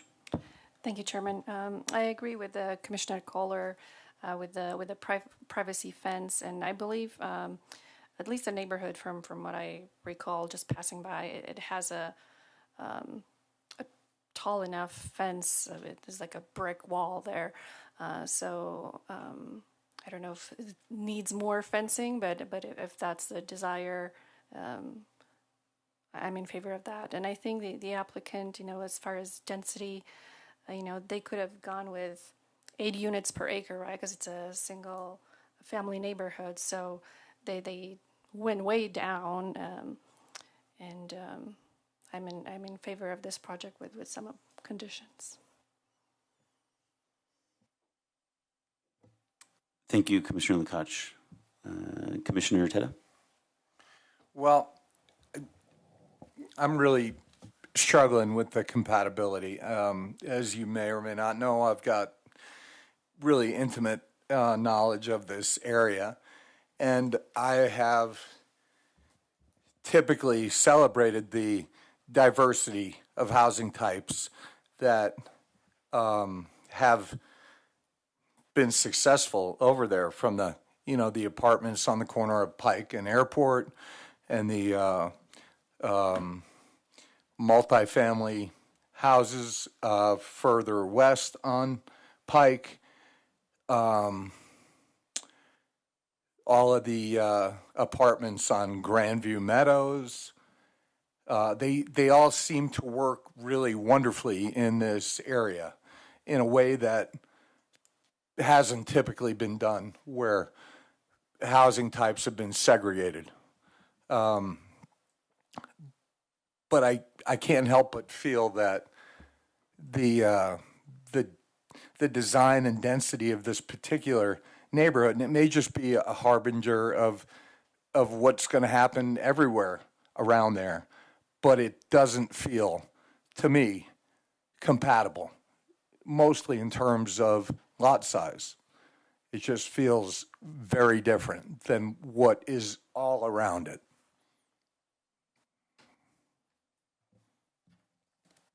Thank you, Commissioner Teta. Commissioner Boone.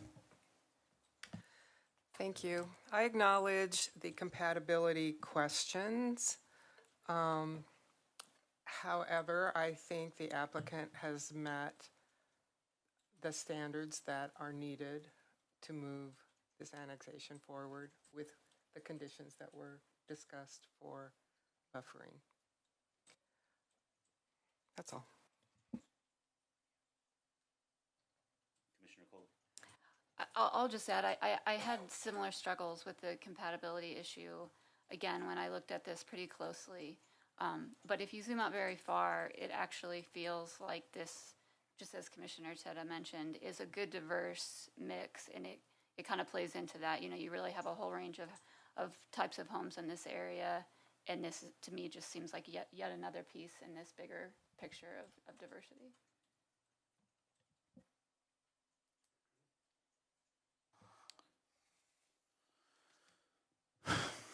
Shoot, Commissioner Teta, I hear you loud and clear on the compatibility. It's hard. It's hard. The project is not at the maximum density that it could be at. That's stated in our comp plan. The applicant downsized the number of units based on what he or they could have done. We're hearing senses of cooperation, and we have to be mindful of the needs of our town. And I didn't ask Don to discuss, the latest housing availability in Longmont, but I think it goes without saying that we need development, we need housing. We have folks that can't live and work in Longmont, and so there's a gap. We hear it time and time again, and so this is addressing a need that is well established and isn't going to change anytime soon. So I'm finding comfort in the compatibility piece.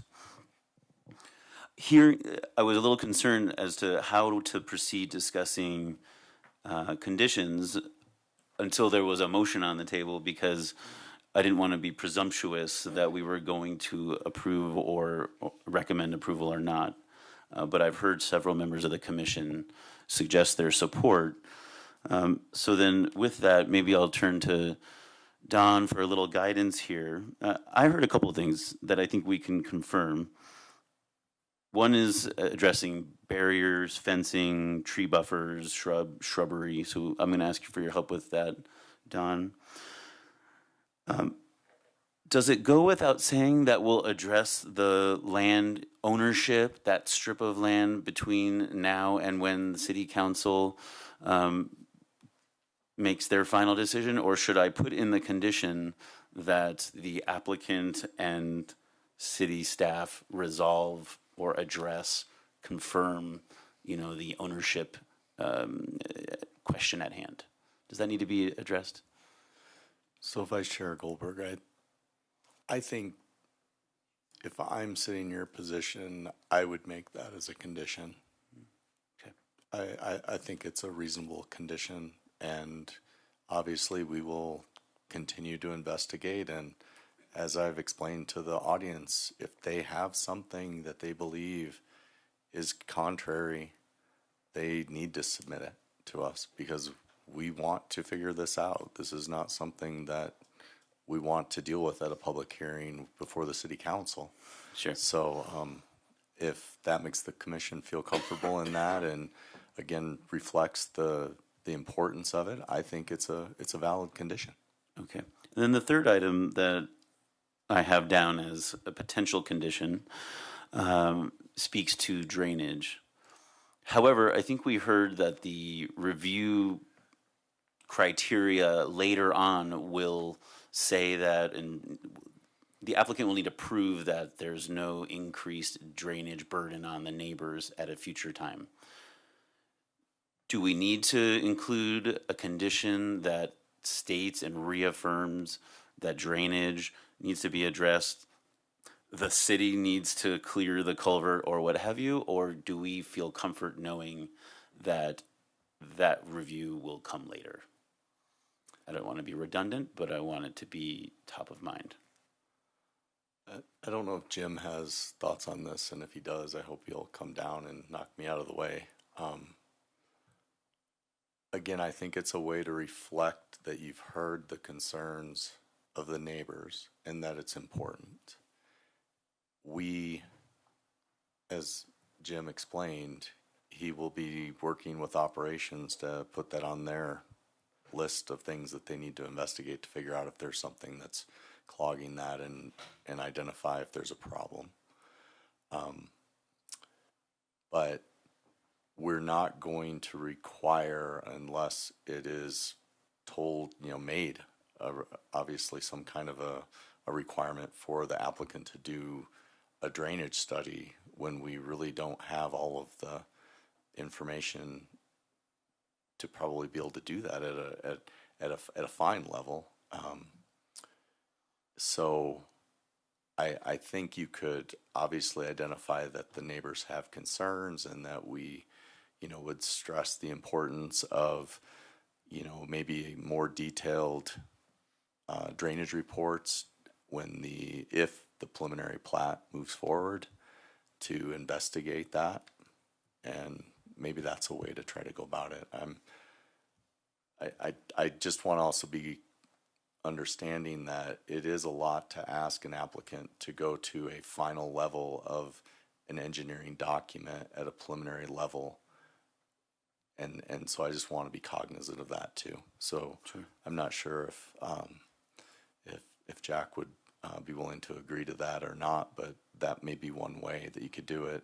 Again, entering into the record the concerns. I think that's obviously something that we can note and that we would carry on to the Planning Commission when we describe the deliberations that you had, or to the City Council that the Planning Commission had. These were the deliberations. This was a concern. Sure. It's either a condition or it wasn't, but they discussed making it a condition. Before we deliberate amongst us, do you have a similar, just as far as wording go? Well, let's keep it to the commission first. Hey, commission. How do we want to word? I'm hearing alignment on a condition around barrier fencing, tree buffers. Does anyone want to take a stab at providing that language?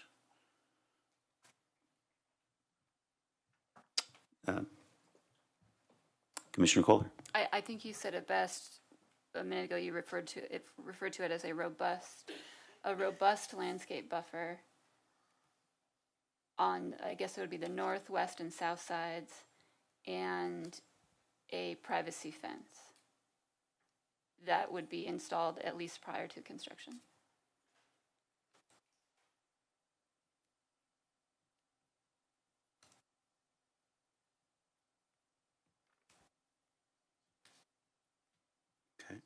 And maybe we could do something similarly vague with the drainage to just say that, extensive consideration is given to the existing drainage issues on the site during the plat phase or something to that extent.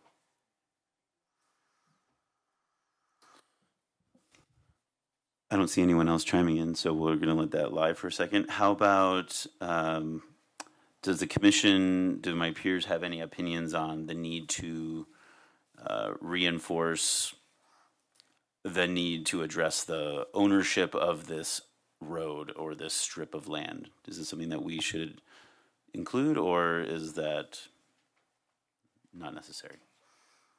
Commissioner Kohler. I think we should include it. I mean, I think, it sounds like a lot of this stuff will be done through the normal processes anyway, but there's no harm, to me, at least in redundancy, and to, again, making it clear to City Council that we heard the public, we considered these, and they're, big issues. Okay.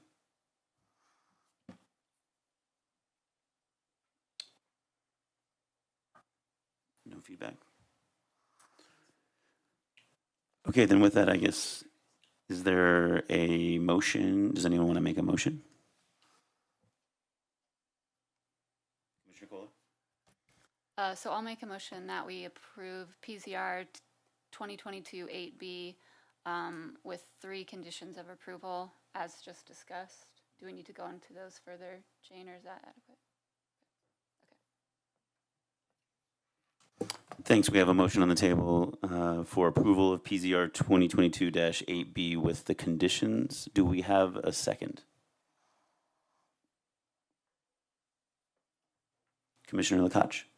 I'll second that. We have a second from Commissioner Lakach. With that, is there any further discussion? Okay, Jane, can we take a vote? Commissioner Teta. Nay. Vice Chairman Goldberg. Aye. Commissioner Kohler. Aye. Commissioner Lukacs. Aye. Commissioner Boone. Aye. Vice Chairman, that passes 4-1 with Commissioner Teta dissenting. Thanks, Jane. Give me 1 second to find the paperwork. Okay. Regarding agenda item 6B, Westview Acres annexation, this item will now be forwarded to City Council for action. If you are unfamiliar with council procedures and intend to appear before council, please contact the Planning Division for further information. Before everyone runs away, I did want to, again, thank the public for coming out. We appreciate your time coming out on a weeknight. Hopefully you felt heard and considered. But I did want to reinforce what has come up a few times, which is this is not the end. This is the next step. Don and staff laid out that This will then move to city council as soon as October. And so this is your opportunity to speak again. You have a month or two to submit any formal complaints or proposed language or concerns around who owns land and what have you, and then come out again in front of city council and be heard then too. But thank you. Okay, let's see where that brings us in our agenda. Oh, okay. Forgive me. There is, for the next item on the agenda is the final round of public invited to be heard, the final call for public invited to be heard. Each speaker would have 5 minutes to address the commission. If you're interested in speaking to the commission, please come on down now. Please remember to state your name, address, and you have 5 minutes. Jane will manage the timer. Commission, Scott Stewart, 229 Grant Street. I'm just going to state a couple of things. This is all fascinating. You guys really have a lot of the ability to affect people's lives and how they live within Longmont, and that was just a fascinating example. Let me just read a couple of things. This is from Municipal Code. Residential streets mean those public streets whose primary function is to provide access to the immediate adjacent land used for single-family or multifamily purposes. Again, I'm talking about the property at 1283 3rd Avenue, which is using our residential streets as their parking lot. I'm a guy that just goes to work and I come home.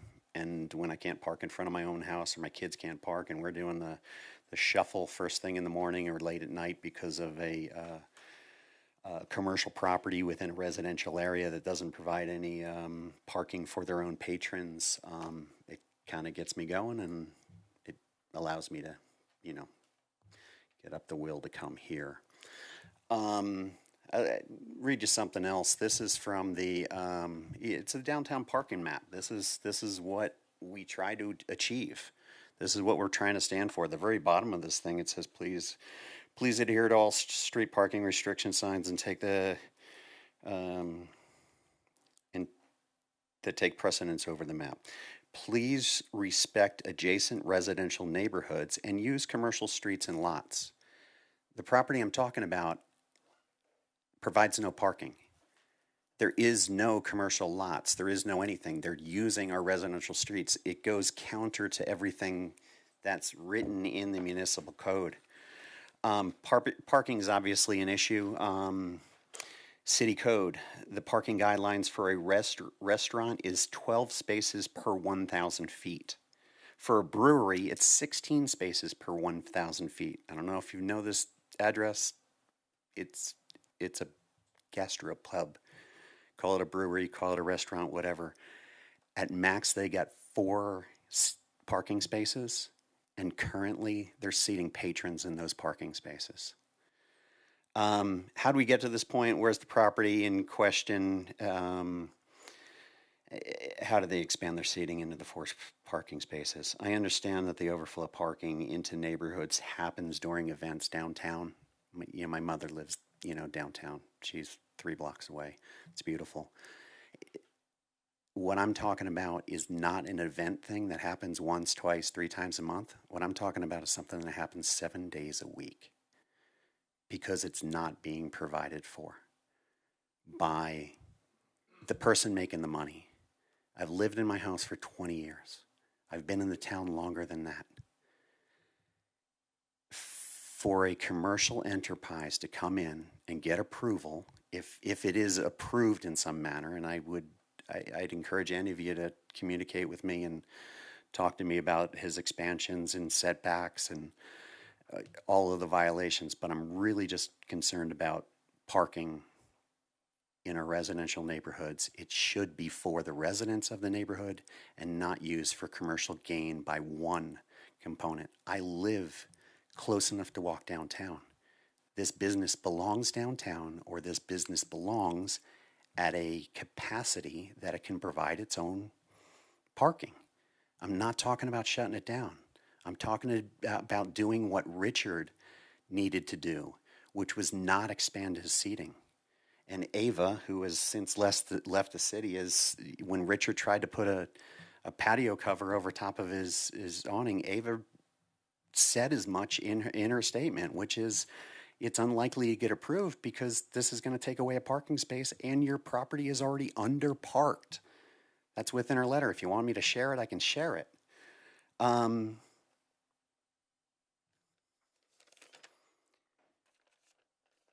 I think I'm done. I really appreciate what you guys are doing, and man, that was difficult, what I just witnessed here tonight. But it's not just the future or what's coming in. Some of us have been here for a while. Some of us are off at work while these little things are taking place and approvals are happening and what have you. I'm here at midnight. I got to get up in the morning, probably just like the rest of you, because I'm sure you're not getting paid a lot for this. If you're getting paid at all, I doubt it. It's all volunteer, isn't it? It's awful. I think council's underpaid too. Good night. Thank you, Mr. Stewart. Okay, next side up. Opening it up for any final public invited to be heard.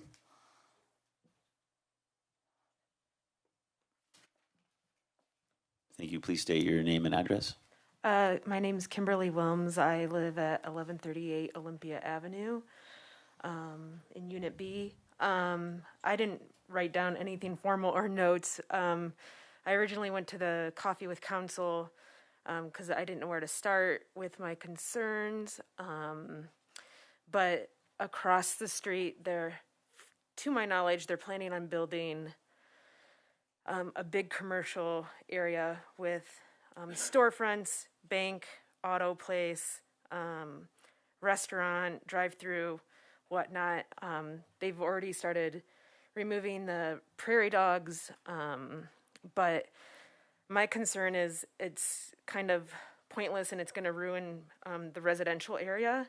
And from what I've gathered at City with the Council, or the Coffee with the Council, that the idea with Longmont, that they're still trying to keep it a small town feel and community, and I think building something there, I don't know if it's been approved or not. I just know that they did get permission to remove the prairie dogs. I did find that online.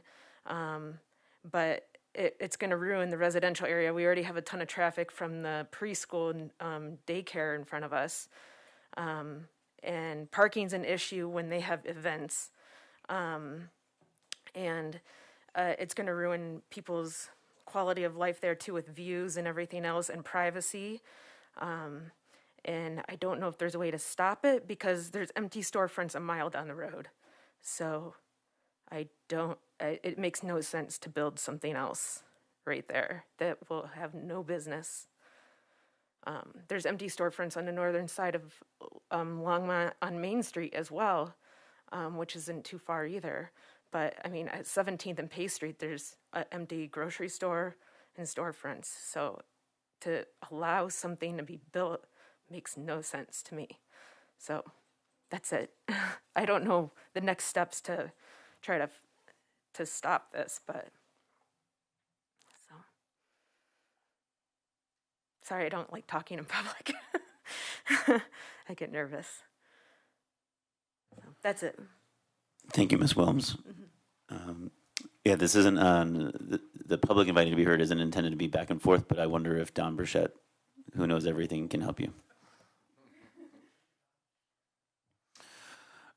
Okay, the next item on our agenda is items from the commission. Is there anything from the commission?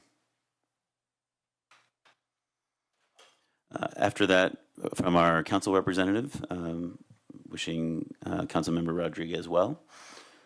Items from the planning director, Glenn Van Nimwegen.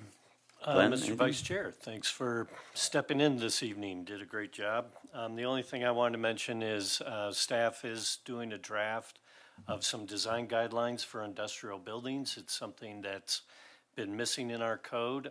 We did a quick presentation at council last week, and we'll come back to you and show you the same thing and hopefully get your recommendation to move that forward. And I think that's it. Okay, yeah, thanks, Glenn. Back to items from the commission. Commissioner Kohler. I guess a couple of the comments tonight got me kind of thinking that it does seem to be a lot of vacancies in the city, and yet we are building on vacant lots. Is there any planning in the city, one, to maybe prevent that or maybe encourage, redevelopment of those sites?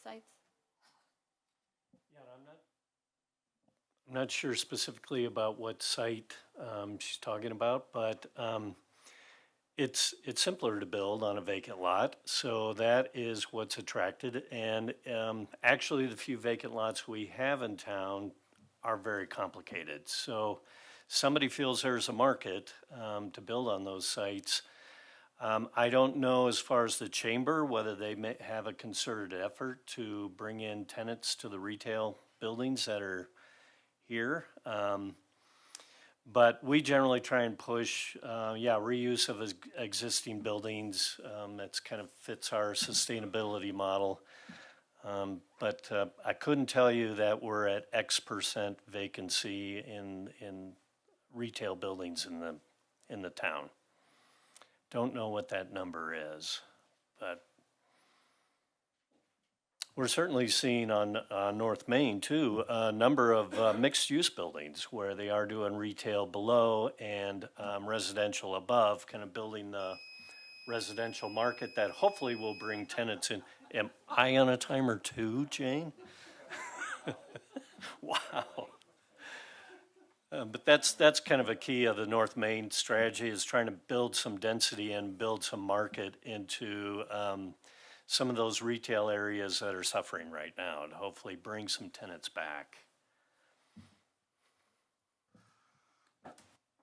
Glenn, I think she was discussing 17th and Pace on the east side, which used to house a Safeway, among others. And that's a struggling shopping center. I don't know if Safeway still owns the property or what's going on there, but that could be a little. Yeah. I'm sure it's top of mind for both the chamber, for your developers, but for your staff. But I think that's what she was referencing. Okay. That was one of them, but there was something near Olympia, which is closer to 66. It's being developed. Forgive me. Yeah, I think the empty properties are at 17th and Pace on the east side. I suspect she was the land that she mentioned removing the prairie dogs is at 66 and Pace on the southeast side. Yeah. I think Commissioner Lakach had something to say. Let me see if I can get that. You got it. I got it? Okay. Thank you, Chairman. Mr. Stewart brought up a question about parking. Could you tell us about parking minimums and parking maximus? How are they defined? Right. So for a retail building or a restaurant that he's referring to, it's a parking maximum. So that number is, I think it's 3 per 1,000. They cannot exceed that, but anything below that number is allowed. So only 3 parking spots Per 1,000 square feet. Oh, square Sorry. feet, okay. Yeah. Right, so I think that number would have been maybe half a dozen for the business he's talking about. But again, we don't require it. So they expanded an outdoor patio, basically. Yeah. Thank you. And yes, you can park in a public right-of-way. So is 3rd Street a residential street, or what kind of street is 3rd? It's a collector road. Collector road. But yeah, there's So they can neighborhoods park on the there. north, south, east, and west. Yeah. Yeah. Okay, unless there's anything further,